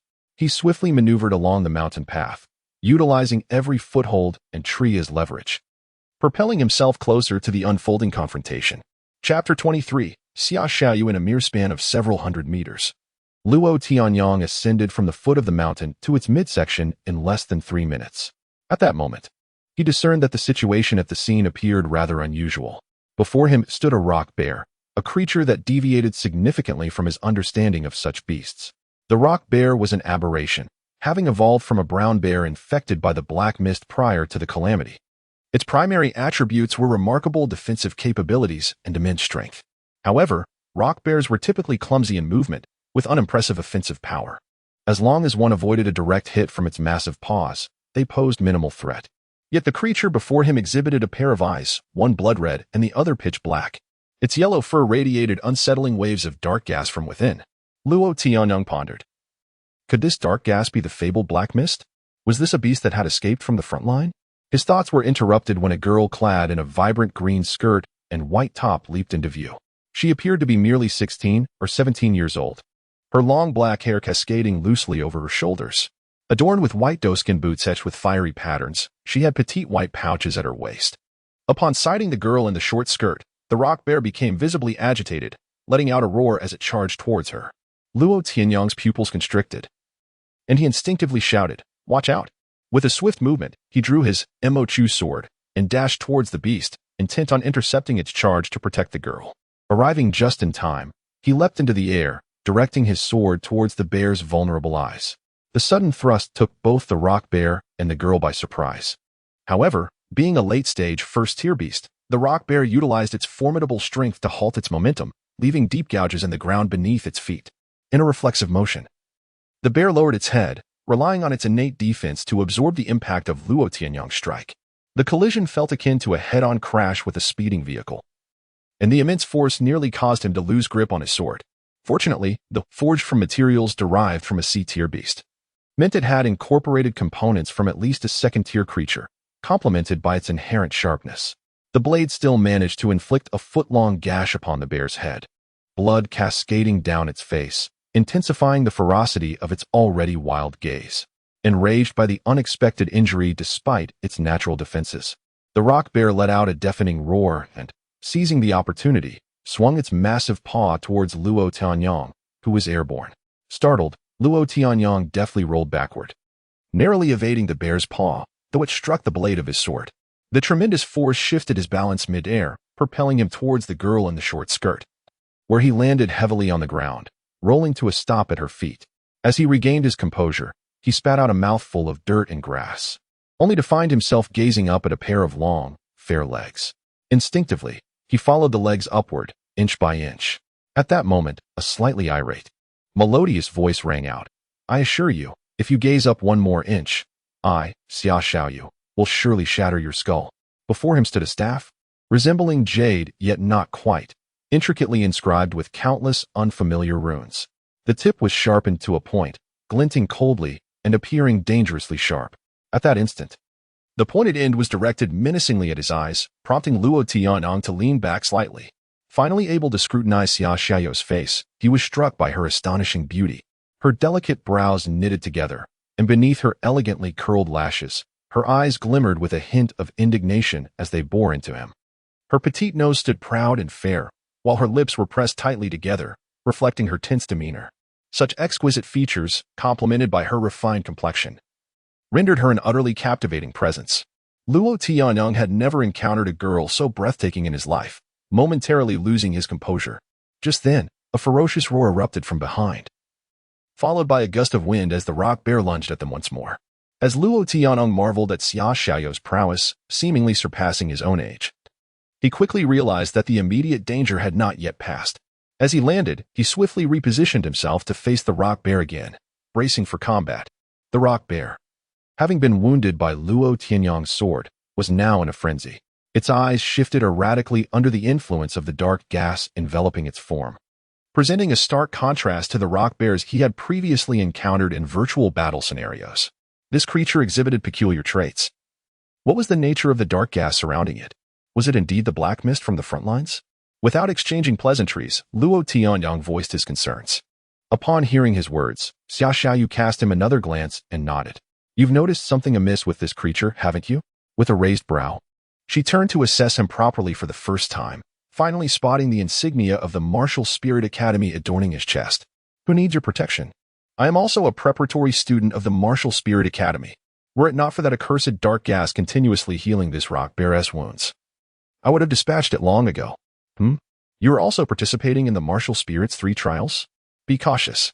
Luo Tianyong and Xia Xiaoyu deftly evaded the bear's attacks, maneuvering swiftly to exhaust its stamina while rapidly communicating. "Are you suggesting that unless we eliminate the dark gas afflicting this rock bear, we cannot slay it?" Chapter 24. The power of the Yin-Yang exorcist. As Luo Tianyong scrutinized the wound he had inflicted upon the rock bear, he found that Xia Xiaoyu's observations were indeed accurate. Dark energy emanating from the beast was converging significantly at the site of the injury, where the wound was gradually healing. How could this be? Luo Tianyong was perplexed. This was entirely different from the rock bear he had encountered on the virtual combat platform. At that moment, the rock bear, seemingly provoked by the evasive maneuvers of Luo Tianyong and Xia Xiaoyu, lost its patience. It suddenly stood upright, emitting a piercing roar, and struck the ground with its massive paws, creating a thunderous sound that shook the earth within a dozen meters. Following this, as the rock bear gradually raised its paws, a faint yellow light visibly extracted from the ground beneath it. "This is bad. It is drawing upon the earth's elemental forces," Xia Xiaoyu exclaimed in alarm. Luo Tianyong halted, sensing the gravity of the situation. In an instant, he shifted his stance from defense to offense, raising his ink-black sword, the Imo-Chushiwei, and charged directly at the rock bear. Meanwhile, Xia Xiaoyu, upon witnessing Luo Tianyong's decisive attack, understood his intention. He aimed to interrupt the rock bear's accumulation of earth elemental power. Should the bear succeed in gathering a substantial amount, they would find it increasingly difficult to contend with this formidable creature. With this thought in mind, Xia Xiaoyu hesitated no more and surged forward alongside Luo Tianyong.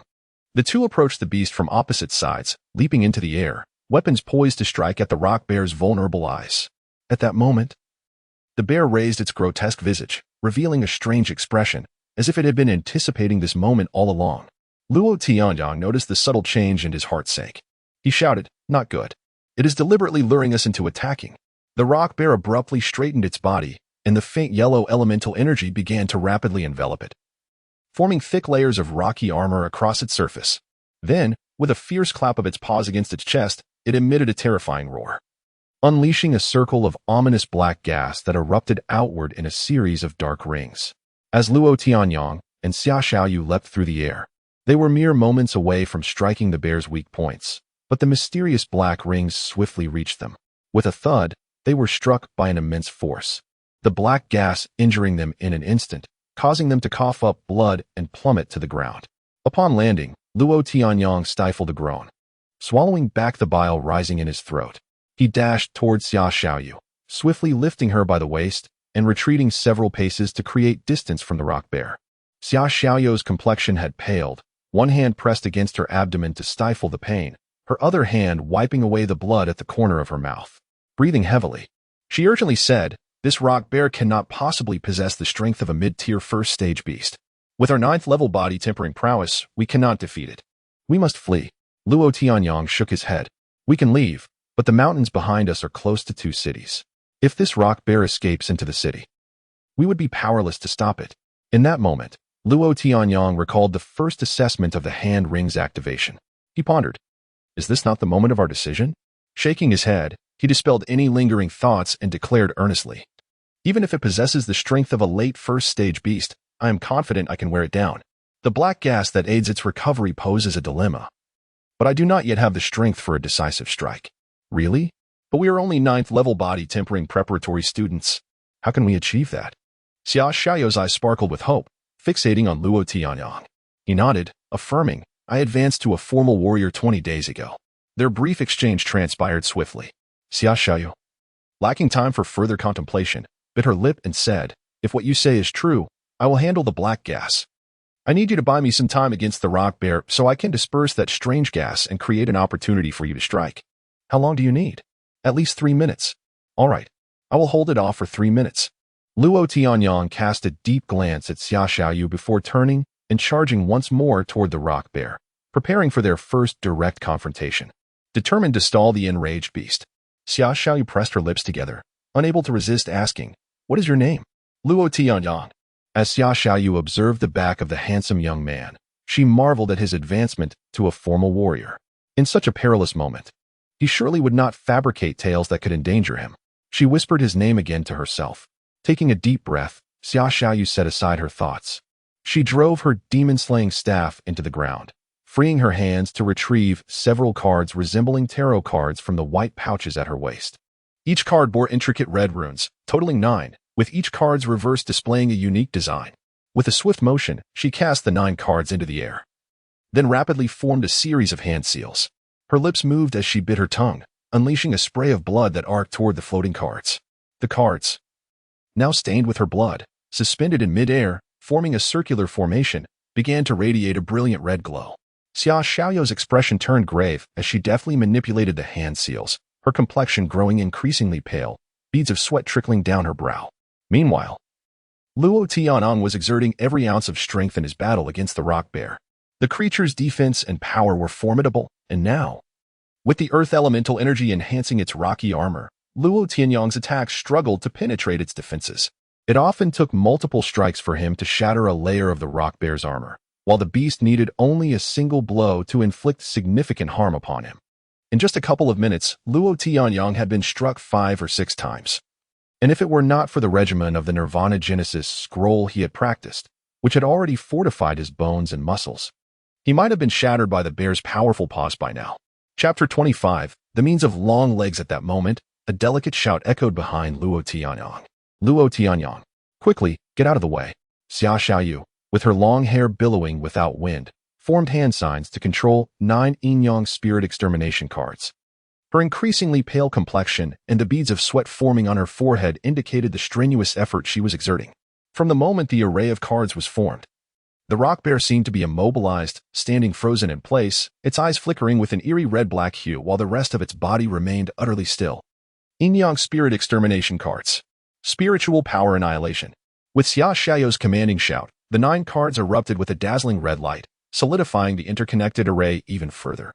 The crimson formation descended like a mountain upon the rock bear, producing a thunderous sound as it pressed down. Gradually, it began to rotate counterclockwise.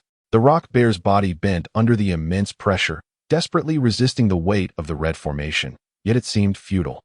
At that moment, wisps of pale yellow and black mist emanated from the rock bear, dissipating into the air. You have stripped it of its elemental power and the strange black gas within its body. How is this possible? Luo Tianyang was indeed taken aback by the sight of this girl, who appeared slightly smaller than himself, and for the first time recognized Xia Xiaoyou's formidable strength. I can't hold on much longer. My limit is only about 20 seconds. Now quickly go and slay this beast. Xia Xiaoyou's face grew even paler, and she almost staggered as she urged Luo Tianyang. Upon hearing this, Luo Tianyang did not hesitate to inquire about Xia Xiaoyou's condition. He immediately seized the ink sword and charged towards the rock bear. Noticing Luo Tianyang's approach, the rock bear panicked and began to thrash violently. The 9 cards hovering above trembled, causing the red formation to shake violently. Quick! I can barely hold on.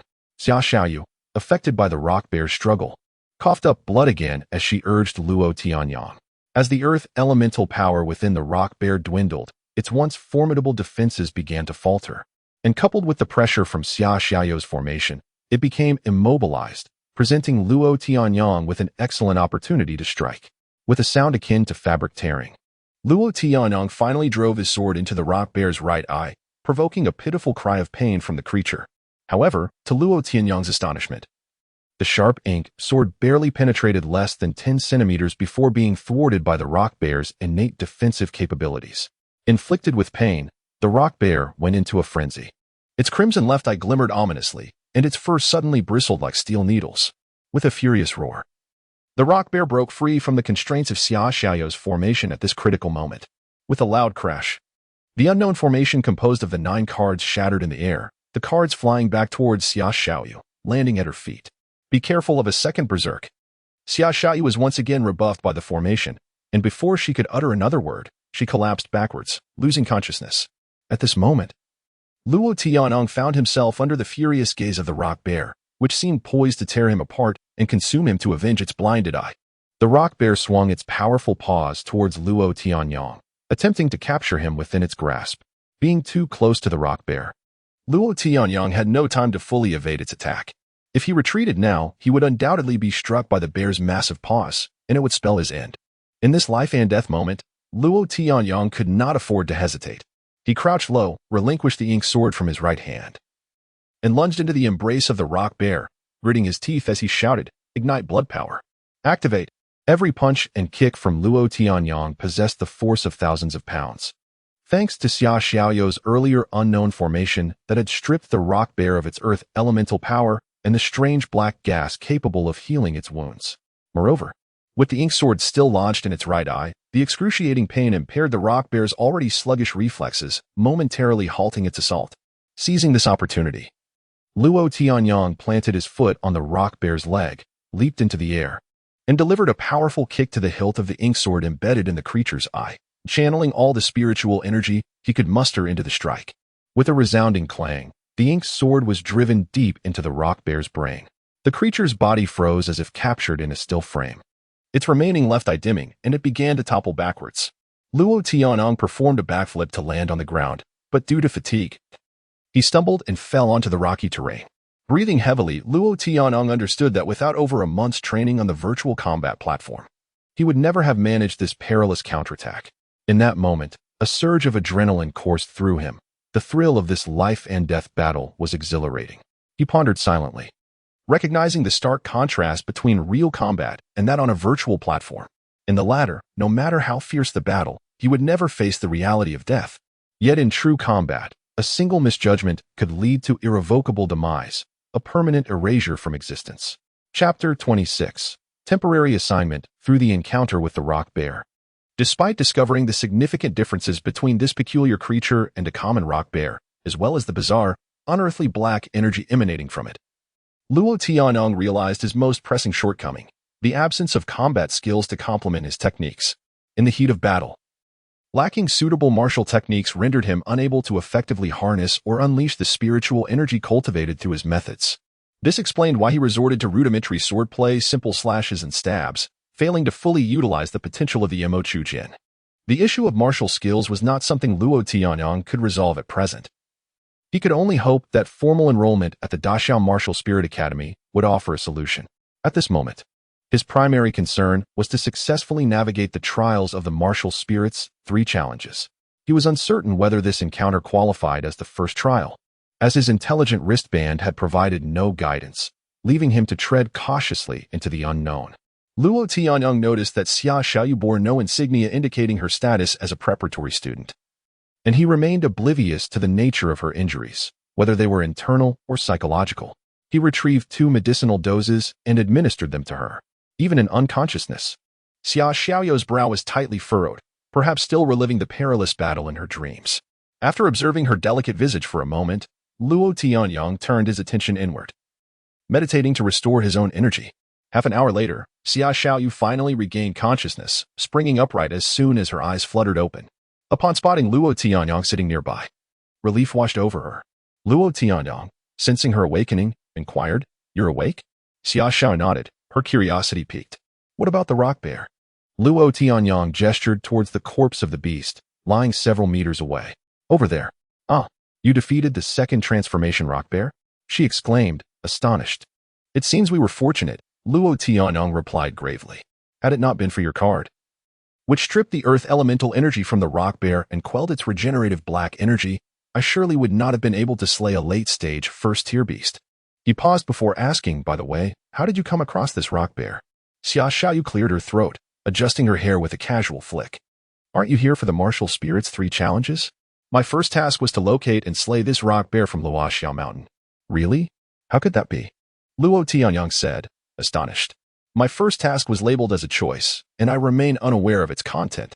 "Oh dear, now that you've slain the rock bear, does that mean my task is complete or not?" She pondered, her face contorting in thought. She quickly activated her intelligent wristband, causing a beam of blue light to shoot upwards, accompanied by an electronic chime. Beep. Specially recruited student Xia Xiaoyu. Assessment of the first trial of the martial spirit's 3 challenges, completion rate 50. Given the unusual circumstances surrounding this beast, a temporary supplementary task is now issued. Investigate the source of the bizarre unknown black energy within the rock bear in collaboration with Luo Tianyang. Simultaneously, Luo Tianyang's wristband chimed as well. He promptly checked the notification. Beep. Luo Tianyang. First trial of the martial spirit's 3 challenges. Choice. Temporary supplementary task. Investigate the source of the bizarre unknown black energy within the slain rock bear. "You are a specially recruited student?" Luo Tianyang asked, lowering his wristband to look at Xia Xiaoyu. "I was raised by my master, who has always told me that our lineage is the only one aside from the Longhu Mountain sect to carry on the tradition of exorcist and yin-yang masters. After my master passed away, I was uncertain of my path, so I accepted the proposal from that white-eyed individual to enter the Daxiao Martial Spirit Academy." "Ah, I see. An exorcist, how fascinating. It is my first encounter with one." "Your techniques are indeed impressive," Luo Tianyang remarked, nodding in acknowledgement. Xia Xiaoyu tossed her head back proudly. "What do you mean impressive? My master was the truly remarkable one. I am about to turn 17, having practiced yin-yang techniques for over 10 years. Yet I cannot compare to even a finger of my master." "You're not even 17 yet?" Luo Tianyang was once again astounded by Xia Xiaoyu, recognizing her as a prodigious talent. By this time, Xia Xiaoyu appeared to have regained her strength. Her demeanor markedly improved. She turned to Luo Tianyang, smiling radiantly like the morning sun. "You must have given me healing medicine. Thank you. I will overlook your earlier indiscretion of glancing at my legs. After all, how can such a good-looking young man gaze at a girl in that manner?" "No, I was tea," Luo Tianyang stammered, feeling wronged by her words. Xia Xiaoyu waved her hand dismissively. All right. I've said I want tea, hold it against you.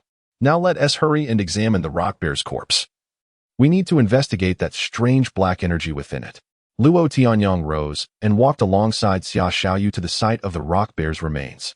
To their astonishment, the once brownish-yellow, massive creature had begun to decay and turn black within the mere span of half an hour, its body appearing to have shrunk significantly.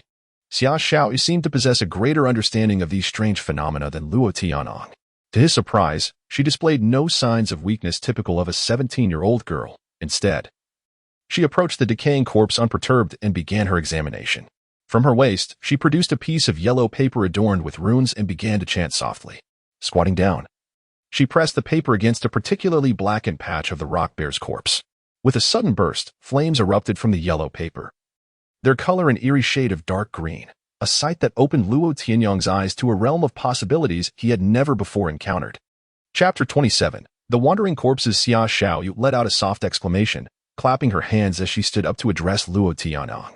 I have visited the front lines tainted by the black mist with my master, observing the black fog from a distance. The dark energy enveloping this rock bear is not merely remnants of that mist.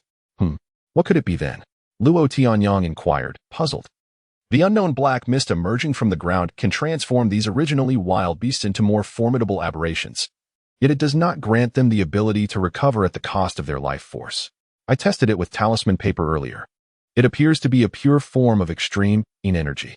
However, if it were indeed extreme energy, the flames igniting the talisman should have burned with a normal hue. Yet, this dark green flame leaves me uncertain as to its true nature.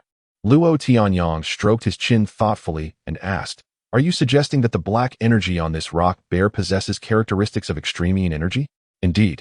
Only extreme energy could ignite the talisman paper I just used, Xia Xiaoyu confirmed with a nod. Then why is it present on Luoxia Mountain? Luo Tianyang glanced around curiously at the mountain, posing the question. Upon hearing his inquiry, Xia Xiaoyu's eyes suddenly brightened, and she clapped her hands together. I know. Let us ascend to the summit. We are bound to uncover something significant. Startled by her sudden enthusiasm, Luo Tianyang hurriedly asked what she expected to find at the top. Observing Xia Xiaoyu as she climbed and spoke, he reluctantly sheathed his initial sword and followed, pondering how this girl was even more reckless than Luo Jin. Diving headlong into the unknown graveyard without a second thought. Both being cultivators, they found the ascent effortless. Utilizing the mountain trail, they covered several meters with each stride, reaching the summit in a mere 7 to 8 minutes. As they climbed, Luo Tianyang casually remarked, I have a feeling that our every move is being observed by those from the Daxiao Martial Spirit Academy. Xia Xiaoyu rolled her eyes at this, pointing to the display of the smart wristband on her arm with her right index finger. Are you not aware that our smart wristbands monitor us throughout the assessment? Luo Tianyang paused, realizing that Bai Tong and Colonel Qin had failed to inform them of this detail. No wonder they were aware of the strange black energy that appeared on the rock bear we slain. So that's how it is. By this time, dusk began to settle, and it was around 5 o'clock in the afternoon. As they conversed and progressed, Xia Xiaoyu suddenly halted, raising her hand. Wait, something feels off. Following her gaze, Luo Tianyang beheld a large iron gate, approximately 8 or 9 meters wide, flanked by gateposts inscribed with the gilded characters Luoxia Cemetery. It appeared to be a cemetery that had existed prior to the calamity of the Black Mist. The iron gate was ajar, revealing a gap, while the left side bore a nearly 2-meter-wide gash.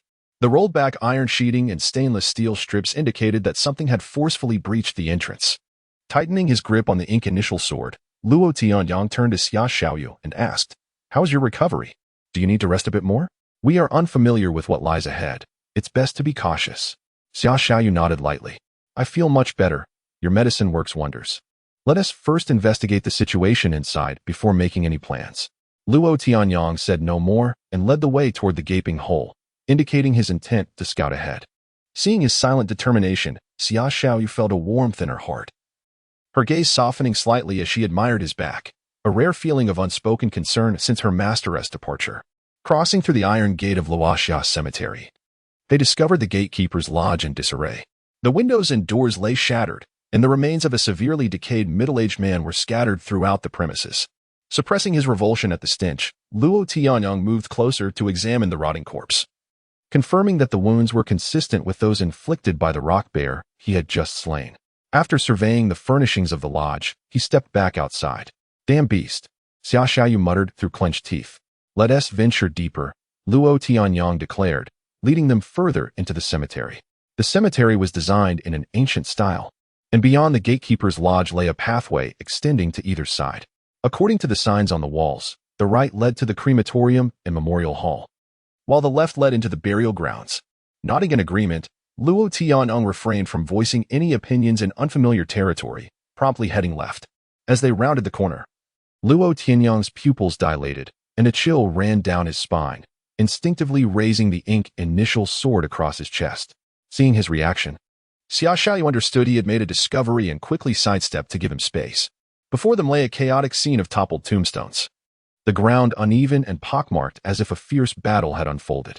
In the distance, several old earthen graves had been violently disturbed, mounds of earth scattered everywhere, and countless overturned piles were visible. Some of these mounds contained decayed coffins. Yet, what truly sent shivers down Luo Tianyang's spine were the rotting corpses now wandering aimlessly in the cemetery, the very essence of death. Corpses shrouded in eerie black mist. These cadavers wore tattered clothing, some barely hanging on as mere rags. Some had decayed to the point of being little more than remnants of flesh clinging to their bones, while others appeared to have been buried not long ago, showing minimal signs of decomposition. All these corpses now moved like mindless puppets, shuffling about the cemetery in an aimless manner. Corpse puppets. It cannot be. How can there be so many corpse puppets? Xia Xiaoyu exclaimed in shock. Chapter 28. The Yin-Yang swastika. A startled cry from Xia Xiaoyu instantly captured the attention of numerous corpse puppets, who turned their hollow, eyeless sockets towards the direction of Luo Tianyang and Xia Xiaoyu. It was as if these undead beings were struck by a paralysis spell, momentarily frozen in place. After a brief pause, they unleashed a primal howl akin to that of a wild beast, and in an astonishing instant, they transformed from sluggish entities into swift, darting figures, charging relentlessly towards Xia Xiaoyu and Luo Tianyang. Xia Xiaoyu, jolted by the sudden urgency, grasped Luo Tianyang's arm and pulled him back, exclaiming, "We must flee. There are too many of them. These creatures feel no pain, do not belong to the 6 paths nor the 3 realms, and their numbers are overwhelming. We cannot fight them off." Upon hearing her words, Luo Tianyang swiftly surveyed their surroundings. The terrain was expansive, and facing dozens of these insensate monsters was indeed a daunting challenge. Thus, he retreated alongside Xia Xiaoyu. Their speed is astonishing, running away is futile. We must find advantageous terrain where we can confront them. At that moment, Xia Xiaoyu recalled something and nodded vigorously. Let's head towards the incineration room. If we can separate these corpse puppets, we might stand a chance. Remember, we must not let them scratch or bite us. They carry a potent corpse poison. Behind them, the pursuing horde of corpse puppets emitted a thick, black mist, leaving a trail of decaying flesh as they clawed and lunged after the two. As dozens of these ghastly entities closed in, Luo Tianyang was assaulted by an overwhelming stench, prompting him to gag involuntarily. "This odor is unbearable," he exclaimed. "The stench of death is truly offensive, akin to that of a decaying rat," Xia Xiaoyu commented as they fled.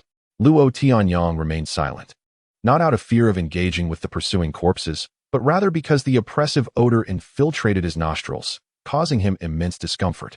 In the blink of an eye, he and Xia Xiaoyu reached the first mortuary, a spacious room of over 100 square meters, neatly furnished with chairs draped in white covers and scattered with various items. Relief washed over Luo Tianyang as he noticed a side door leading to another mortuary, currently ajar. Seizing the opportunity, he firmly pulled Xia Xiaoyu. "Wait, let's deal with a few here first. We can guard the door, preventing the corpse puppets from overwhelming us, thus allowing us to take them out one by one." Xia Xiaoyu found Luo Tianyang's strategy sound and began to prepare. He expected her to produce rice, red thread, or other talismans as seen in childhood comics. However, to his surprise, she merely pressed the end of her demon-slaying staff, causing it to retract with a swift motion, leaving only the sharp tip resembling a dagger. With her right hand gripping the staff, Xia Xiaoyu made a decisive slash across her left palm, blood immediately welling up. Luo Tianyang, bewildered, raised an eyebrow but refrained from questioning her, opting instead to observe. Each time Xia Xiaoyu inscribed a card, it radiated a crimson glow, seemingly siphoning her blood, causing her complexion to pale further. Noticing Luo Tianyang's puzzled expression, she explained, "The emergence of corpse puppets requires numerous conditions to be met, with the primary one being the accumulation of extreme yin energy. However, it is illogical for so many to appear at once. Hence, we can only deduce that it is linked to the source of the mysterious black mist we are investigating." Luo Tianyang swiftly grasped her implication. "So, you believe that is the only plausible explanation?"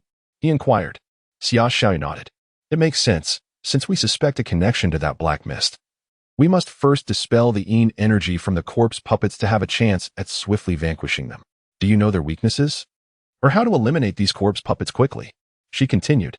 "As I mentioned, corpse puppets lack pain receptors. They cannot be killed by mere blows unless we sever their heads and eradicate the attached yin energy. This swastika symbol I possess is the most effective means for dealing with the yin energy of corpse puppets. Luo Tianyang nodded in understanding. Their exchange and preparations unfolded rapidly. In the brief span of time, the horde of corpse puppets had drawn near. In response, Xia Xiaoyu cast 3 swastika symbols onto the corridor beyond the door, forming a protective array on the ground. As the corpse puppets approached, Xia Xiaoyu shouted, "Yin-yang swastika. Activate." A brilliant red light flared as the foremost corpse puppet stepped onto the symbol. Upon contact, a dazzling crimson glow erupted, akin to oil splashed into water, accompanied by a hissing sound. The interconnected swastika symbols formed a vast attack circle, ensnaring the first 7 or 8 corpse puppets. The sizzling noise indicated that these creatures sustained significant harm. Black yin energy billowed from the corpses, dissipating into the air with the wind's caress. With control over the symbols, Xia Xiaoyu declared, "Now, we can take them down." Hearing her command, Luo Tianyang did not hesitate. With a swift motion, he drew his sword and slashed at the neck of the foremost corpse puppet. The puppet, having suffered grave damage from the swastika symbols, offered no resistance as Luo Tianyang closed in, a wave of rancid odor assaulting him. Gritting his teeth, he concentrated all his spiritual energy into his arm and swung his sword. To his astonishment, despite his strength exceeding 800 kilograms and the sharpness, the blade met with tremendous resistance against the corpse puppet's neck, as though cleaving through a massive tree. "Ah!" Luo Tianyang roared, his body surging with power as the veins on his hand bulged prominently.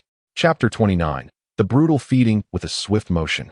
A sense of exhaustion surged through him as he finally severed the head of the first corpse puppet. Luo Tianyang kicked the lifeless body aside and charged towards the next.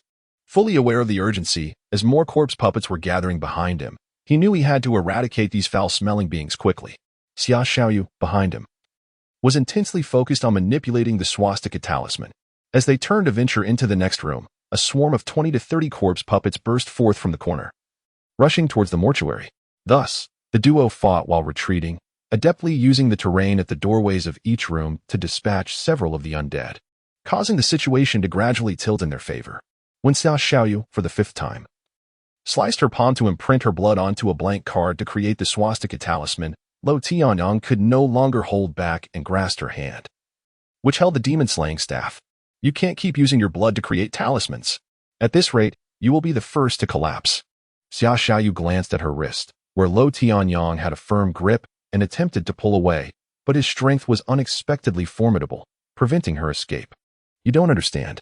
Without the swastika talisman to dispel the overwhelming yin energy from these foul corpse puppets, you won't be able to sever their heads. Their flesh and bones have been tempered by yin energy to be as tough as stone. Mayamo Chujian should be capable of that," Luo Tianyang insisted.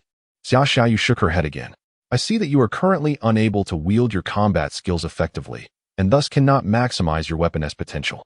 With our strength, we shouldn't even be able to handle these corpse puppets. The fact that we've managed this far is a miracle." But Luo Tianyang attempted to argue further, only to be interrupted by Xia Xiaoyu. "Luo Tianyang, we have no time for hesitation. Look, more are coming," she urged, her gaze fixed on the advancing corpse puppets. With no choice, Luo Tianyang released Xia Xiaoyu but quickly retrieved a bottle of harmony pills he had acquired from Meng Xiaotian. He and Luo Jin had split 3 pills, and he had already consumed 1, leaving 2. He swiftly poured 1 pill into his palm, roughly pressed it into Xia Xiaoyu's mouth, his action brusque and straightforward. Xia Xiaoyu's eyes widened in disbelief, unable to fathom how a boy could be so lacking in gentility, so rudely feeding her a pill. Just as she was about to protest, a warm sensation spread through her body, alleviating the weakness she had felt from blood loss. "What is this pill?" she inquired, her eyes sparkling. "Ah, how do you have harmony pills for martial artists? There is only 1 left. Now is not the time for such discussions. Let us continue, hopefully. We can endure until we eliminate these corpse puppets," he replied. "All right." Xia Xiaoyu fell silent, focusing on crafting the swastika talisman while stealing glances at Luo Tianyang, an unfamiliar sensation blossoming in her heart. As time passed, their coordination became increasingly seamless. One dispelled the yin energy within the corpse puppets using the swastika talisman, while the other wielded the Mo Chu Jian to behead them. Yet, the vastness of the Luoxia cemetery loomed large, occupying a significant area atop Luoxia Mountain. Many uncremated graves filled the cemetery, as the common folk of the Great Xia nation still leaned towards traditional burials despite efforts to promote cremation. Surveying the remaining 20 or so corpse puppets, Lo Tianyang turned to Xia Xiaoyu. "Can you hold on?" With a weak nod, she replied stubbornly, "I can still manage. But this is the last room. If we get through here, we can only move outside." Lo Tianyang glanced outside the cremation room, where a small forest had been preserved to maintain the mountain's natural beauty. "Let us aim to eliminate another batch in this room. Then we can confront the rest in the woods." Xia Xiaoyu remained silent, opening her mouth to speak but swallowing her words. She turned to the side passage of the cremation room just as her swastika talisman was triggered again, with more corpse puppets hot on their heels. Gathering her focus, Xia Xiaoyu resumed her control over the swastika talisman, while Lo Tianyang followed suit, brandishing his sword and channeling his energy to strike at the necks of the approaching puppets. After a fierce battle, Lo Tianyang grew more adept at dispatching the corpse puppets, skillfully dodging their attacks while relying on Xia Xiaoyu's talisman to eliminate them. However, the tension of constant combat left them no time to recuperate. Lo Tianyang's energy was dwindling, and Xia Xiaoyu, not yet a fully fledged martial artist, found herself in a precarious state. Aware of Xia Xiaoyu's deteriorating condition, Lo Tianyang pressed forward, sacrificing his remaining energy to fight through the crowd of corpse puppets at the door. After a while, having dispatched 7 or 8 more, they had no time to catch their breath before witnessing another dozen corpse puppets rapidly closing in from behind. Lo Tianyang seized Xia Xiaoyu's hand, urging, "Let us go." He pulled her from the cremation room and dashed into the forest. In the woods, the pair fought while retreating, effectively utilizing the cover of the trees to slow the pursuing puppets, granting Lo Tianyang more opportunities. However, the open space burdened Xia Xiaoyu further. She had no time to gather her strength and could only use the last few swastika talismans she had prepared in the cremation room. Soon, her talismans were exhausted, and as the remaining corpse puppets closed in, beads of sweat formed on her forehead. She looked around at the trees and urgently called out, "Lo Tianyang, I need to climb a tree. Otherwise, I want to be able to prepare and release the swastika spell." Chapter 30. The clumsy oaf. As Xia Xiaoyu had chosen a tree and was hastily climbing upwards, it seemed that her short skirt hampered her movement, and it appeared she was not particularly skilled at climbing. Her awkward motions resembled those of an octopus clinging to the trunk, inching upward. Glancing back at the swiftly approaching horde of corpses, Luo Tianyang, in a moment of desperation, disregarded the consequences and placed a hand firmly on Xia Xiaoyu's posterior, intending to propel her upwards. After all, he believed his strength exceeded 800 kilograms, making it a trivial matter to lift a girl who weighed less than 100 pounds. However, having never been in a romantic relationship with a girl, Luo Tianyang seemed to have underestimated the complexity of the situation. The instant his hand made contact with Xia Xiaoyu's soft form, an uncontrollable, electric sensation coursed through his body. Xia Xiaoyu, taken aback, emitted a piercing scream without warning. "Ah, you, what are you doing?" She felt an intense heat as a large hand touched her backside, and her pale face, previously drained from blood loss, suddenly flushed a brilliant crimson. Reacting instinctively, she lost her grip on the tree, and instead of continuing her ascent, she began to kick wildly at Luo Tianyang. "Luo Tianyang, you're dead. How dare you touch my backside? No wonder Master said men are all clumsy oafs. I'll kick you to death." Unexpectedly, as Luo Tianyang released his grip, Xia Xiaoyu's flailing resulted in her tumbling down from the tree. Fatefully, she landed squarely on Luo Tianyang's shoulder, her short skirt comically draping over his head. In that moment, Xia Xiaoyu wished she could burrow into the ground, overwhelmed with embarrassment, as she helplessly kicked her legs and slapped at him. "Oh no, Luo Tianyang, you're bullying me." At that moment, Luo Tianyang was utterly bewildered. He had never encountered such an alluring scene before, and he felt his ears grow warm. With Xia Xiaoyu's skirt covering his head, he could only gaze downward at her long legs, while the warmth radiating from behind his head was unmistakable. With Xia Xiaoyu still seated atop him, kicking her legs in protest, the sensation was both exhilarating and bewildering. Aware of his culpability, Luo Tianyang remained silent, thinking of the foul-smelling corpses trailing behind them. He quickly bent down to set Xia Xiaoyu on the ground. Seeing that Luo Tianyang had lowered her without taking advantage of the situation, Xia Xiaoyu hastily jumped down. "This was my fault. I just wanted to get you up quickly. In an emergency, we must deal with the immediate threat first, all right?" Though feeling wronged, she recognized the truth in Luo Tianyang's words and let out a reluctant hum of agreement. Luo Tianyang then stepped forward, and Xia Xiaoyu instinctively took a step back. "What are you doing?" I'm taking you up. We don't have time. I need you to dispel the negative energy from these corpses so we can defeat them. Forgive me. Apologizing, Luo Tianyang grasped Xia Xiaoyu's waist. He was struck by how slender and delicate her form was, and he thought to himself, what a little enchantress she was, capable of bewitching countless souls. Steadying himself, Luo Tianyang gently lifted her, channeling his strength to toss Xia Xiaoyu onto the tree. This time, she deftly found her footing on a branch, stabilizing herself with ease. As a practitioner of yin-yang arts who specialized in long-range abilities, distance was crucial for her combat effectiveness. She gave Luo Tianyang a playful huff, then crouched down, leaning against the trunk as she prepared to cast a spell. Taking her magic staff, she pierced the tip into her palm once more, reopening a wound that had only just begun to scab. Observing her preparations, Luo Tianyang chose to focus ahead, positioning himself beneath the tree for the impending confrontation. They needed to eliminate the remaining horde of corpses to fully escape the peril, as there was no longer anywhere to evade or maneuver. Meanwhile, the brief interlude between them had cost them precious moments, and soon over a dozen corpses encircled them in a fan-like formation. Lacking pain and sight, the corpses attacked purely on instinct, making them relatively easy to handle. However, being born from the Earth's most sinister energies, their skeletal frames and decaying flesh were remarkably resilient, making it challenging for two low-level practitioners to contend with them. With a swift motion, 9 cards flew from above Luo Tianyang's head. A weak voice emerged from behind him. Luo Tianyang, my spiritual energy can only sustain for 1 more minute. We have but this one opportunity. Upon hearing this, Luo Tianyang turned to see Xia Xiaoyu leaning against the tree, her previously fierce demeanor replaced by a fragile appearance. Understanding that she had truly reached her limit, he nodded earnestly at her. Trust me, just 1 minute. Leave it to me. I will ensure your safe descent. Xia Xiaoyu felt an overwhelming fatigue. Excessive blood loss and the strain of using a forbidden spell had taken their toll. Yet, in that moment, she experienced an inexplicable sense of safety.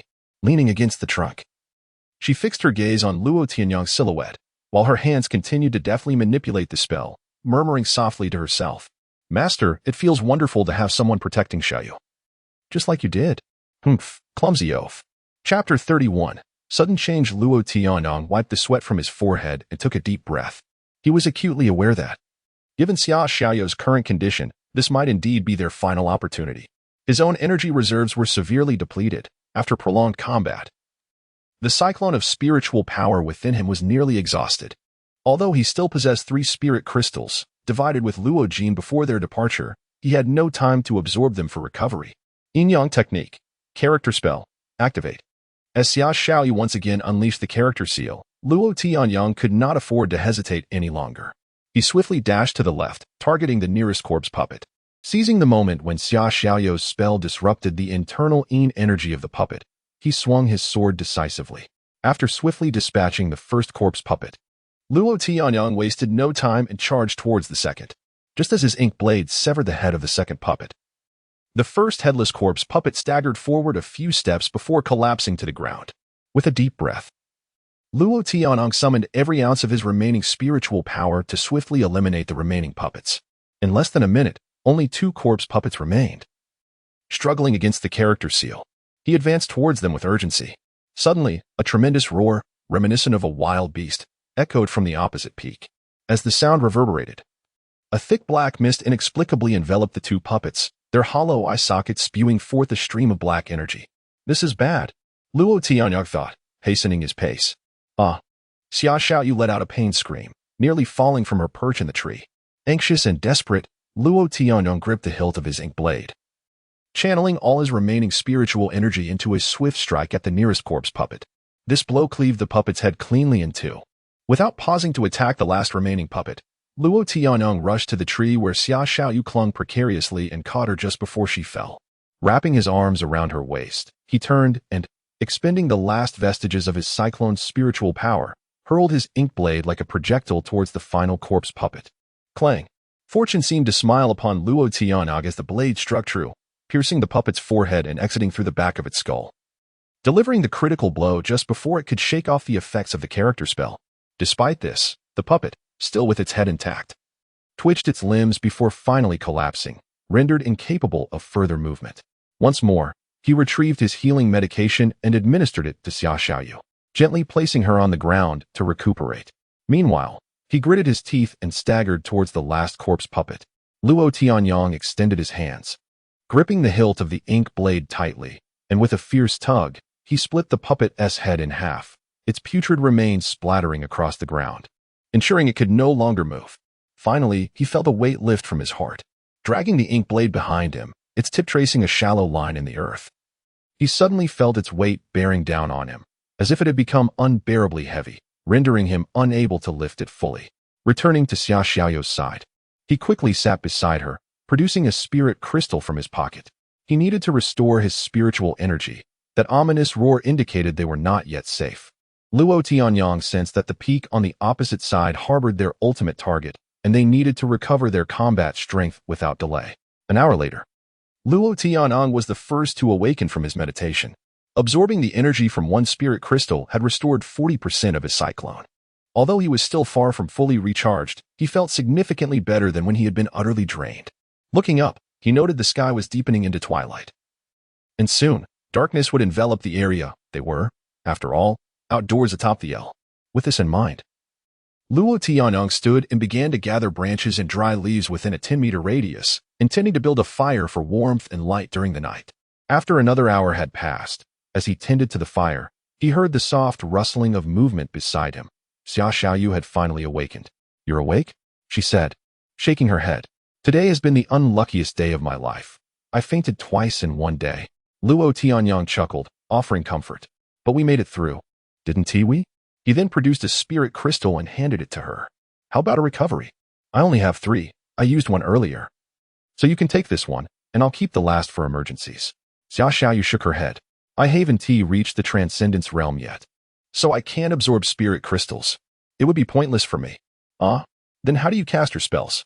Luo Tianyang asked, astonished. "That's a secret technique from my sect. I'm using it beyond my current level, which requires my own blood as a sacrifice. A misstep could have dire consequences." Xia Xiaoyu explained. Luo Tianyang nodded in understanding. "What now?" That massive roar from the peak suggests a formidable foe is still present. Upon hearing this, Xia Xiaoyu's face paled further. "How can the assessment from the Daxia Martial Spirit Academy be this difficult? It's beyond my capabilities." Luo Tianyang shared her sentiment. Having barely survived the onslaught of the group of corpse puppets, the looming threat of something larger on the opposite peak left him at a loss for how to fulfill the temporary task issued by his smart bracelet. Just then, the device on his wrist vibrated again, projecting a red hologram into the air. Luo Tianyang, first stage of the martial spirit trials, remaining assembly time, 23 hours, 59 minutes, and 58 seconds, 57 seconds, 56 seconds. What is happening? The sudden change startled Luo Tianyang, and he sprang to his feet.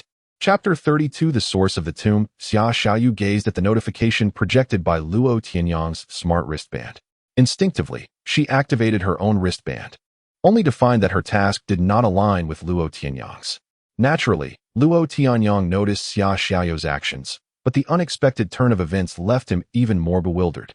He swiped through the virtual screen to locate the map indicator, realizing that he was now quite close to his destination, Wanzhou. "But didn't I still have a temporary task?" Xia Xiaoyu supported herself against a nearby tree and stood up, evidently not wishing to hinder Luo Tianyang's assessment task. She proactively said to him, "Then let's hurry and complete the investigation task." Luo Tianyang paused for a moment, then quickly grasped Xia Xiaoyu's intention, which only heightened his fondness for her. He shook his head gently, saying, "You should rest and recover first. In your current state, even if we make a discovery, it would be difficult to ensure safety. Besides, I checked the distance, we should have enough time." Seeing the seriousness in Luo Tianyang's expression, Xia Xiaoyu ceased to argue and immediately found a clean spot to sit down and begin her meditation. Luo Tianyang, witnessing this, also settled down to calmly review his first assessment task. This task was titled, Choice. Task details, none. Throughout his journey, aside from encountering the rock bear incident at the fork of Luoxia Mountain, where he met Xia Xiaoyu and collaborated with her to slay the rock bear and the corpse puppets, there had been no hints regarding his task. Until just now, when his wristband suddenly indicated that there were less than 24 hours remaining until the assembly time. The more he pondered, the more perplexed he became. And he could only smile wryly. What exactly are the 3 trials of the Daxia Martial Spirit Academy? With no answers in sight, Luo Tianyang decided to abandon his thoughts and simply take things one step at a time.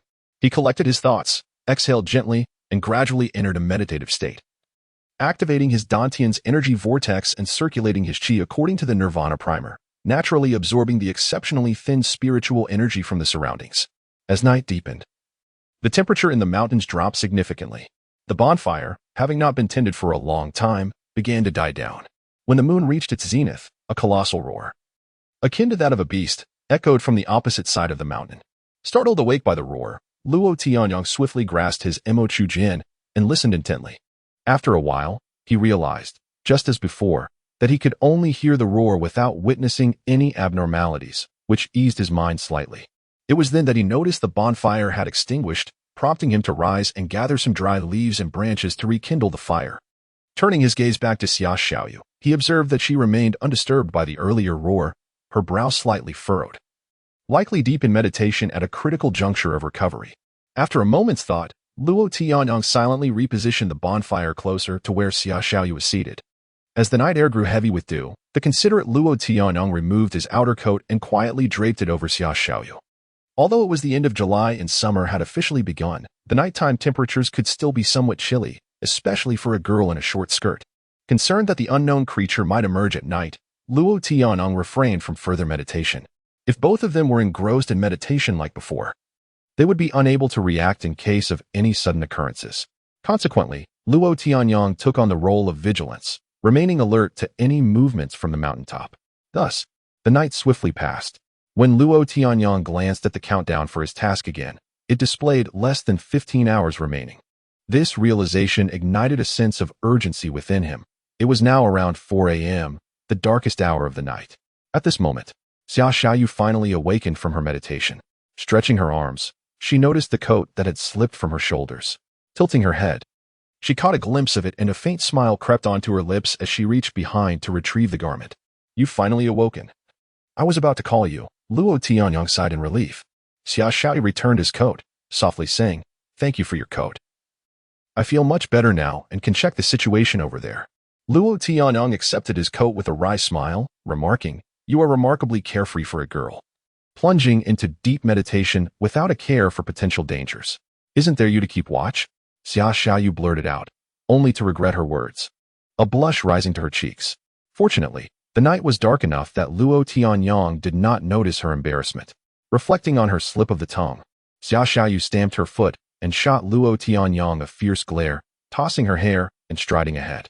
Confused by Xia Xiaoyu's sudden change in demeanor, Luo Tianyang rubbed his nose, deciding it was unwise to quarrel with a girl.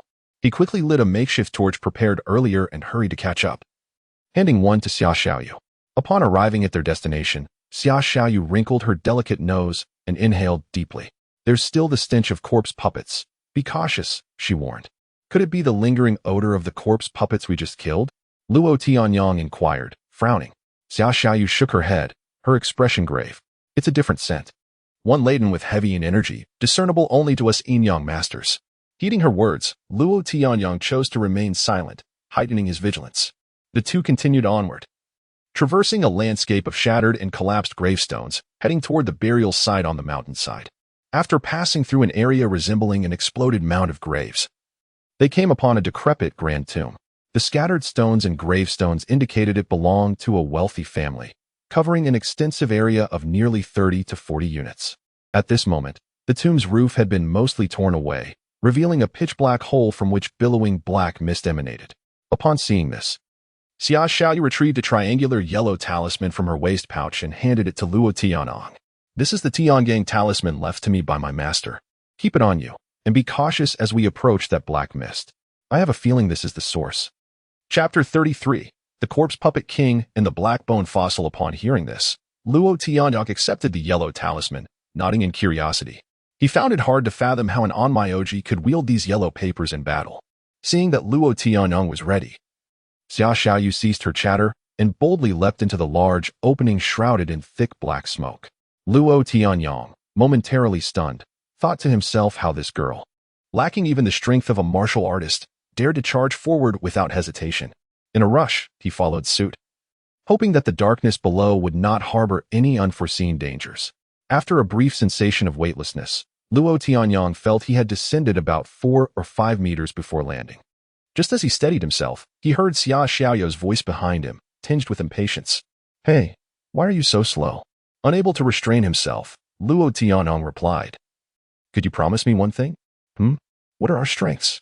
You are barely a novice martial artist, and I have just crossed into the martial artist realm. Moreover, I am a martial artist unfamiliar with combat techniques. You recklessly rush in here without knowing what lies ahead.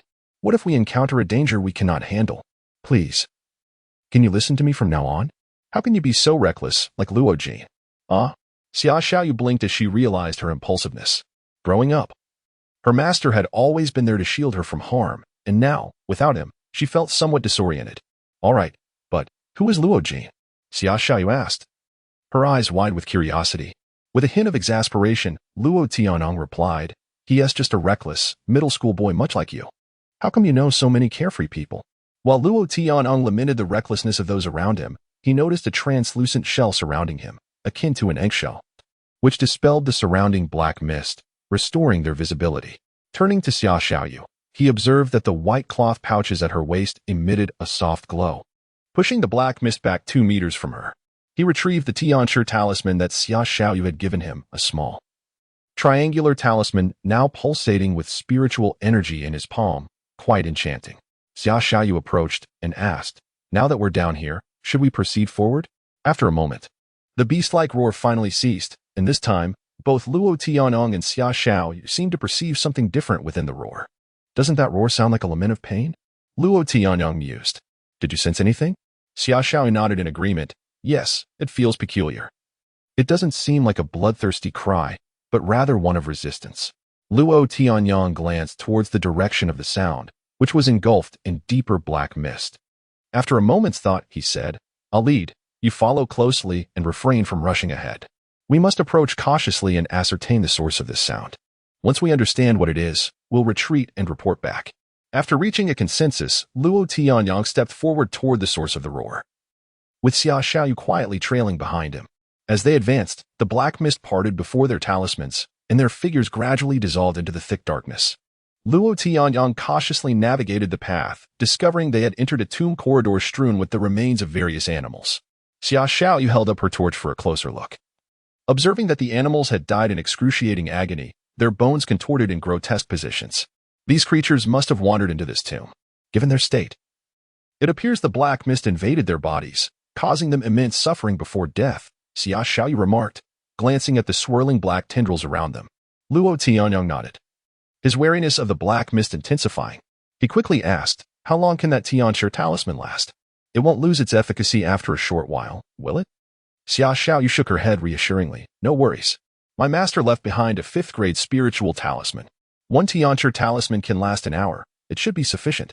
Reassured, Luo Tianyang pressed deeper into the corridor, with Xia Xiaoyu hastily following.